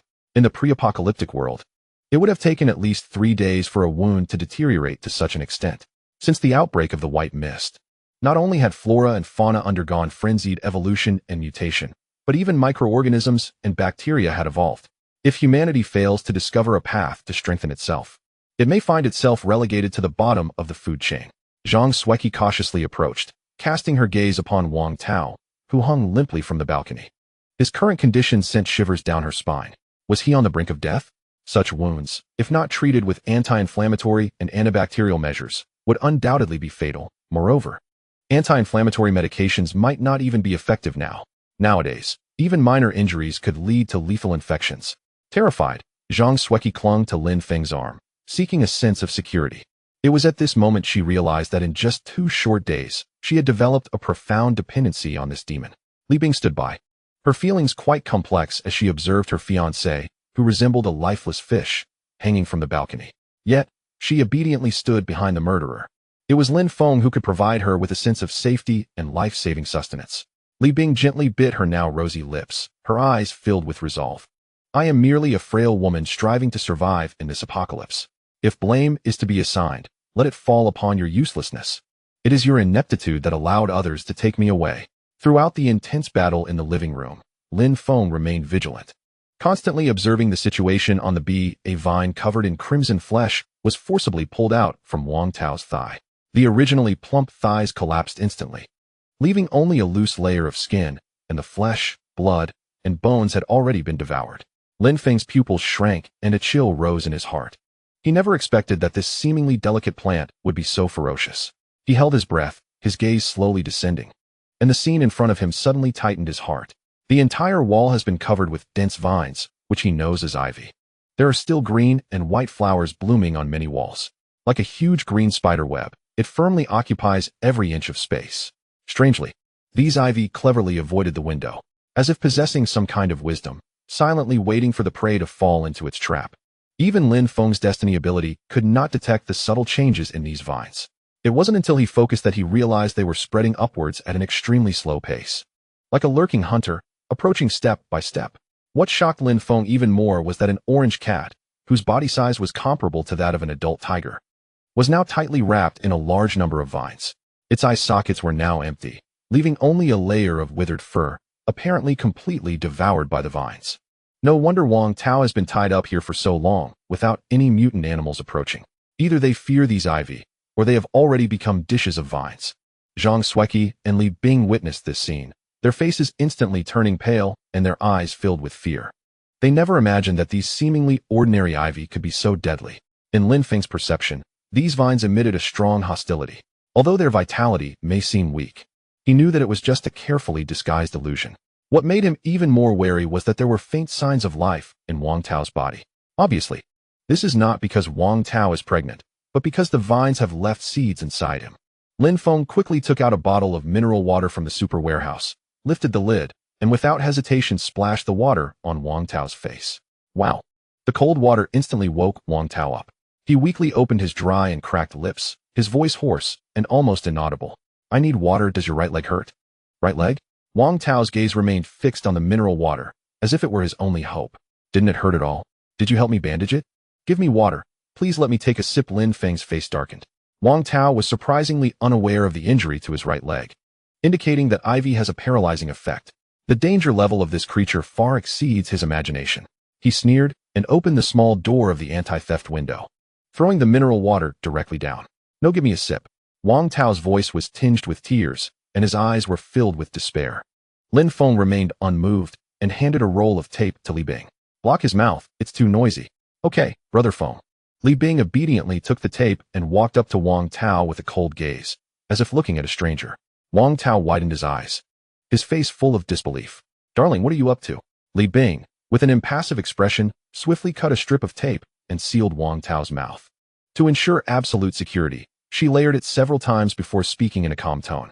Do you have any idea how difficult it is for a woman to survive in this apocalyptic world? Surely, you can comprehend my plight. Comprehend my foot. Wang Tao silently roared in his mind, his eyes filled with fury and resentment. He attempted to struggle, only to discover his body was weak and feeble, devoid of the strength even to lift a hand. Chapter 23. Shall I burn some joss paper for you? Lin Feng observed the seemingly harmonious scene, laughed heartily, and turned to leave. Wang Tao, in his rage, uttered muffled cries, glaring ferociously at the retreating figures. Overcome by anger, he quickly succumbed to unconsciousness. Silence enveloped the balcony once more, interrupted only by the faint rustling of ivy as it climbed. Ensure the balcony door is securely shut, Lin Feng instructed without looking back. Understood. Zhang Sueki nodded vigorously and promptly closed the door tightly. Even without Lin Feng's command, she would have done so. After all, no one wished to awaken the next day to find themselves nothing but an empty shell. The following morning, Lin Feng commenced a more strenuous regimen to maintain his vitality. After reaching level 2 of Dominion, his strength had significantly amplified. He retrieved the solid pry bar he had previously used to discipline the dog, pressing his fingertips against its hard surface, leaving a deep imprint with ease. With a mere flick of his wrist, he could bend it should he desire. From the super warehouse, Lin Feng extracted a fruit of supernatural abilities as he made his way to the balcony, casting a cold, discerning gaze upon Wang Tao's lifeless body. His features were already being consumed by the slender ivy, tendrils extending from his mouth, nostrils, and ears. In his perception, Wang Tao's body was already overrun with a dense network of vines, which emanated a faint hostility, as if mocking humanity's fragility. Furrowing his brow, he retrieved a pair of gloves from his pocket and deftly put them on. He then seized Wang Tao by the collar, treating the empty shell as mere refuse, lifting it effortlessly and tossing it downwards. The corpse arced through the air, landing heavily in the mist below without a sound. Throughout the night, apart from the silent ivy, no mutated creatures dared approach Wang Tao, reinforcing Lin Feng's belief that the 30th floor was temporarily safe. Taking a deep breath, he turned toward the door. The husky remained steadfast outside, a loyal guardian. As Lin Feng cracked the door open, the white tiger eagerly charged in, its 3-meter-long body nimbly navigating around the furniture, its tail wagging like a small windmill. Lowering its head, it rubbed against Lin Feng's leg, its eyes filled with affection and dependence. Lin Feng could distinctly sense the goodwill radiating from the white tiger, clearly indicating that this mutated canine had completely acknowledged its master. With a soft chuckle, he crouched down and affectionately stroked the tiger's head. This time, he retrieved 50 roasted chickens from the super warehouse and arranged them neatly on the ground. The white tiger's eyes gleamed as it opened its gaping maw, devouring its meal with a voracious appetite, even crunching the bones with delightful ease. Lin Feng observed its gluttonous demeanor, contemplating that in a day or two, he might consider allowing it into his home, provided that this creature did not wreak havoc. For with its size, the entire house would certainly be thrown into chaos. In this apocalyptic world, a mutated canine proved to be more dependable than humans, a thought that elicited a sense of reflection within him. After amusing the dog, Lin Feng habitually pulled out his phone to scroll through the news. The screen continued to offer no solace. The official announcements were merely pallid reassurances urging the public to fend for themselves. At that moment, a particular video caught his attention. A multitude of armed helicopters roared across the sky, possibly on a mission of urgency. Yet, the most compelling discussions revolved around the emergence of supernatural abilities.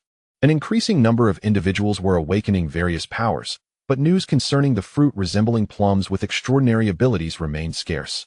Simultaneously, more people were taking risks, venturing into the white mist in search of sustenance, initiating outdoor live streams.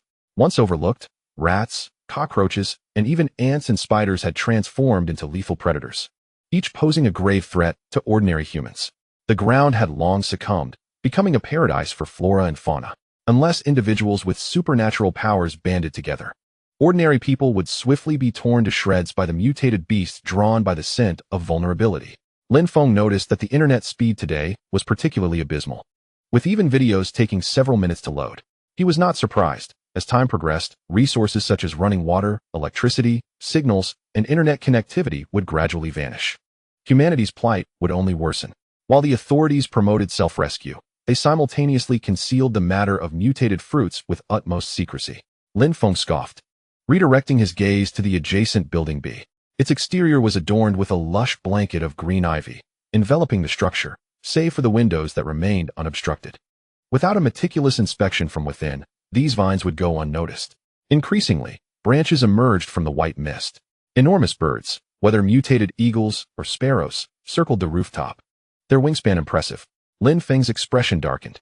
He understood that he could not remain in this house for long, unless he could continuously combat the relentless mutated animals and plants. A war of attrition would ultimately prove futile. If he could grow stronger, or if his companions could harness supernatural abilities, perhaps there would be a glimmer of hope. However, unlike dogs, humans could not maintain unwavering loyalty. At least for now, he could not place his trust in Zhang Xueqi and Li Bing. Another avenue to strength lay in unlocking resources. If he could acquire firearms and explosives, he would gain a significant advantage when confronting mutated animals. Lin Feng clenched his fists, a glimmer of determination flashing in his eyes. In this desolate world, only power could guarantee survival. He resolved to take it step by step. First, posting an advertisement for culinary delights in exchange for companionship, followed by a request to purchase supernatural fruits. Seeking roommates for cohabitation, all meals and lodging provided. Must possess good looks and a fit physique. Add me first and send unfiltered full-body selfies. Perhaps everyone has yet to rise. For only a scant few are seeking sustenance in the group chat. A 2304 Chun Hao. Provide me with 3 roasted chickens daily, and I assure your safety. I shall not harm you. Once again, it is Chun Hao, flaunting his extraordinary abilities each time Lin Feng advertises. A 0806 Mrs. Su. Young man, you cannot be so heartless. My grandson and I are starving. Have you consumed the admirable tradition of respecting the elderly and loving the young? Lin Feng is acquainted with Mrs. Su, known in the community for her sharp tongue and caustic demeanor.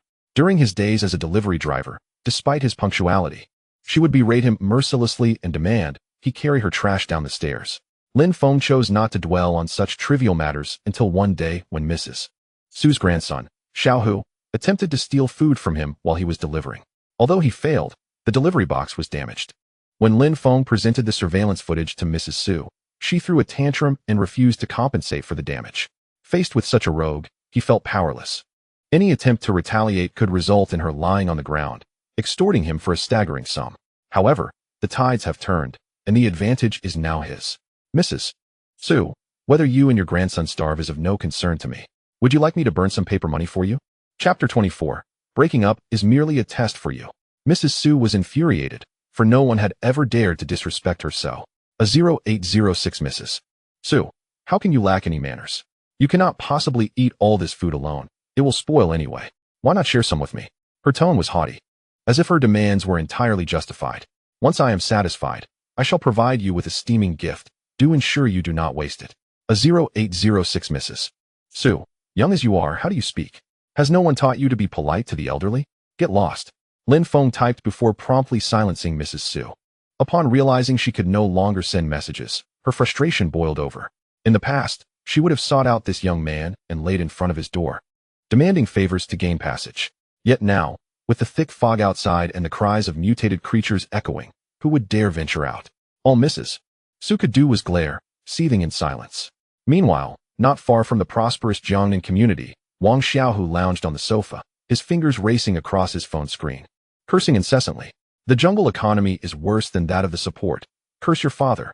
Perhaps the game had drained him of energy. For suddenly he felt a pang of hunger. He turned to the woman seated nearby and impatiently exclaimed, Sister, why hasn't dinner been served yet? I am on the brink of starvation. I'll get you something to eat right away. Wang Xiaoli hurriedly rose and dashed to the kitchen. Upon opening the refrigerator, her heart sank. It was nearly empty, containing only 3 packets of instant noodles and 2 bags of spicy strips. This was the last of their provisions. Wang Xiaoli glanced back at her brother, still venting his frustrations at his teammates. Should little Tiger's health deteriorate due to hunger, she would find herself at a loss in explaining the situation to her parents. Contemplating this, she clenched her teeth and retrieved a packet of instant noodles along with a bag of spicy snacks. Moments later, Wang Xiaoli emerged, presenting a steaming bowl of spicy noodle soup. She indulged in only a couple of bites of the spicy snacks, leaving the remainder for her younger brother. Wang Xiaohu accepted the bowl with a look of disdain, grumbling as he ate, Sister, are you joking? How can such a meager portion fill my belly? Are you trying to starve me? Wang Xiaohu, we might genuinely be running low on food, so just bear with it a little longer. What should we do then? Hurry and go to the supermarket to stock up on food. Wang Xiaoli gazed out the window with a wry smile. Below the 20th floor, a thick fog obscured visibility. making it impossible to see far even during the day. In such circumstances, where could one procure food? Moreover, outside lurked mutated creatures with predatory intent. Yesterday, when she attempted to venture out in search of food, she encountered a cockroach larger than a dog, which frightened her so much that she lost one of her shoes in her hasty retreat. Now, she was even more reluctant to step outside. Suddenly, a thought of her ex-boyfriend, Lin Feng, crossed her mind. He always had a stockpile of snacks for late-night cravings, and being single now, he surely had leftovers. This realization sparked a wave of discontent within her. What a selfish man. Despite having food at home, he didn't think to offer any. Breaking up with such a miser had indeed been the right choice. Wang Xiaohu, Lin Feng might have food available. Upon hearing this, Wang Xiaohu's eyes gleamed with hope. Then hurry and ask him for some. I'm on the verge of starving. Wait, it would be quicker if he brings it over, Wang Xiaoli considered, agreeing that having Lin Feng deliver the food would be safer. The outside world was perilous. She had no desire to take any risks. She was also part of the community group in the Shenshe Jiangnan residential area, where she had seen Lin Feng's advertisements seeking companionship, which only added to her irritation, leaving her with pent-up frustration. Worried that the food might be given to those two shameless women, she quickly grabbed her phone and dialed his number. Upon seeing the caller ID, Lin Feng raised an eyebrow, slightly surprised. Feeling bored, he decided to answer the call, curious to see what she had to say. Lin Feng. The moment the call connected, Wang Xiaoli's furious voice pierced through the receiver, sharp enough to be jarring. Indeed, this woman was strikingly beautiful, which was why she had been recognized by the system as a goddess. It was a pity she had such a sharp tongue and often adopted a condescending demeanor. Reflecting on it now, Lin Feng felt he had been blind to have been entranced by someone who exploited the kindness of others. Is there something you need? Upon hearing Lin Feng's indifferent tone, Wang Xiaoli felt emboldened, her voice carrying an accusatory edge. Why haven't you brought me any food, considering you have some? Lin Feng burst into laughter, incredulous at her audacity. What kind of nerve did one need to ask such a question? All of Wang Xiaoli's expenses during her 4 years of university had been covered by his hard work delivering takeout and running errands. He toiled from dawn till dusk, all in anticipation of their future together post-graduation. Yet, he had become a classic case of unrequited affection, as seen on social media. Wang Xiaoli, having just succeeded in her public service examination, promptly discarded Lin Feng, citing his inability to provide a dowry of 1 million as the reason. Why should I share my food with you? Have you forgotten that we broke up over 3 months ago? Upon hearing this, Wang Xiaoli felt no shame. Instead, she was filled with fury. She had not anticipated that after months of silence, he would dare to confront her in such a manner. Lin Feng, do you not understand? Our breakup was merely a test for you. I am utterly disappointed that merely 3 months post-separation, you are already seeking companionship in another. Her voice escalated, brimming with reproach. Lin Feng scoffed. We are no longer together. It is my prerogative to seek whoever I wish. You need not test me. I am simply not one to withstand such trials. I am but a delivery man. How could I ever afford 1 million in dowry? And you expect 6 gold items. 100,000 as a meeting gift, not to mention a Mercedes for your brother. I am simply not worthy of you. Is that clear? Wang Xiaoli saw no fault in this matter. As a successful candidate in her examinations, she considered herself an exceptional individual with vast potential ahead. What was wrong with requesting a more substantial dowry? Do you think I care about money? What concerns me is your attitude. If you lack funds, can't you take out a loan? How can you profess to love me? I have but one brother. What is wrong with showing him a little affection? She insisted. Consider the logic in my words and deliver the food tonight. I will assess your attitude accordingly. Before she could finish, the call was abruptly ended. The thought of going hungry left her seething with frustration. That scoundrel! How dare he hang up on me? Meanwhile, Wang Xiaohu, having just finished a gaming session, eagerly emerged from the sofa. Sister, when will the food arrive? I am so hungry. Were you two arguing? Do not worry. Lin Feng will soon call to apologize. Wang Xiaoli reassured her brother, realizing that Lin Feng did indeed care for her. A hint of reconciliation would prompt him to come running back, eager to show concern. Wang Xiaoli smiled at the thought of the delicious roasted chicken. Chapter 25. Harvesting the Fruits, the Flame Ability User. Wang Xiaohu joined in her laughter. Sister, your boyfriend is just a super devoted admirer. What nonsense are you spouting? I have succeeded. How could I possibly date a delivery man? Wang Xiaoli scoffed dismissively. I only want him for food. Aside from his looks, he has nothing to offer me. You are right, sister. When he comes to us seeking peace, we shall take all his food without leaving a crumb. Wang Xiaohu countered. Lin Feng is no fool. He won't give us everything. But I am confident we can secure the majority. An idea struck him. Sister, why not deceive him, claiming that we have received news of impending support from above? It would be a waste to keep too much food. Wang Xiaoli's eyes lit up, and she clapped her hands in delight. Excellent idea. In her current capacity, Lin Feng certainly harbored no doubts. When he eventually called to apologize, she would convey her thoughts to him. Wang Xiaoli waited with bated breath for over an hour. Yet her phone remained eerily silent, devoid of any communication. Her fingers trembled slightly, and a sense of anxiety began to creep into her heart. She had scarcely consumed anything in recent days, enduring hunger pangs that tormented her through the night. Each dream was a feast of sumptuous delicacies. Had this fool's intellect diminished alongside their breakup? Did he truly require a reminder to apologize? Wang Xiaoli fumed at the thought, and promptly dialed Lin Feng's number. To her astonishment, a strange, mechanical female voice greeted her. Hello, the number you have dialed is not in service. Please check and try again.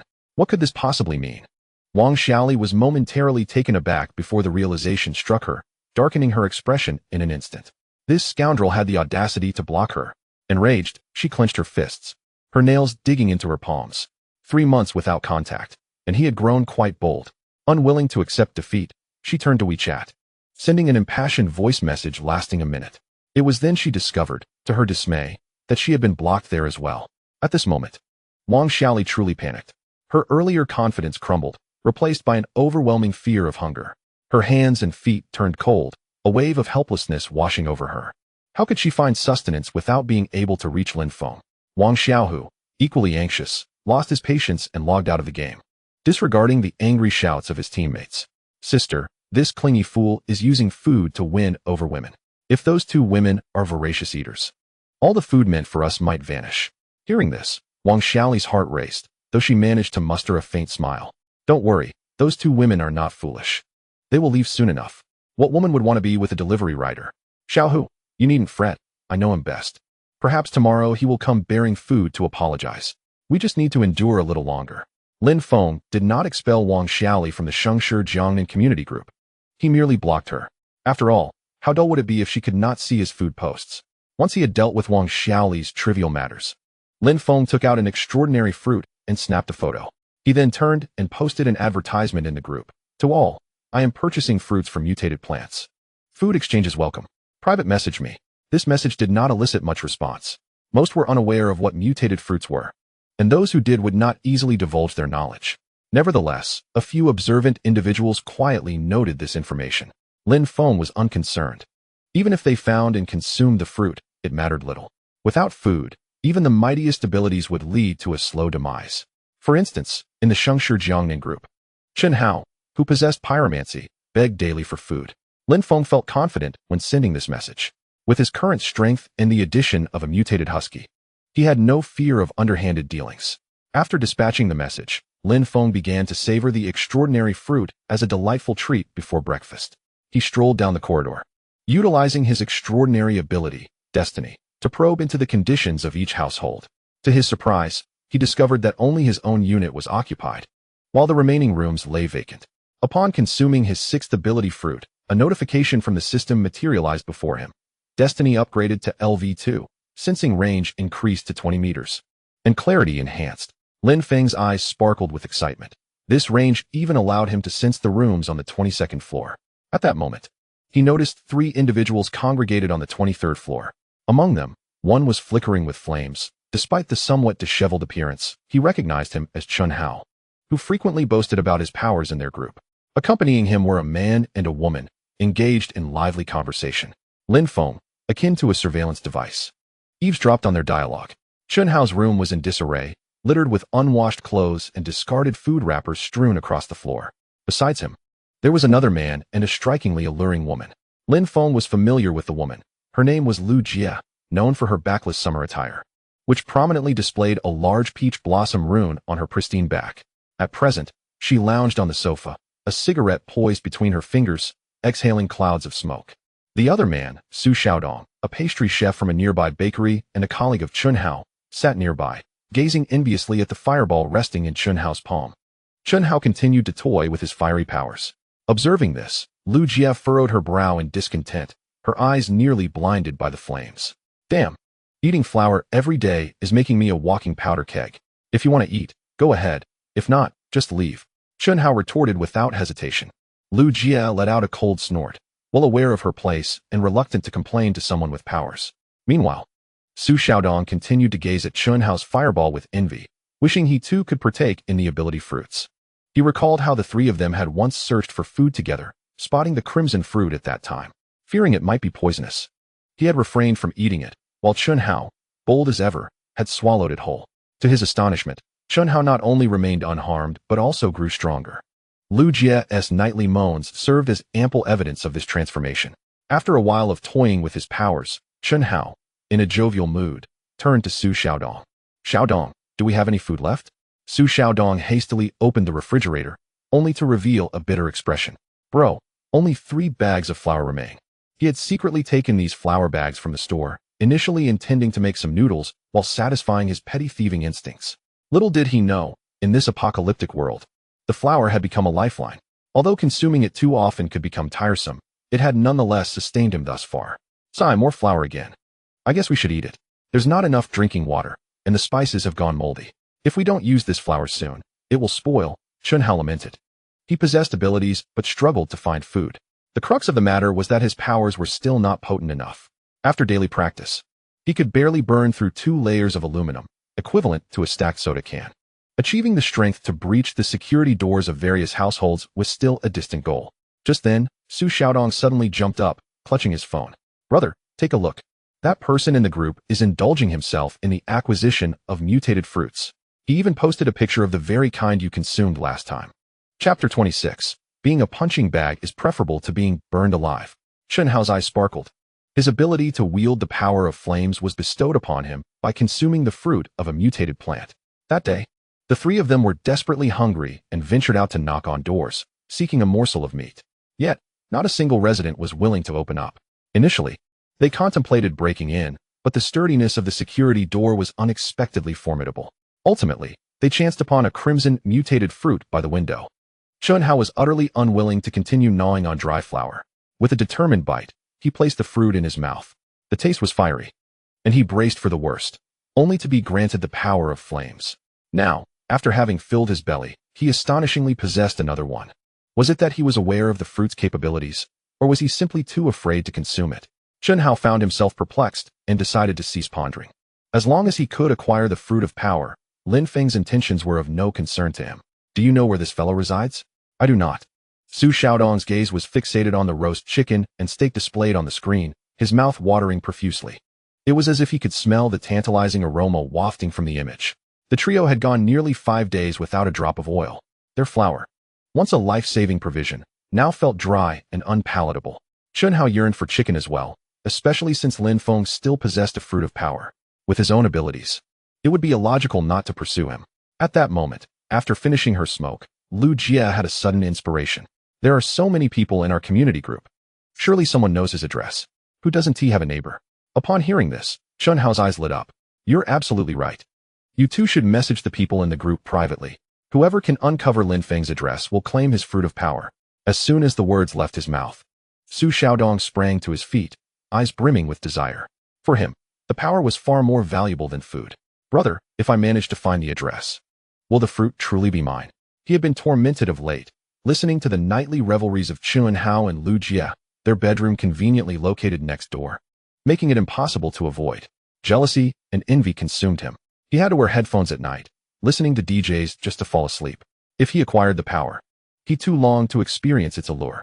"Of course, we are brothers, and you know I value loyalty above all," Chun Hao replied with a broad smile. Though in his heart, he contemplated turning this fool to ashes once he obtained the fruit of power. Lu Jia could still serve a purpose, while Su Xiaodong would merely squander food. He increasingly felt that Lin Feng's approach was justified. Taking in a woman from the outset had led to so much unnecessary trouble. In times of danger, women could serve as shields. Not only were they easier to control, but they also offered diverse means to extinguish fires. Retaining an ordinary man would only assist in securing food. Lu Jia, however, scoffed dismissively, her expression indifferent. "I have no interest in your chaotic powers. My eyes nearly blinded by your brilliance. Just ensure that Brother Chin shares a few extra pieces of meat with me." Chun Hao nodded with a smile, acknowledging that this woman exhibited a certain awareness, making her suitable for managing household affairs. His aspirations, however, were far from languishing here in anticipation of rescue. With the power bestowed by his unique abilities, he was determined to accomplish great deeds. Su Xiaodong cast a glance at Lu Jia's alluring back, thinking to himself, "Foolish woman, long hair, but short insight. No amount of runes could augment her intelligence. How could food ever be compared to supernatural powers? With such abilities at his disposal, he could simply seize food directly." On the surface, Lu Jia appeared indifferent, yet deep down she yearned for the fruits of their labor. However, she was not naive. Chun Hao would never tolerate anyone encroaching upon his dominion. Should she dare voice her desires, she would likely meet her demise by dawn. In a conflict, there could be no room for two tigers, and Chun Hao would staunchly defend his position of power. Su Xiaodong, the foolish one, reveled in his arrogance, oblivious to the brevity of his existence. How audacious to vie with an ability wielder like Chun Hao for sustenance. Serving as a mere outlet for Chun Hao's frustrations was far preferable to facing a fiery end. After much contemplation, Chun Hao devised a swift strategy to extract Lin Feng's location, which would simultaneously alleviate their current food scarcity. He picked up his phone and sent a message in the Shining Jiangnan community group, a Block 2304 Chun Hao. Natural disasters are ruthless, yet humanity prevails. In order to collectively combat this white mist calamity, I propose that the residents of a block establish a trading market to facilitate the exchange of necessary supplies. Let us convene daily at 2 p.m. in the corridor on the 22nd floor for transactions. Chun Hao's proposal quickly garnered responses. Residents, confined within their homes, found themselves with various needs. The group soon buzzed with activity, even before the market had opened, as they began negotiating exchanges. "I have 3 bottles of 65-degree erguo. We'll trade for a box of instant noodles. How about half a pack of noodles? Is that too outrageous? Is the bargaining so harsh? If you 1T trade, then just keep your erguo. I also have a bottle of Lao Gan Ma. I'll trade for some fever medication. I'll trade Huazi for Lianhua Qingwen. I have it, but I only trade for food. Brother, I beg you, trade with me. I have plenty of medicine, but I'm in C block. You can come to collect what you need." As Chun Hao observed the lively exchanges in the group, a sense of pride swelled within him. These individuals, revealing their resources, would soon find themselves at his mercy when their own provisions ran dry. Of course, some might conceal their supplies, but that mattered little. Chun Hao resolved to scour every floor and room. Moreover, it wasn't necessary to resort to continuous theft. They merely needed to endure until official assistance arrived. Once the upper echelons were rescued, surely it would be the turn of common folk like them. At the moment, the most critical matter remained the supernatural fruit in Lin Feng's possession. Would consuming it grant him a second ability? Perhaps it would enhance his existing powers? Unbeknownst to Lin Feng, even as a passive observer, he was unwittingly embroiled in the unfolding drama. He sensed the conversation among Chun Hao and his companions and noted their messages in the group. A trading market could indeed serve a purpose for him. While he need not worry about food, an abundance of medicinal supplies would be invaluable. Although bacteria and microorganisms were undergoing mutations, rendering previous medicines potentially ineffective, he remained hopeful for the future. In dire circumstances, one might find salvation. If you wish to seize my provisions, you must first ensure your survival. The most prudent course of action regarding those endowed with powers and harboring hostility is to eliminate them. A glint of coldness flickered in Lin Feng's eyes as he turned to sense another resident. On the 29th floor resides a stunningly beautiful woman, known only by the moniker Nai Nai within the group. She typically adorns herself in modest attire, donning a mask and hat whenever she ventures outside. Even in the summer, she opts for long pants and long sleeves. Lin Feng frequently delivers takeout to Nai Nai and has, on several occasions, glimpsed her in more revealing attire at home. Her waist, so delicately slender, astonishingly supports a considerable fruit. He once pondered whether it might snap under the weight. What man could resist such a figure? Adorned with alluring curves?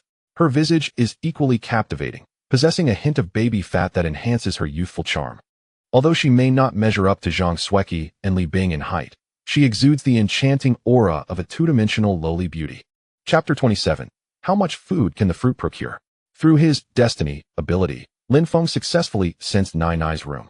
She lay in bed, her life force alarmingly faint, likely having gone several days without sustenance. The room was adorned in vibrant colors, festooned with an array of peculiar garments, such as sailor outfits, nurse uniforms, and clown costumes. Lin Feng suspected that this elusive Nai Nai was a cosplayer. As you know, I am particularly fond of saving well-dressed beauties. Lin Feng exited his home, embarking on a quest for resources. After upgrading Dominion by 2 levels, he would be able to breach security doors. Many apartments in Building A remain vacant, as the residents are unable to return for the time being. However, the refrigerators are still operational, suggesting the possibility of finding food within, alongside medicines and various tools. Standing before his neighbor's door, Lin Feng clenched his right hand tightly, inhaled deeply, and then struck with force. Bang! A resounding crash echoed as the door shattered. Remarkable quality indeed, it left my hand tingling. Shaking his right hand, he stepped inside. Fortunately, his efforts were not in vain. Not only did he discover a medical kit in the bedroom, but he also found unopened steaks and duck meat in the refrigerator. Excellent. By the time you return, these will surely spoil, so I shall take them for now. Wherever Lin Feng went, not a blade of grass remained. Furniture, appliances, tools, and bedding were all collected into his super storage. Many items may seem useless now, but one can never know what the future holds. The production of these industrial goods will likely be difficult to resume. Whether humanity can rebuild civilization remains uncertain. In any case, the super storage has limitless space. So he took everything he could. What Lin Feng yearned for most was to scour the Wanda Plaza across the neighborhood. Not only does it house a large supermarket, but it also contains a cold storage facility brimming with supplies. Alas, his current strength is insufficient. He does not yet possess the confidence to confront swarms of mutated creatures. Lin Feng had witnessed a formidable army of hundreds of insects during a live broadcast. Such a scene could easily be mistaken for a film shoot by the uninformed. The toxicity of mutated flora and fauna remains uncertain, and it is preferable to avoid injury. Furthermore, numerous residents inhabit the building, should Lin Feng stray too far. The women at home might encounter peril. Zhang Sueki and Li Bing serve as instrumental figures in unlocking new resources, though it is still unclear if their demise would impact resource proliferation. Additionally, they are proficient fire-extinguishing agents. These two women are his possessions, and he may dispose of them as he pleases, but others are not afforded such liberty. Lin Feng methodically pried open two security doors, uncovering a substantial amount of supplies. However, upon opening the door to the third residence, he was momentarily taken aback. The living room was adorned with various boxes, each bearing the names of medications.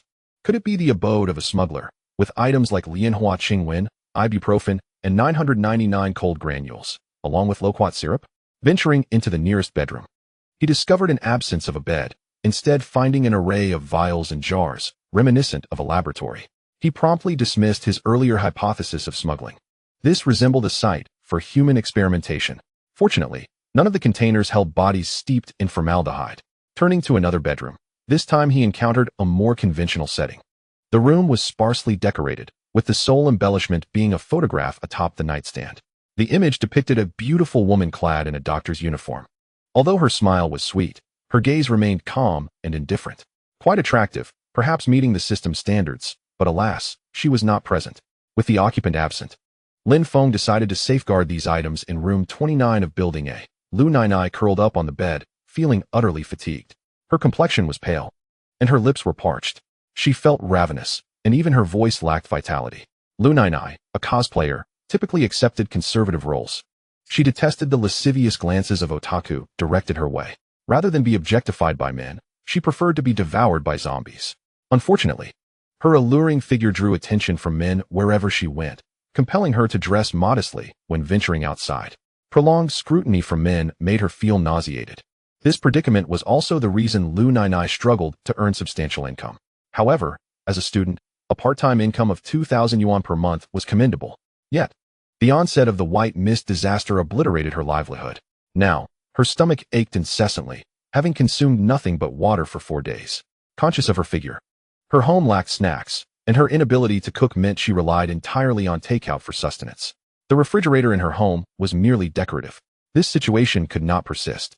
Continuing to starve would surely lead to her demise. Lu Nainai's mind conjured images from the community group of Shengshi Jiangnan, filled with delectable roasted chicken and a figure who was unmistakably a lecherous man, well-fed and content. Yet he was a man.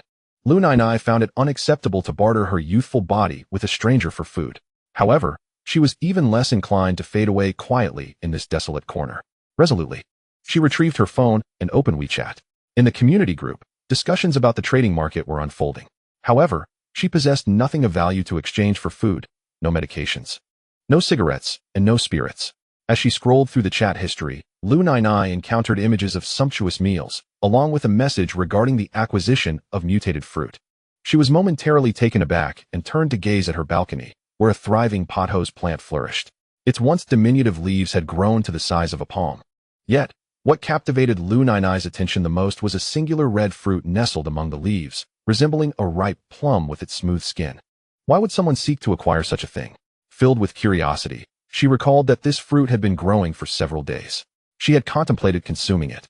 But the fear of mutated plants was daunting. This fruit could very well be toxic. What if it transformed her into a zombie? Nevertheless, the interest shown by the trading post in acquiring this item suggested it possessed unique qualities.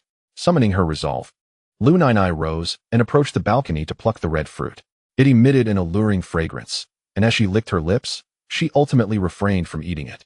In this apocalyptic era, rumors were rampant, and the nature of humanity was unpredictable. Perhaps the trading post merely intended to deceive others into consuming such fruit. She retrieved her phone to capture an image for a reverse search, but regrettably, it yielded no results. This only intensified her reluctance to consume it recklessly. If not for her overwhelming hunger, she would have devoted time to studying it. Now, her energy was depleted, and her thoughts felt muddled. She faced a choice: either consume this fruit or trade it for delicious food. Lu Nai recalled the earlier image, displaying a table laden with delectable dishes, still steaming. The golden brown roasted chicken, in particular, made her mouth water. She felt a surge of anticipation. What could this fruit fetch in terms of food? A chicken leg, perhaps, or a wing. Regardless, it was far preferable to risking the unknown of a mutated fruit. Chapter 28. Competition Fuels Motivation. After contemplating her options, Lu Nai promptly snapped a photo and sent it to the community group, addressing the trading post. A mutated fruit from a plant. Image. Upon seeing this message, Lin Feng leapt from the sofa in the doctor's home.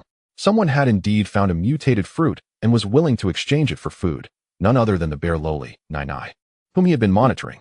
He had considered forcibly seizing the fruit from her, but she was reaching out to negotiate a food exchange. Lin Feng had an abundance of food and water. Direct theft posed risks. What if she consumed the fruit before he could even approach? Moreover, this woman had the potential to unlock new resources. After a moment's deliberation, Lin Feng replied, 2 roasted chickens. Lu Nai was astonished to learn that such a modest fruit could be traded for 2 roasted chickens, her eyes gleaming with envy. Why was that? If this could yield 2 chickens, then surely her Kozer photos could also be exchanged for food. It was akin to the way money could be traded before the onset of the mist disaster. In apartment 2902, Nana inquired, "Do you accept anything else, perhaps a selfie?" To which the individual replied, "I apologize, but I have no interest in women." Nana scoffed, finding his words hard to believe. This fellow constantly posted advertisements in their group, seeking to exchange food for beauty. Now he feigned superiority. 2 roasted chickens had already exceeded her expectations, making them worthy of trade. Yet, she yearned to extract more food from this insufferable man. Nana proposed, 5 roasted chickens, and I shall trade. He countered, only 2, no more. Nana bit her lip, feeling a twinge of dissatisfaction. This man flaunted his food daily, and any leftovers would inevitably spoil. It was a waste, yet he refused to offer her more. What a miser. Then I shall not trade, she declared. Upon reading her message, Lin Feng chuckled, realizing she was attempting a game of seduction. He replied, "No problem. You may contact me again once you've made up your mind, but only today. After tonight, don't bother." Nana was taken aback, filled with confusion. Why was he not anxious, nor did he raise the price? He was willing to part with 2 roasted chickens. Was he not in a hurry? Why only today? She asked. Such fruits spoil quickly once picked. By tomorrow, they will be nothing but a puddle of slime, he explained. Nana suddenly understood, feeling a sense of urgency. He was correct. After the outbreak of the white mist disaster, food deteriorated rapidly. Not just the fruits he mentioned, but even vegetables and meats stored in the refrigerator would soon grow mold. However, she was curious as to why he sought the mutated fruits. Are they tasty? What do they taste like? She queried. Why ask so much? Are you trading or not? He pressed. Nana, feeling a pang of hunger, clutched her stomach. In the past, a man speaking to her in such a manner would have been blocked without hesitation. Now, she was truly famished. Without food, she felt as though she might perish. Gritting her teeth, she decided to probe once more. I'll trade for 4 roasted chickens, she offered. Lin Feng smiled, amused that even at this juncture, she still sought to haggle. The number of chickens mattered little to him. His ambitions extended beyond mere fruit. He intended to take her along as well. 3. Or forget it, he replied. After a moment of hesitation, she ultimately acquiesced. The thought of devouring roasted chicken made her mouth water, and her stomach pains intensified. Shall I come to your home for the exchange? He asked. Absolutely not, Nana retorted, detesting men. How could she allow a lecher who sought women through advertisements into her home? In these chaotic times, she dared not be alone with a man. "We shall meet at the trading market on the 22nd floor of Building A at 2 p.m., she proposed. Today marked the opening of the trading market, promising a crowd. In the presence of many, he would surely refrain from any misconduct.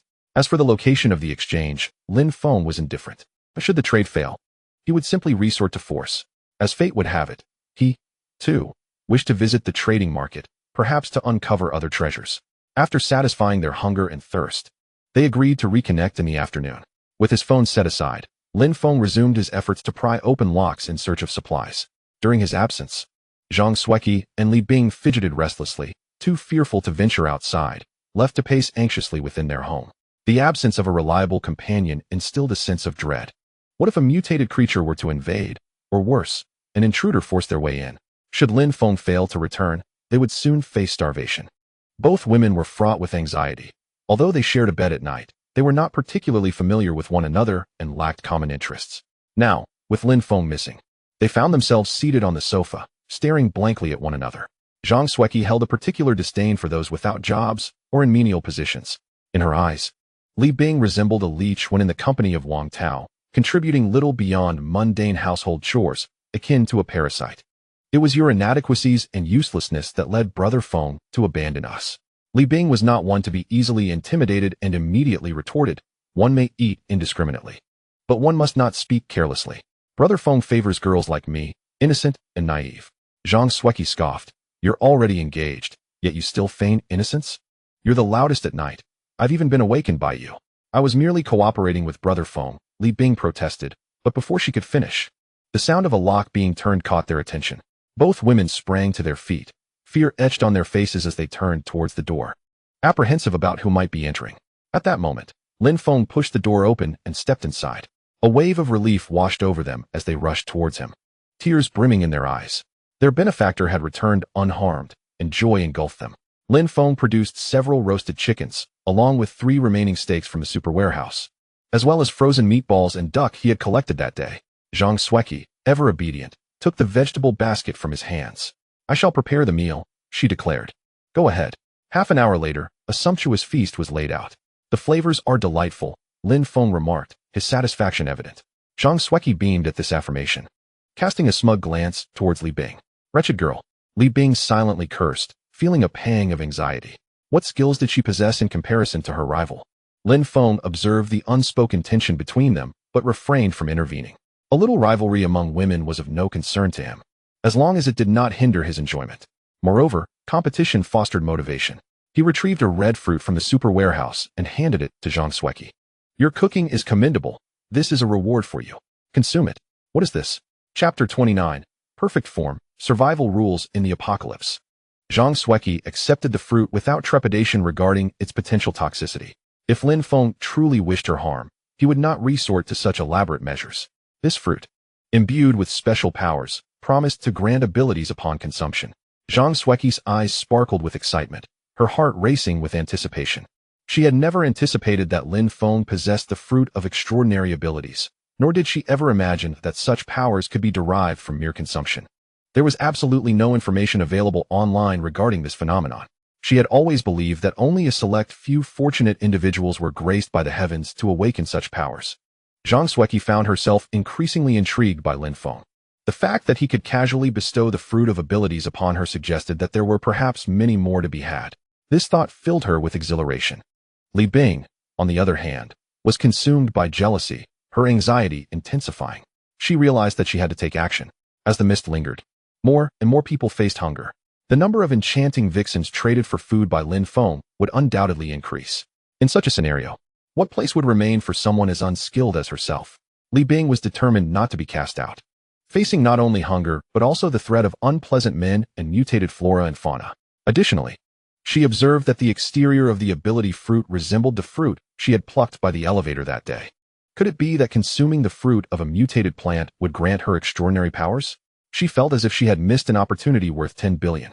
Taking a deep breath, Zhang Sueki excitedly placed the fruit in her mouth. With a single bite, she was met with a delightful burst of sweet and sour flavors. Unexpectedly delicious. Almost instantly, she felt a surge of warmth coursing through her body. To her astonishment, she discovered that she now had defined abdominal muscles.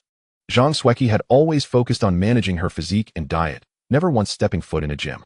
Yet, after consuming the extraordinary fruit, she realized her physical prowess had significantly improved. Her previously flat abdomen now bore clearly visible contours. She quickly reached down to touch her waist, which had become remarkably slender. The slight excess weight from her office-bound lifestyle had vanished entirely. Her gluteal muscles were now firmer and more elevated, transforming her into a revitalized version of herself. As if she had undergone a metamorphosis, Zhang Xueqi was certain that even the physique of a female fitness instructor could not rival her own. Clenching her fists tightly, she could feel a surge of formidable strength within her. However, she bore no resentment towards Lin Feng for his past actions, despite her newfound power. It was only after acquiring her abilities that Zhang Xueqi became acutely aware of a terrifying reality. Before Lin Feng, she felt like a solitary leaf adrift on the vast ocean. She could now sense the overwhelming pressure emanating from the man before her, a manifestation of absolute power. Should she dare to act against him, she knew she would face dire consequences. "Thank you, Brother Feng. I will strive to do my best," Zhang Xueqi declared. Kneeling on the ground with her head bowed in a show of loyalty, she felt no shame or humiliation in this gesture. In this apocalyptic world, extraordinary abilities represented the hope for survival. If kneeling could procure a fruit of power, she believed that 999 out of 10,000 people would willingly submit before Lin Feng. Lin Feng nodded slightly, appreciating Zhang Xueqi's understanding, as she harbored no thoughts of vengeance. He was certain that the ability she had gained was not the power of domination, for her skin did not exude any taint, nor had her strength increased to his level. Lin Feng's decision to grant her the fruit of abilities was also motivated by his own considerations. It would not only spur the two women to exert themselves more diligently, but also serve as an experiment. He wants to know if the infinite increase in fruits in the super warehouse can grant others abilities beyond dominance and destiny. Unfortunately, it seems that it is not possible now. It can only be a body-strengthening ability. This is also good. Lin Feng's face showed a meaningful smile. I couldn't help but wonder how Zhang Xueqi would use her almost perfect figure to please him. Lin Feng did not pay attention to the chaotic chat in the group. He only focuses on private messages and friend requests. Unfortunately, several of them did not meet the system standards. He suspected that all the beautiful women in the community had died. It's disgusting that it's the man's turn to come and flirt. After lunch, Lin Feng and two women sat on the sofa watching TV. Suddenly, I heard the screams of a woman coming from the neighboring residential building in Building B. Lin Feng brought Zhang Xueqi and Li Bing to the balcony and looked towards the opposite building. On the 25th floor of Building B, a couple wearing pajamas were forced to the balcony by three burly men holding kitchen knives. The man tightly held the broom in his hand, his arms trembling slightly, and protected the woman behind him. "Get out of here. This is my home." The leading strong man had green short hair on his head and a fierce smile on his face. "Your home? Now it's our home. If you're to blame you for being too careless and daring to open the door." The woman realized the situation was not good, turned around suddenly, and shouted loudly towards the opposite floor. "Help! Someone broke into the house and robbed us. Who can save us?" The green-haired man's face darkened as he strode forward. Grasped the woman's long hair and pressed it hard against the wall. Lifting my hand, I slapped it. "You should call. There will be plenty of time for you to call later." The man's anger surged when he saw his wife being beaten, and he forcefully swung the broom in his hand towards the big man, roaring loudly in his mouth. "Release her." However, the eyes of the two big men standing beside were full of mockery. They were used to this kind of scene and immediately swung their kitchen knives and rushed forward. Puff! Puff! The blade flashed, blood splattered, staining their faces red, as if they were evil spirits crawling out of hell. The man didn't even have time to scream. So he fell into a pool of blood, convulsed a few times, and then stopped moving. The woman trembled with fear upon seeing this scene. Even tears stopped. And the voice trembled. "You guys kill. How dare you kill, ha? What is murder? You'll have to endure it later." The green-haired man laughed wildly, waved his hand, and gave orders to his younger brother. "Throw this annoying guy down and don't get in the way here." Without saying a word, the two lifted the body and threw it directly onto the balcony. The body disappeared into the white mist, leaving only a ripple. The woman threw herself onto the railing, crying out in agony. "No, bitch, are you still calling me? Come in and have fun with us." The green-haired man grabbed her long hair and roughly dragged her into the room. No matter how she struggled, she couldn't break free from the man's brute force. "Help!" Her voice gradually faded away, soon drowned out by the screams in the room and the arrogant laughter of the men. Many residents around witnessed this scene, but no one dared to go over and stop them. A dense white fog envelopes the surroundings, teeming with countless mutated flora and fauna. Moreover, the individuals within wield knives and are adorned with ominous runes, presenting an intimidating presence. At that moment, one of the burly men brandishing a blood-stained cleaver emerged. His face contorted with menace as he bellowed towards the window of the opposite building. "What are you staring at? Keep looking, and I'll carve you up too." In an instant, those timid and apprehensive souls hastily drew their curtains, fearful of attracting the attention of these desperate rogues and becoming the next victims. Even those with a semblance of courage refrained from voicing any dissent, fully aware that in this apocalyptic realm, anyone could easily become the next casualty. And they might even find themselves in the role of the perpetrator.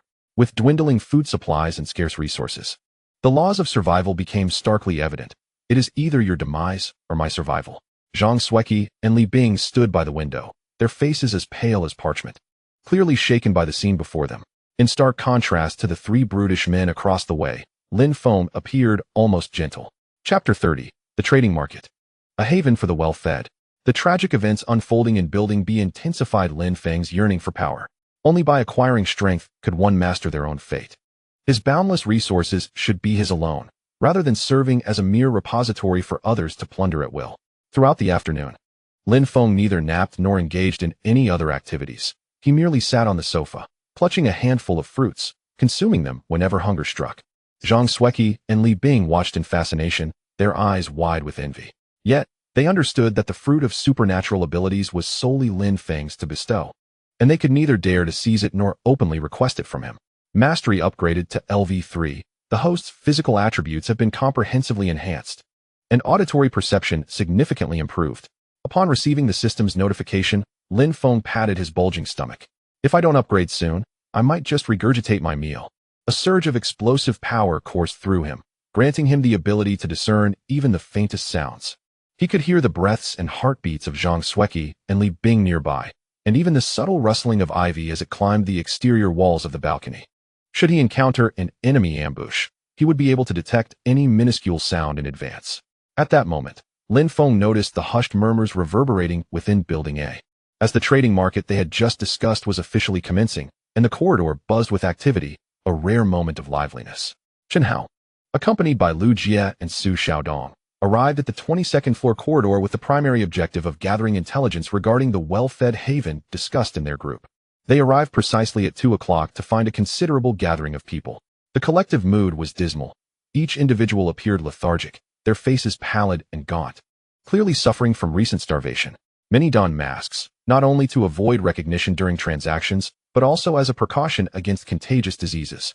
In this environment, even a minor ailment could prove fatal. They clutched bags tightly, their vigilant gazes scanning every passerby with caution.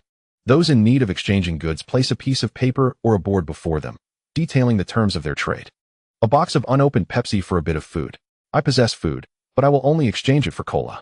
2 boxes of cold medicine for 2 packs of instant noodles. A $50,000 diamond ring for a frozen bun. 2 jars of fragrant liquor for 2 boxes of instant noodles or other edibles. Chen Hao shook his head. Everyone desired to barter for food. Yet those willing to offer food were few and far between. At that moment, a stall caught his attention.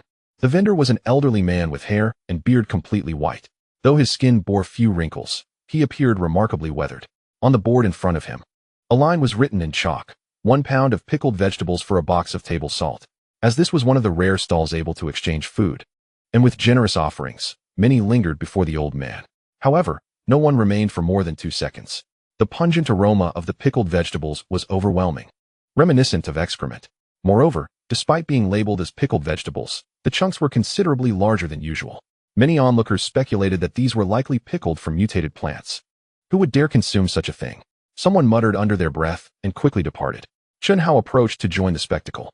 He picked up a piece of pickled vegetable leaf with a napkin and brought it to his nose for a sniff. Instantly, his expression changed, and he retched, "Ugh." He disdainfully tossed the pickled vegetable back into the jar, furrowing his brow as he inquired, "Is this really edible? It smells like rotten dog feces." The old man nodded seriously. "Of course. I've been eating it for several days. I haven't died yet. Just be careful. Too much of it can turn your hair white." Upon hearing this, Chen Hao took 2 steps back, quickly covering his mouth and nose. "May I inquire about your age, sir?" "Age? I'm only 25. Just call me young man." "What on earth?" Chen Hao's eyes widened, unable to suppress his incredulity. "You look like you're already half a foot in the grave."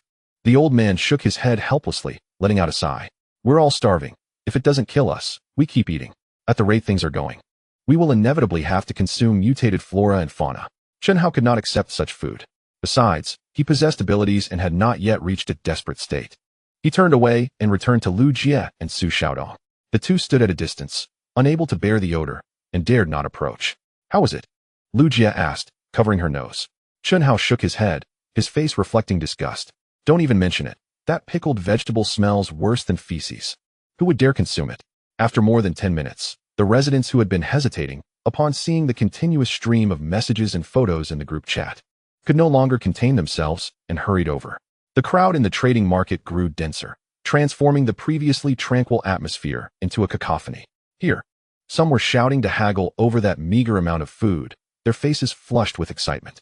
There, others passionately recounted their harrowing experiences during this time, unable to restrain their sighs and laments when recalling their sorrowful tales. A gathering of familiar friends huddled closely, their voices hushed as they lamented the loss of those who had succumbed to the calamity. Old who has departed, leaving his family in dire straits. What will become of them? Are you still pondering over the care of his sister-in-law? Perhaps you should reflect on your own predicament. Have you no shame? When will the official aid arrive? My family is on the brink of despair, and if this continues, we shall all starve. Our lives are as valuable as anyone else's. A week has passed, and the authorities have yet to provide any relief. Do you truly believe they understand the meaning of being well-fed? I still desire to purchase a roast chicken with 100,000 in cash. Who cares for money now? Can it satisfy hunger? Can it fill our bellies? Others feast and enjoy the company of beautiful women. What is the purpose of this? The aloof Zhang, the goddess, has inexplicably lowered herself to that fellow. I have admired her beauty from afar. Her figure is simply exquisite. Yet, who isn't aware that once Director Zhang returns, that man will face dire consequences? Will Director Zhang show him mercy? And what of Li Bing, that arrogant woman, with her nose in the air and her eyes practically on her forehead?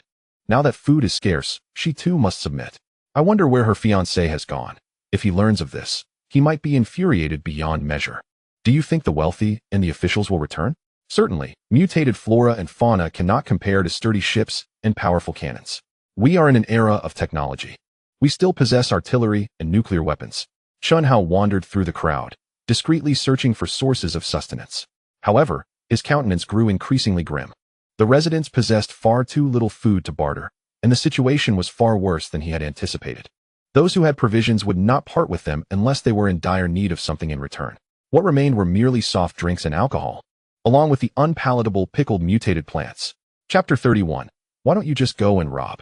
Chen Hao had previously contemplated eliminating his close friend Su Xiaodong, hoping to emulate the well-fed individuals in the group and indulge in a comfortable life with a few women. However, it now seemed that such notions were overly naive and immature. As food dwindled, even establishing a marketplace would yield insufficient supplies. Hence, only the path of robbery remained. In such endeavors, men held a distinct advantage, while women became liabilities. It was only a matter of time before robbery teams emerged in the other residential buildings. Should conflict arise, what role could women possibly play? Su Xiaodong returned from the marketplace, breathless and with a grim expression. He spread his hands in frustration. Brother, I have inquired with a dozen people, my lips nearly chapped, yet I could not uncover the whereabouts of the well-fed. Moreover, we have nothing to offer in exchange for food. Chen Hao gestured for Su Xiaodong to remain calm. A slight, fierce smile crept upon his lips. Fear not. I have a plan for the food situation. He refused to become a pitiful wretch, possessing abilities yet succumbing to starvation. In extraordinary times, one must resort to extraordinary measures. Brother, what about that fellow from the well-fed? Is he not in Building A? Su Xiaodong harbored an intense yearning for the extraordinary fruit of ability that Lin Feng possessed, dedicating meticulous attention to the investigation of his residence. At that moment, Lu Jie fortuitously returned with information. Although she was unable to ascertain the precise address of Eat until full, she brought forth another piece of good news. Chenggu, I inquired around, and many are aware that the two women accompanying Eat until full reside in our Block A. Hence, he is most likely in this building as well. Furthermore, the absence of white mist in his photograph indicates he is located on the 21st floor or above. Upon hearing Lu Jie's words, both Chen Hao and Su Xiaodong's eyes gleamed with excitement. This news is worth a considerable amount of food. Alas, we still do not know what he looks like. Our greatest hope lies with him. The trio, recalling the photos shared in their group, could not suppress their salivation, their stomachs grumbling in anticipation. In the trading market, certain individuals managed to facilitate exchanges of food. A middle-aged man named Zhao Ming bartered 3 bottles of liquor for 2 bags of instant noodles and a small packet of dried tofu from a drunkard. Elated, he clutched his backpack tightly, preparing to return home to endure another day. What a fool, trading food for liquor. Can one truly satiate their hunger with alcohol? At that moment, Chun Hao, Su Xiaodong, and Lu Jia approached with grim expressions from 3 directions, cornering him in the center. Noticing Chun Hao blocking his path, Zhao Ming instinctively sought an alternative route. Are you really planning to leave like this? That would be rather unwise. Upon hearing these words, Zhao Ming's expression shifted dramatically. Chun Hao, not only robust in stature, also emanated flames from his palms, flanked by Su Xiaodong and Lu Jia wielding iron rods. With no escape route available, he could only shout loudly, attempting to attract the attention of others. What are you planning? Why are you preventing me from leaving? The onlookers in the corridor turned their gazes toward him, their expressions filled with confusion and caution. However, Chun Hao remained unfazed by their suspicious stares. Do you recall who initiated the trading market? Indeed, it was I. Since I have summoned you here, I must take responsibility. Fear not. I shall ensure your personal safety and property. Yet, in return, having reaped the benefits, it is only fair to contribute a management fee, is it not? The expressions of the crowd in the corridor darkened, inwardly cursing. What management fee? Isn't that just extortion? Lu Nai, concealed within the crowd, was wrought with anxiety. Her palms damp with sweat. She donned oversized clothing and applied makeup, presenting herself in a rather unkempt manner, akin to a middle-aged woman. Aware that beauty posed the greatest danger in these chaotic times, she deliberately disguised herself to evade unwanted attention. As anticipated, not only did no one approach her, but some even cast disdainful glances as they passed. Standing amidst the throng, she watched anxiously as Chun Hao and his companions collected their management fees. Would eat until full truly arrive. Could it be a deception? The notion that a single mutated fruit could be exchanged for 3 roasted chickens seemed utterly implausible. Even if the food were obtained, how would she transport it back? Lu Nai instinctively touched the small handbag concealed within her voluminous outerwear, inside which lay a crimson fruit. This is the only thing she can exchange for food, and also her hope for survival. Many people saw Chun Hao collecting protection fees and were packing up to leave. People who don't bring important supplies such as food and medicine stand aside and eat melons fiercely. At that moment, Chun Hao suddenly let out a loud roar. Whoever dares to leave this corridor, I will burn him to ashes. The flame in his hand suddenly rose more than 10 centimeters and made a whistling sound, particularly intimidating. The person who was originally planning to run suddenly froze in place, at a loss. Chun Hao turned his head and his gaze fell on Zhao Ming, who was tightly holding his backpack, revealing a row of black and yellow teeth and extending 2 fingers that were on fire. I don't want too much management fee. Just pay 2 bags of instant noodles. So many. Why don't you go grab them? Zhao Ming also became angry. At least he is a middle-aged man, who hasn't had a little temper yet. He only got these things with 3 bottles of erguo too. This young man is really good. He doesn't need to give anything and just wants to buy 2 bags of instant noodles for free. Chun Hao is very satisfied with Zhao Ming's head iron. He was in need of an opportunity to scare off others, and Zhao Ming was clearly the unlucky one. He flipped his palm and a fireball instantly rose. With a gentle wave, the fireball landed on Zhao Ming's shoulder. Zhao Ming let out a mournful scream, covered his shoulders in pain, and fell to the ground. His left chest to shoulder instantly turned black, and the flames on his clothes continued to spread to other areas. Zhao Ming rolled desperately, trying to extinguish the flames. Nevertheless, his other hand still tightly held onto the backpack, unwilling to let go. Chun Hao's mouth curved into a cruel smile, and his fiery palm grabbed Zhao Ming's neck and lifted him up. The flames burned the skin with a crackling sound, and the air was filled with an unpleasant smell of burning. Zhao Ming's screams echoed in the corridor, making it spine-chilling. Everyone's scalp tingled at the sight. Is this the strength of a psychic? Not only does it have strong physical strength, but it also possesses superpowers. In fact, Chun Hao's physical fitness is not particularly strong. After only mentioning Zhao Ming for a few seconds, he felt his arm ache and had to throw the person out fiercely. Chun Hao stepped forward and snatched the backpack tightly held by Zhao Ming. If you do not obey the arrangements of the trading market administrator, everything will be confiscated. No, you can't do this. That's my food for survival. Give it back to me. Despite the flames still burning on his body, Zhao Ming rushed over in pain, trying to retrieve his backpack. Chapter 32. Do you dare to fight version T0? Chun Hao's face suddenly darkened, with a fierce gleam in his eyes. He knows that he must use the most ruthless means to establish his power. Only by thoroughly deterring the residents of this building can we clear the way for future plans. He suddenly grabbed Zhao Ming's wrist, and flames shot up from his palm. The flames spread wildly along Zhao Ming's arm, devouring him in the blink of an eye. Zhao Ming let out a heart-wrenching scream and writhed wildly in the hallway, resembling a human-shaped fireball. After just over 10 seconds, he fell heavily to the ground and remained silent. Clothes turned to ashes, charred skin cracked and rolled, and the nauseating smell of grilled meat permeated the air. The entire corridor was silent, and everyone stared at the still smoking corpse with wide open eyes. Su Xiaodong's Adam's apple rolled up and down, and cold sweat soaked his back. The original plan was just to lead people to grab some food, and at most use iron bars to teach disobedient people a lesson. If there is a loss of life now, what if the authorities investigate afterwards? Chen Haochao spat at the charred body on the ground, his soul crushing the burnt floor, and his cold gaze swept over everyone. Do you already know what's going on outside now? Both animals and plants have become deadly, and our building will eventually be destroyed. He deliberately paused, allowing fear to spread among the crowd. If you want to survive, listen to me. I propose to form a guard team and select 8 men as members. In case of danger, we will go up. We are responsible for cleaning up the mutated plants that broke into the building. As for the team leader, Chun Hao patted his chest. Of course it's me, a psychic. Now we need to select 8 team members from among you. The quota is limited, first come, first served. The corridor remains silent. Everyone, look at me and look at you. No one dares to be a rising star. Just witness Chun Hao killing someone. Who dares to believe him? Not to mention facing those terrifying mutant creatures. Chun Hao saw this and picked up the backpack he had snatched from Zhao Ming. 2 bags of noodles and a bag of dried tofu were shaken off with a crash. This guy didn't obey the management, and I confiscated his belongings. He kicked Zhao Ming's body. But this thing is not exclusive to me alone. It belongs to the entire security team. Upon hearing this, everyone present immediately understood that the nature of this security team was nothing more than a food-grabbing gang. Nowadays, everyone is so hungry that their chest is pressed against their back, and the thought of adding food is enough to activate their minds. I'm almost starving. Who cares about the others? As long as it's not oneself who starved to death. As for the official investigation, we have to live until then first. If you starve to death without receiving aid, everything is in vain. Chen Hao noticed that many young men couldn't help but lean forward slightly. With a greedy gleam in their eyes, he smirked at the corner of his mouth, knowing that all he needed now was to add another flame. Everyone knows that many people in the building did not come back during the outbreak of the White Fog disaster. I will organize a security team to break into every house and search for all available supplies and food. Of course, brothers who do such dirty and tiring work should naturally prioritize sharing.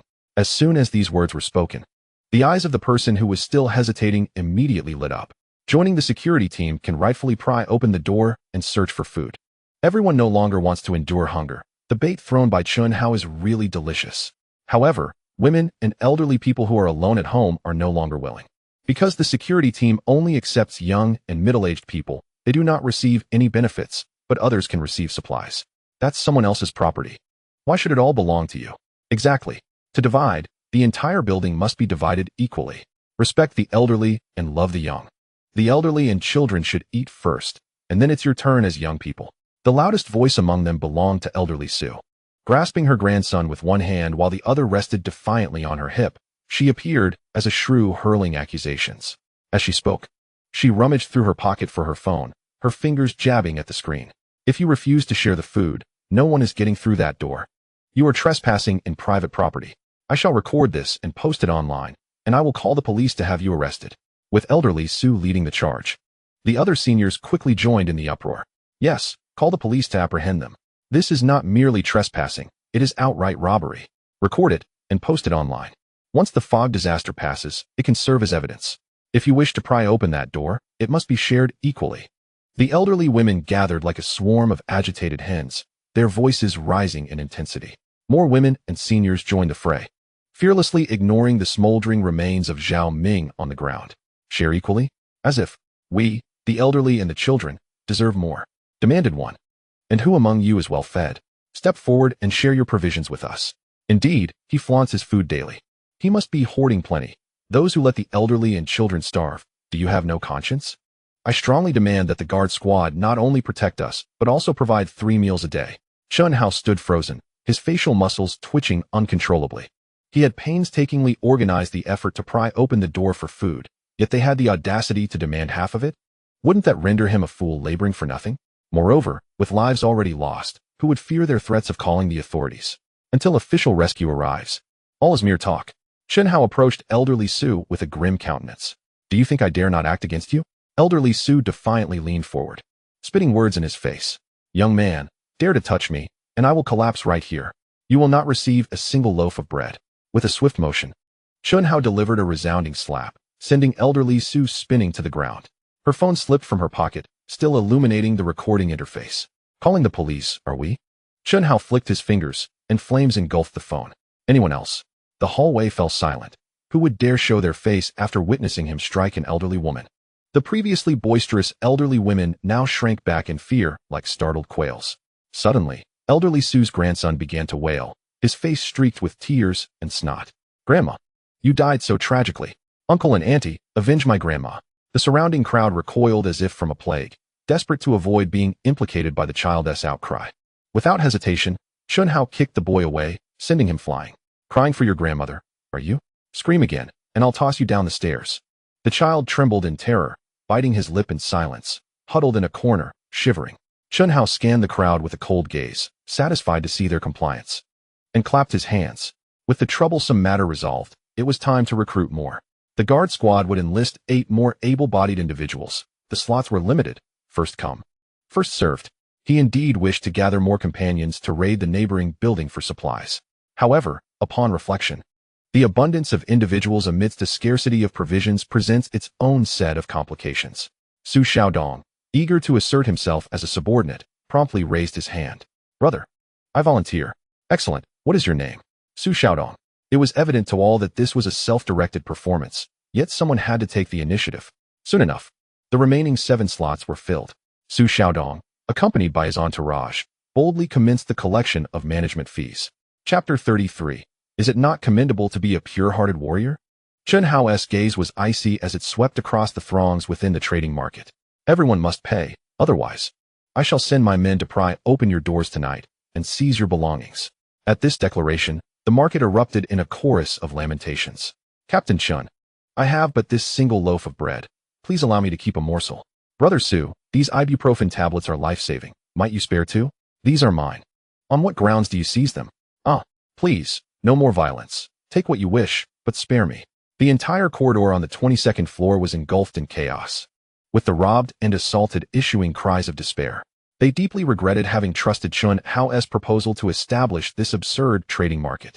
Clearly, it was a mere harvest festival for the unscrupulous. Moreover, there was no avenue for escape. Their homes were right here, and fleeing would invite the threat of forced entry. Naturally, many bystanders had arrived empty-handed, merely to partake in the spectacle. At this moment, they too felt a pang of regret. Why had they not enlisted in the guard squad sooner? They had unwittingly allowed this opportunity for robbery to slip away. As they gazed longingly at the provisions seized by the guards, their mouths watered. Amidst this tumult, a young man's voice resonated from the staircase. Oh, I did not anticipate such a lively scene, complete with robbers. Chen Hao immediately turned, flames of fury igniting in his grasp. He was eager to witness who would dare to oppose him at such a juncture. At that moment, a handsome man descended the stairs, flanked by 2 tall, exquisite women. The man exuded vitality. His eyes sparkled, setting him apart from the gaunt figures in the corridor. The 2 women were meticulously adorned, their lips painted, with skin that was fair and radiant, epitomizing youth and beauty. Their rosy cheeks and captivating gazes made them celestial beings amidst a throng of pallid and emaciated women. The cacophony in the corridor quieted for a few fleeting seconds. Recognition dawned on those present as they identified the women beside Lin Feng. Isn't that the aloof goddess Zhang? What is she doing linking arms with that man? And the other is my landlord Wang Tao's fiancé. Is this infidelity? This dashing young man is familiar to many. Isn't he? The delivery guy who frequents this area. Goodness. So, you are the one well-fed and content. A delivery worker masquerading as a lord in our midst. Confronted by the hungry gazes of numerous men, Zhang Sueki and Li Bing felt a twinge of anxiety. Yet, with Lin Feng by their side, they managed to maintain their composure, showcasing the aloofness they typically reserved for this crowd. The only individual present who could genuinely stir their hearts and command their admiration was this formidable man beside them. Lin Feng utilized his destiny ability to sense all those in the corridor. Upon discovering that every individual harbored animosity towards him, Chen Hao's eyes sparkled with realization as he overheard the discussions around him. Ah, so it is you who indulges in abundance. Now that you have entered the trading market, it is time to settle the management fees. You often showcase your culinary delights in the group. Surely, you must have a considerable stockpile? If you are unable to procure it at the moment, we can accompany you to your abode. Chen Hao had not anticipated that this well-fed, well-heeled man, surrounded by beautiful women, would venture into the trading market. With my entourage comprising 9 members, you need only present half of your provisions. Besides material goods, he also coveted the 2 enchanting ladies beside Lin Feng. Just look at those long, fair legs, absolutely irresistible. Lu Jie pales in comparison to them. By the way, the fruit you showcased in the group must be surrendered as well. Lin Feng's gaze darkened, prompting the 2 women to instinctively release their grip. So much. Can you possibly consume it all? Chen Hao unabashedly revealed his avarice. He had stumbled upon a significant bounty this time. He desired not merely half, but the entirety. He aimed to seize everything from this individual, compelling him to experience envy and jealousy for a change. Of course I can consume it. My appetite is quite robust. This includes the 2 women by your side, whom I shall also claim. The young men in the protective squad revealed eager eyes. Zhang Sueki and Li Bing trembled, hastily retreating behind Lin Feng. The strength capable of vanquishing a mutant husky would surely safeguard them. A cold smile graced Lin Feng's lips as he stepped forward. You dare to covet my women? No sooner had he spoken than he lunged forward, seizing Chen Hao by the neck. Chen Hao reacted swiftly, attempting to evade. Yet before he could even make a move, he found himself suspended in midair. This speed was beyond his reach. Are you also an ability user? Chen Hao remained composed. His abilities were not designed for long-range deployment. Being captured could work to his advantage. Just as he prepared to unleash flames to incinerate this impudent fool, a crisp crack echoed through the air, and Chen Hao's head slumped to one side, devoid of motion. Is that all? Lin Feng carelessly discarded him. Akin to tossing aside a lifeless dog, would it not be better to embody a pure-hearted warrior, lacking strength yet attempting to emulate others as a minotaur? Silence enveloped the corridor once more, as all gazes turned to Lin Feng in terror. The individual possessing the fire ability, who had previously incinerated Zhao Ming and was the captain of the protective squad, had been effortlessly crushed. Su Xiaodong rubbed his eyes in disbelief. He was acutely aware of Chen Hao's prowess, capable of contending with 2 grown men alone, and yet he had met such an untimely demise. Lu Jie trembled, stealthily retreating into the crowd. She had no desire to attract the attention of this demon, Lin Feng, due to her association with Chen Hao. The ability to slay an ability user was likely possessed by another ability user. Her immediate thought was that Lin Feng had consumed the ability fruit, thereby acquiring enhanced physical capabilities. Lin Feng stood still as Zhang Sueki and Li Bing quickly produced wet wipes to clean his hands. The astonishment in their hearts was no less than that of others. Although they were aware of the man's formidable strength, they were taken aback by his ability to effortlessly eliminate a supernatural being. This overwhelming power instilled in them a sense of safety and reverence. They believed that as long as they followed Lin Feng, they would be able to endure until official rescue arrived. Lin Feng glanced at the crowd in the hallway, offering a sunny, handsome smile. It was hard to believe that such a striking young man had just crushed a supernatural being with his bare hands. You can now trade with ease, without any worries, he assured them. I couldn't stand by while this guy was collecting protection fees, so I took care of it for everyone. The crowd remained silent, merely observing. Who would have thought that a delivery person could be more ruthless than Chen Hao? However, some people felt that this young man, overflowing with a sense of justice, could be exploited. Before their thoughts could materialize, an elderly woman approached Chen Hao.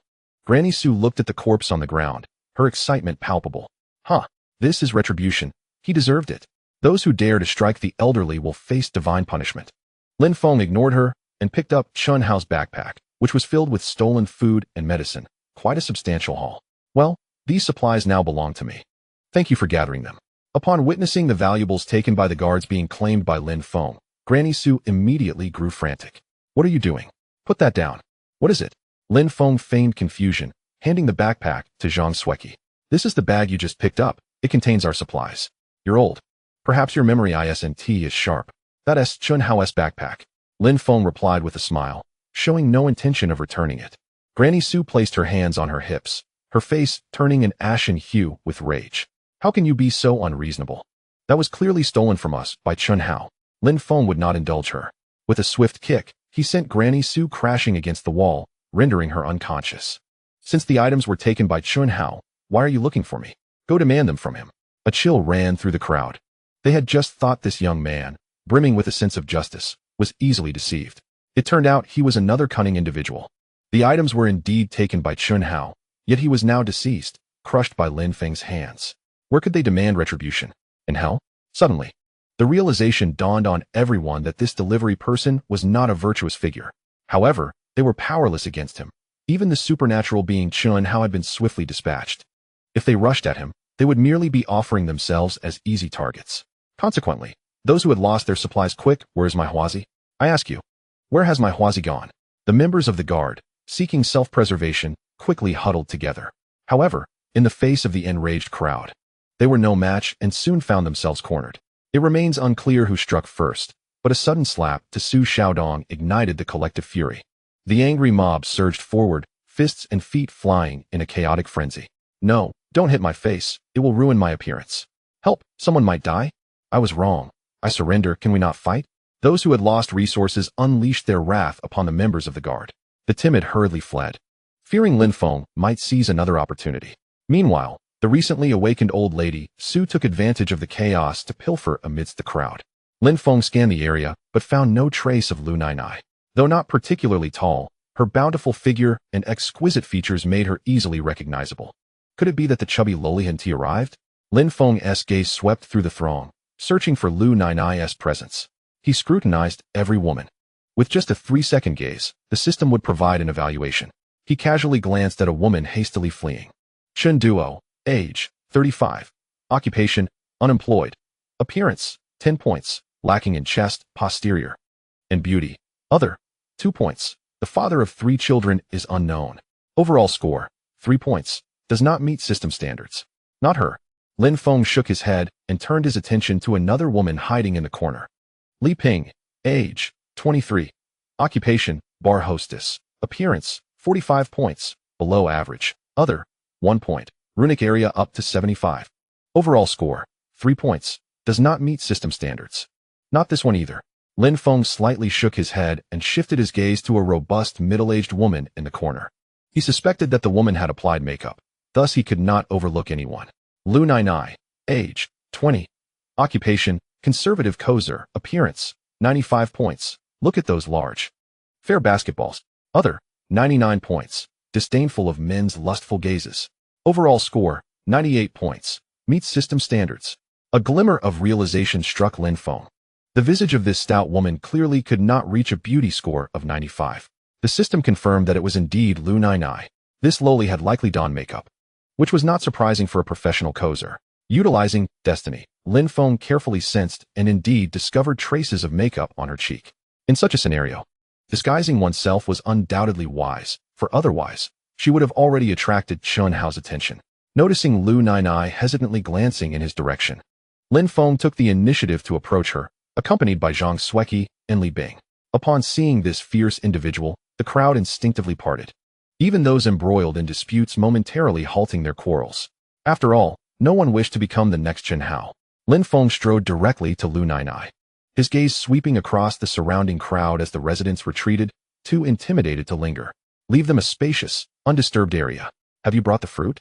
Lu Nainai was initially perplexed as to why this fierce individual had come to her. Upon hearing the question, she instinctively touched her face and glanced at her attire. Her makeup was intact, and her clothing was not revealing. "I have brought it. How did you recognize me?" Lin Feng refrained from elaborating, merely extending his hand. Lu Nainai obediently retrieved a small handbag from her bosom. She dared not defy him, for enduring hunger was preferable to facing immediate peril.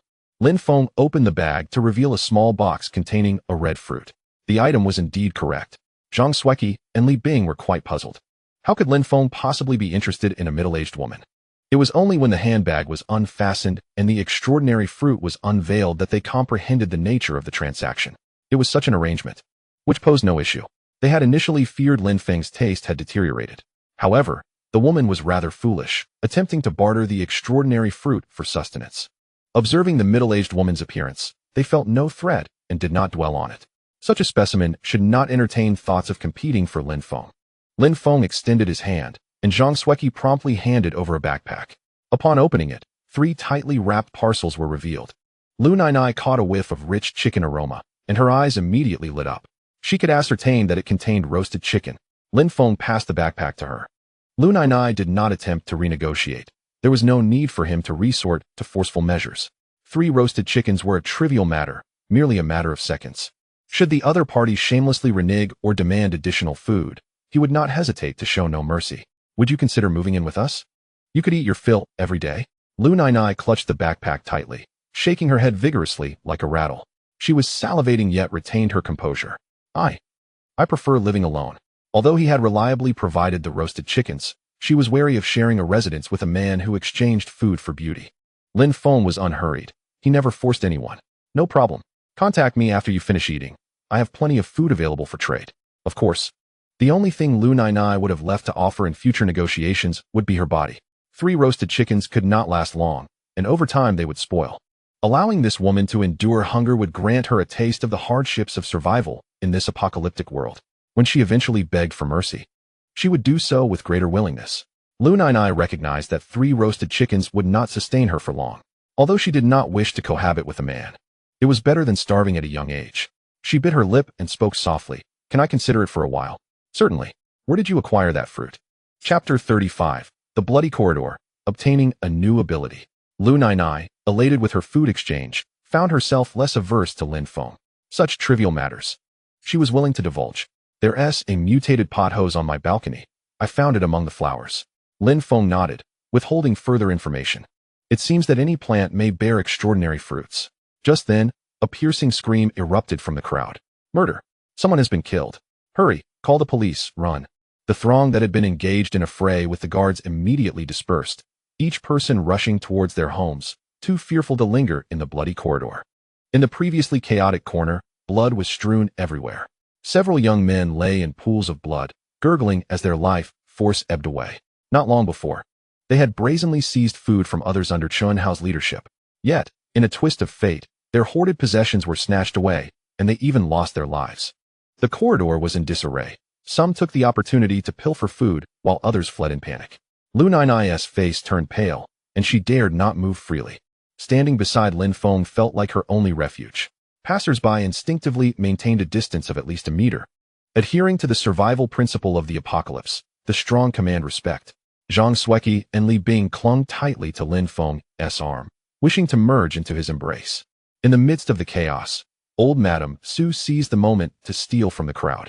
However, her attention was diverted when she saw a child get knocked over and trampled, blood spewing from his mouth. Grandson, my dear grandson, step aside, you're being trampled. Old Madame Su rushed over, cradling her grandson and crying out for help. Yet, no one stopped to assist. They were all focused on escaping. Everyone understood that this marketplace would not reopen.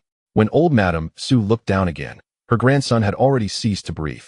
How could this be? Grandson, do not leave me. If you die, how will I explain this to your father? Overcome with grief, old Madame Su fainted on the spot. Lin Feng, having acquired the extraordinary fruit and the supplies collected by Chun Hao, had no intention of remaining. The tumultuous atmosphere was far from the comfort of home.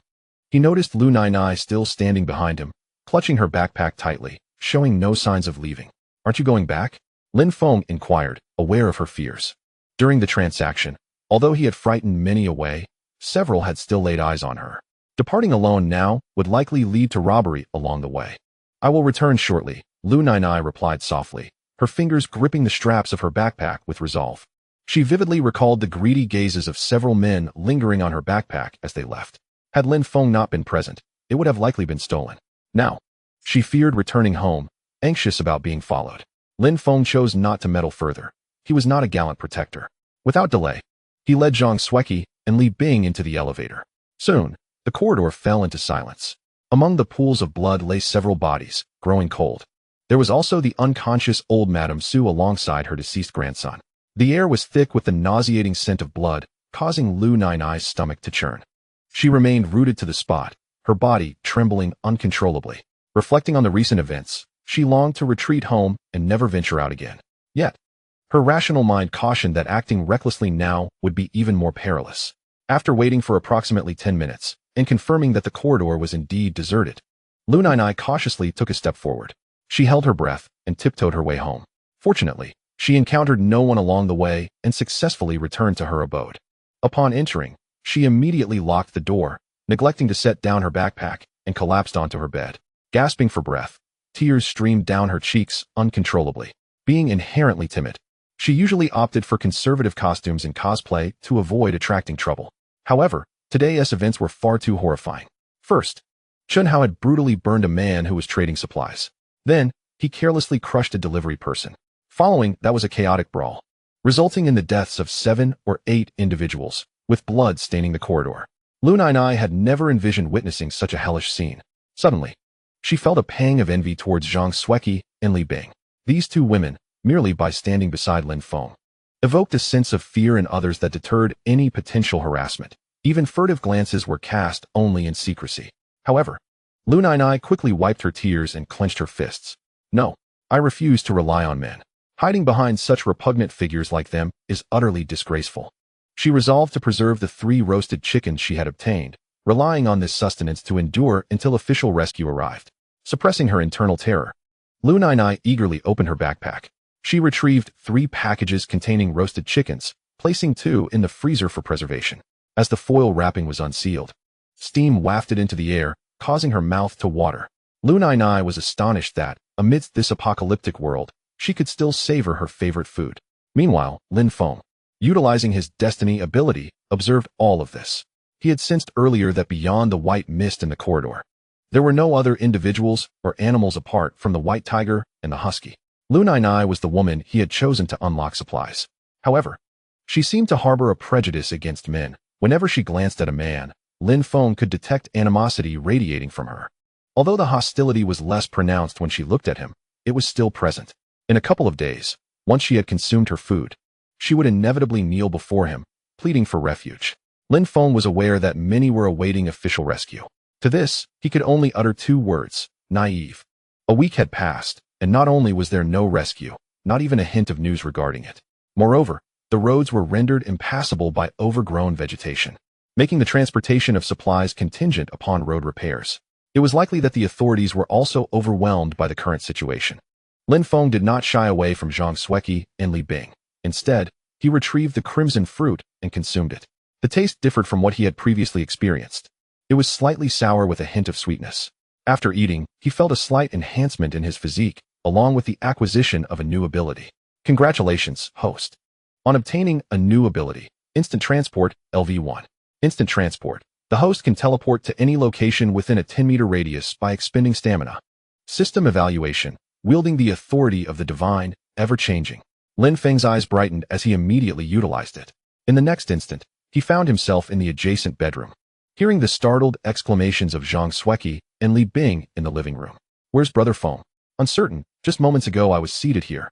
Lin Feng retrieved a peculiar fruit from the super warehouse, eagerly anticipating the elevation of his instantaneous movement ability to level 2. After consuming 5 of these fruits, a notification appeared before him. Destiny upgraded to LV3. Detection range increased to 50 meters. Oh, unexpectedly, it is your ability that has advanced first. With this enhancement, his sensing range has significantly expanded, now capable of perceiving up to the 13th floor, shrouded in dense fog. Unlike the mere 3 meters of visibility his eyes afforded him amidst the mist, the detection capacity of Destiny remains wholly unaffected by the fog. The only drawback is a slight blurriness, making it challenging to discern stationary objects. Lin Feng indulged in a few more mutated fruits, and just as he finished, the notification finally appeared. Instantaneous movement upgraded to LV2. Teleportation range increased to 20 meters. Zhang Xueqi and Li Bing remained puzzled. In the next instant, the 2 women witnessed Lin Feng reappear. Brother Feng, how did you end up back here? Chapter 36. He is responsible for enjoyment, as it is proclaimed on Xiaohongshu. Lin Feng did not respond, finding this ability quite fascinating himself. You too, follow me obediently, and you shall partake in the ability fruits in the future. Upon hearing this, Zhang Xueqi and Li Bing's eyes instantly brightened. The 2 approached Lin Feng, one on each side, assisting him in loosening his garments. Brother Feng, it's time to rest.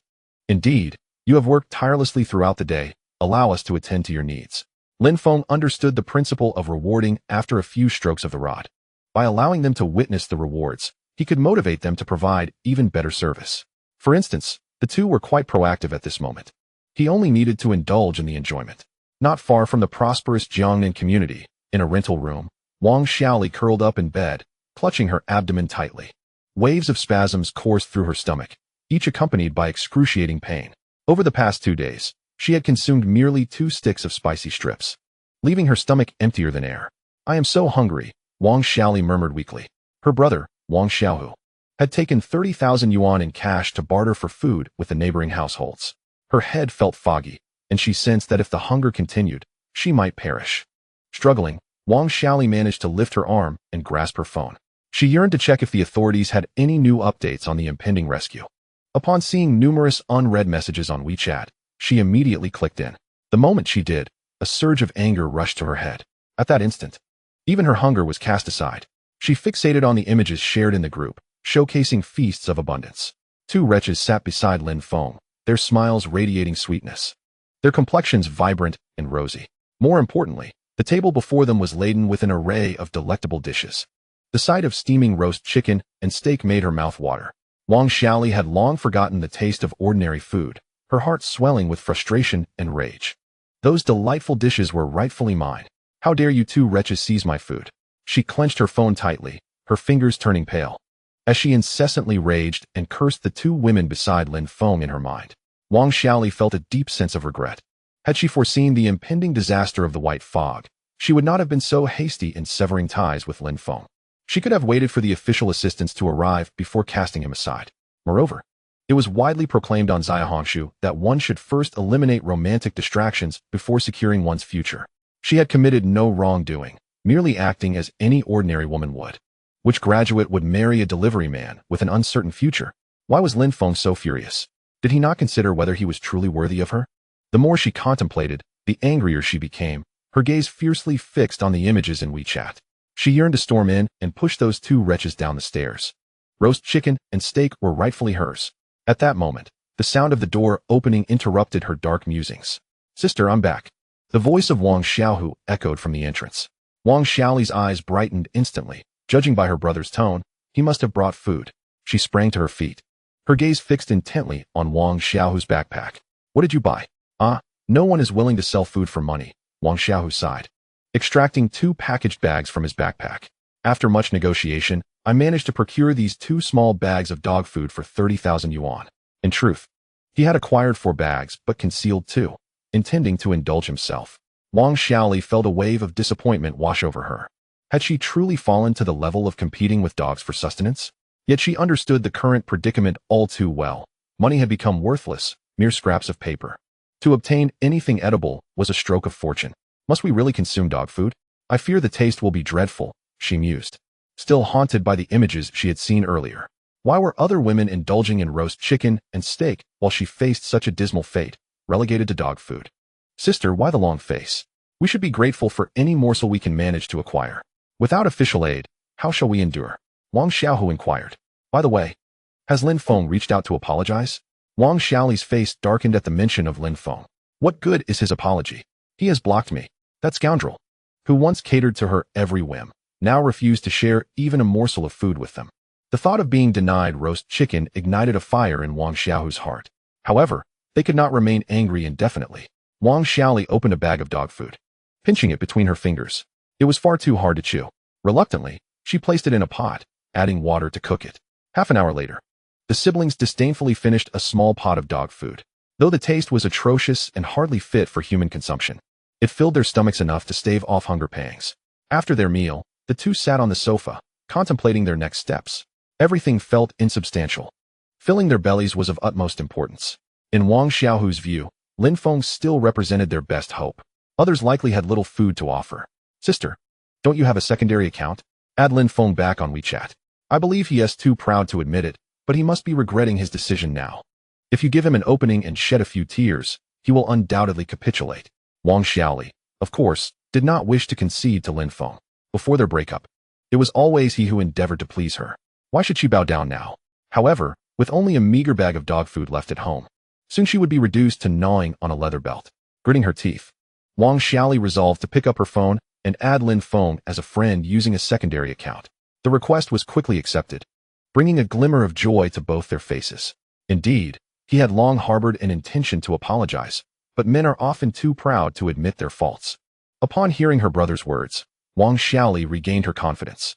Rest assured, I have ample experience in dealing with this fellow. She promptly initiated a video call with Lin Feng. Soon, his handsome visage appeared on the screen, flanked by 2 women, dutifully feeding him snacks. As Wang Xiaoli observed Lin Feng, his face radiating enjoyment and good health. A surge of anger welled up within her when she recalled her own days of hunger. How could he be indulging in snacks and entertaining women? And 2 at once? What audacity! Wang Xiaoli seethed internally, nearly hurling her phone in frustration. Lin Feng, meanwhile, was scrutinizing the screen. The women beside him looked pale, with dark circles under their eyes, their hair disheveled and appearing utterly lackluster. Was this truly the proud Wang Xiaoli of yore? She seemed more akin to a beggar now. The realization that he had been deceived by such a person for 4 years filled Lin Feng with dismay. Indeed, beauty is often in the eye of the beholder. Now stripped of any affectionate filter, Wang Xiaoli appeared to him as just another ordinary individual. Biting into the sausage that Zhang Sueki had handed him, Lin Feng greeted the women with a smile. Long time no see. Are you on a diet? I've always said you had a bit of excess around your waist. It's never too late to lose weight. At this remark, Wang Xiaoli nearly spat blood in fury.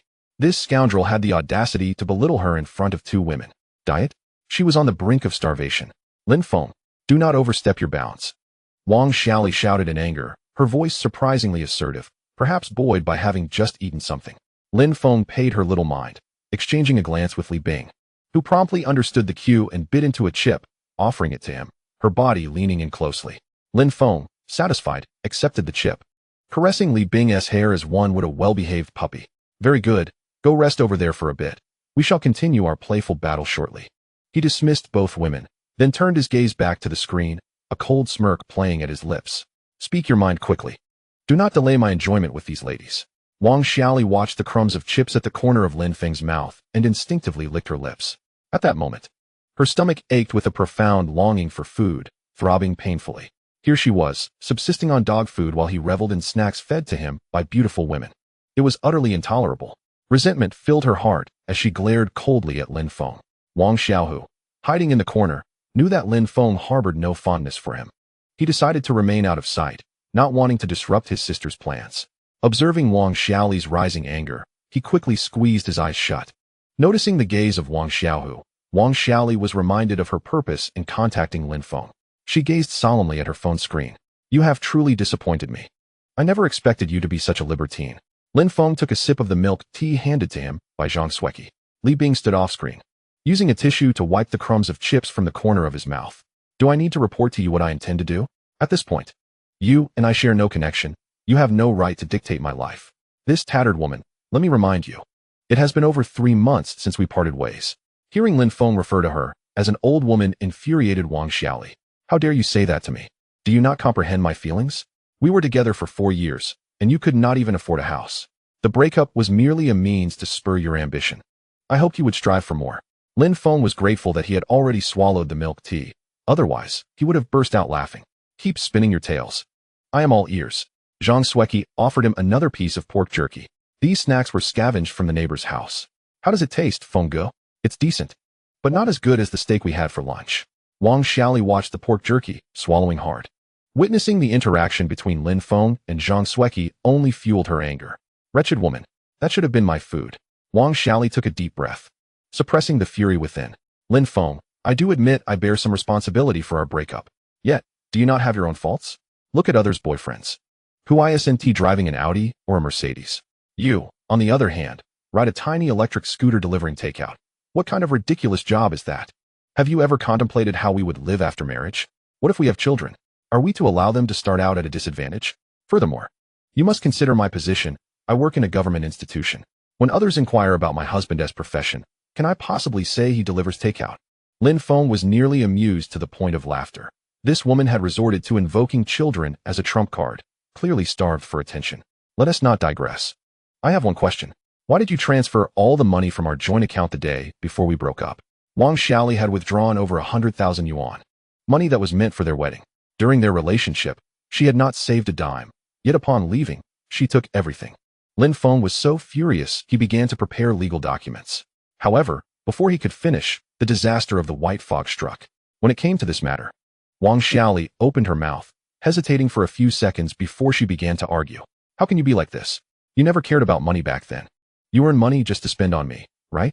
Besides, as a government employee, I am not in need of your meager funds. I merely wanted to assess your attitude. I did not expect you to turn out like this. You have truly disappointed me. Wang Xiaoli sighed regretfully, seemingly portraying herself as the victim. Lin Feng wore a mocking smile. Is that so? Then I shall provide you with an opportunity to express your stance. Upon hearing this, Wang Xiaoli's heart leaped with joy. I knew you could not forget me. From this point forward, let us live our lives well. And let the past remain in the past. Wang Xiaoli declared earnestly, though her heart was brimming with joy. This fellow truly remained the same lovesick fool as before. A mere hint of reconciliation was enough for him to abandon his stance so swiftly. In her mind, she was already devising a plan to drive away those two insufferable women once they arrived at Lin Feng's home. The food would undoubtedly be entrusted to her care. Once she held dominion over the provisions, how she treated Lin Feng would be merely a matter of words. In the corner, Wang Xiaohu was bouncing with excitement, already envisioning the taste of a roasted chicken leg. The mouth-watering aroma of the succulent grease was enough to make anyone salivate. Lin Feng sneered as he glanced at his phone screen. The notion of living well could wait. First, he wanted to gauge her attitude. Kneel down immediately and bow 3 times. Wang Xiaoli's smile instantly froze. She slammed her hand on the table and stood up abruptly. Lin Feng, do not push your luck. I am an official now. This is not merely an insult to me. Wang Xiaohu, witnessing the scene, was nearly frantic, signaling desperately from the side. Could they allow the roasted chicken to slip away? Wang Xiaoli, consumed by her anger, was oblivious to his gestures, prompting him to step closer and whisper a reminder. Sister, don't be angry.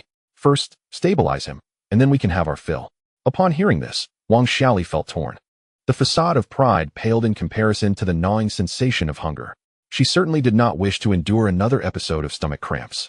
Yet, all of this hinged on a singular condition. Had this merely been a private video call between her and Lin Feng, she would not have been so incensed. Perhaps she would have already knelt, contemplating how to do so more gracefully. However, there were 2 unseemly women on Lin Feng's side, grinning at her. And her brother was watching as well. Wang Xiaoli could not bear the humiliation of kneeling before her ex-boyfriend, the lovesick fool. Lin Feng did not grant her the luxury of deliberation. My demand for you to bow is not an insult. Rather, I wish to discern your attitude. Wang Xiaoli, you have truly disappointed me. You cannot even stoop to kneel, yet you dare speak of living well? With that, he hung up the call, leaving the furious and trembling Wang Xiaoli in disarray. Blast it! Did he not just utter my own words? Wang Xiaohu's face turned pale with anger. Had the roasted chicken truly escaped their grasp? Sister, when you two were together, you engaged in such frivolities daily. What harm is there in bowing to him? Can your pretense of purity fill our stomachs? If we fail to secure food, both of us will starve, and the Wang family will face extinction. Chapter 38. What is the big deal about bowing? Wang Xiaoli, already fuming, felt her head spin upon hearing these words. You little rascal. How dare you speak to your sister like that? Wang Xiaohu was stomping his feet in frustration, wishing he could kneel in her stead. Sister, what is the big deal about bowing? Just treat it as a game between you and him. Don't tell me you've never knelt before. Wang Xiaoli was at a loss for how to respond to this. How could I have such a foolish younger brother? That scoundrel is deliberately humiliating me. What does it matter if he shames me? It is certainly preferable to starving together, I assent it. Wang Xiaohu, filled with anger, turned and dashed into his bedroom. The loud bang of the door closing echoed, a clear release of his pent-up fury. Wang Xiaoli regretted her actions. She truly should have bowed her head earlier. Indeed, as her brother had pointed out, she had knelt before. Why should she care so much about the opinions of others? Once they moved into Lin Feng's home, they could easily drive away those 2 wretched individuals. Upon graduating from high school, Wang Xiaoli had instantly taken a liking to the handsome Lin Feng. Coupled with the fact that he was already employed and could provide her with financial support, her university roommates envied her for having such a charming and prosperous boyfriend. However, as Wang Xiaoli secured her position in the civil service, Lin Feng, the delivery worker, became a burden, a source of embarrassment. Without hesitation, she cast him aside. Who could have predicted the emergence of the white mist calamity? The once lowly delivery worker had transformed into a person of considerable resources. Akin to a wealthy magnate in a post-apocalyptic world, bowing and scraping to such an individual was not entirely out of the question. Wang Xiaoli fixated on Lin Feng's WeChat avatar, unable to summon the resolve to act. This was partly due to her recent consumption of the dog food stew. Leaving her with some sustenance in her stomach, she could endure for another couple of days. Perhaps, if she waited a bit longer, he would soon realize his mistakes.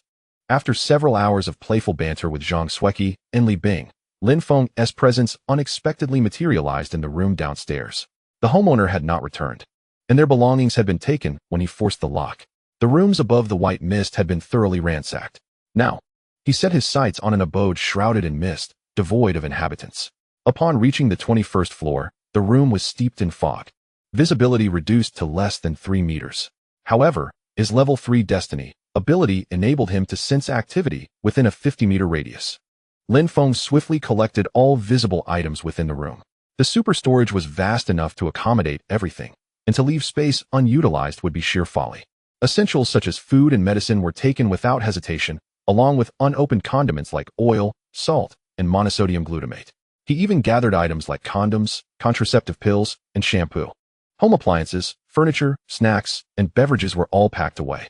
Lin Feng toiled for 3 hours, and as dusk approached, he descended to the 2nd floor of Building A. The supplies he had amassed were sufficient to sustain him for a decade. The further he descended, the darker it became. Even before nightfall, the 2nd floor was shrouded in impenetrable darkness. Coupled with the fog obscuring visibility, even a flashlight could only illuminate a small area. The stale odor of mold and decay permeated the entire house. Wild plants grew unchecked, and vines from the outside twisted into the interior, transforming the dwelling into a veritable wild museum. More alarming were the creatures scurrying about: 2-meter-long rats, half-human-sized cockroaches, and even several fist-sized fleas. Yet, what left the most indelible impression on him was the sight of nearly 300 ants, each larger than a dog, crawling along the walls outside. A veritable army of creatures. Lin Feng understood well that an ordinary person without abilities or firearms could not survive in such an environment. At that moment, he suddenly sensed movement coming from a room below. His figure flickered as he arrived in a certain apartment on the 1st floor of Block A. A faint sound emanated from the security door, as if someone was attempting to unlock it. Lin Feng approached a room on the 1st floor of the residential building. Outside the door, a series of soft noises could be heard. Through his perception, he discerned a young couple outside. The man held several tools in his hands, while the woman assisted by illuminating the area with her phone. Suddenly, a sharp sound pierced the air, and the security door was pushed open. This display left Lin Feng utterly astonished. Goodness, such technical talent exists? Not just anyone could open a security door. Otherwise, Chunhao wouldn't need to assemble a ridiculous guard team. With Su Xiaodong and Lu Jie, they could have emptied the supplies. The man outside was either a locksmith or a professional thief. Yang Shu glanced proudly at his female companion, boasting, "Xiao Fei, did you see that? I told you there's no lock I can't pick, even security doors." Before the outbreak of the white mist disaster, he was a thief despised by all. Yet in this apocalypse, his skills proved exceptionally useful. Over the past few days, he had procured a considerable amount of food through this talent, allowing him to feast daily. Pan Xiao Fei's eyes sparkled with admiration as she playfully teased, "Gidge, you're so amazing. From today onwards, you shall be my idol." Yang Shu relished the flattery. Grasping Pan Xiao Fei's hand, his desires were unmistakable. "Xiao Fei, rest assured, with me, you will never go hungry." The chatter in their group about being well-fed held little weight. His refrigerator was small, and once the food was gone, hunger would follow. But he was different. He could unlock door after door. This building could be emptied, and then they could move on to another community. They would undoubtedly survive until official rescue arrived. Hidden in the white mist, Lin Feng smiled faintly. "You were a step too slow, leaving only the floor for you." He had already cleared out all the unclaimed supplies in Block A.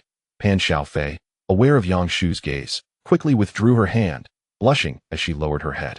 "Brother Yang, I'm not that kind of woman." Despite her words, the two soon found a corner to indulge in a passionate kiss. Completely oblivious to the presence of an audience nearby, who found the scene quite distressing, Lin Feng observed the young woman and was soon met with a system prompt. Pan Xiao Fei, age, 26, occupation, foot bath technician, appearance, 40 points below average, other, 0 points. Oh dear, what's the big deal? The odds of winning are slim. Overall rating, 0 points. Does not meet system standards. Goodness, a viral host. Lin Feng was once again taken aback. It was his first encounter with a 00 anomaly. He immediately transported himself to the adjacent room, mindful of the rampant mutation of microorganisms and viruses, fearing he might contract some pathogens by staying too close. He certainly did not wish to find himself in a precarious situation merely by casting an extra glance. Unfortunately, such a skilled technician was destined to face calamity. Lin Feng once again employed his ability of instantaneous movement, teleporting himself to the entrance of Building A's community hall. This area had become overrun with weeds and vines, which had transformed into a new gateway, even sturdier than the original glass door. In the dimness obscured by the sunlight, countless nameless insects scuttled about. Lin Feng also observed a 3-meter-long earthworm emerging from the soil. Surely, using this creature for fishing would not result in a barren catch?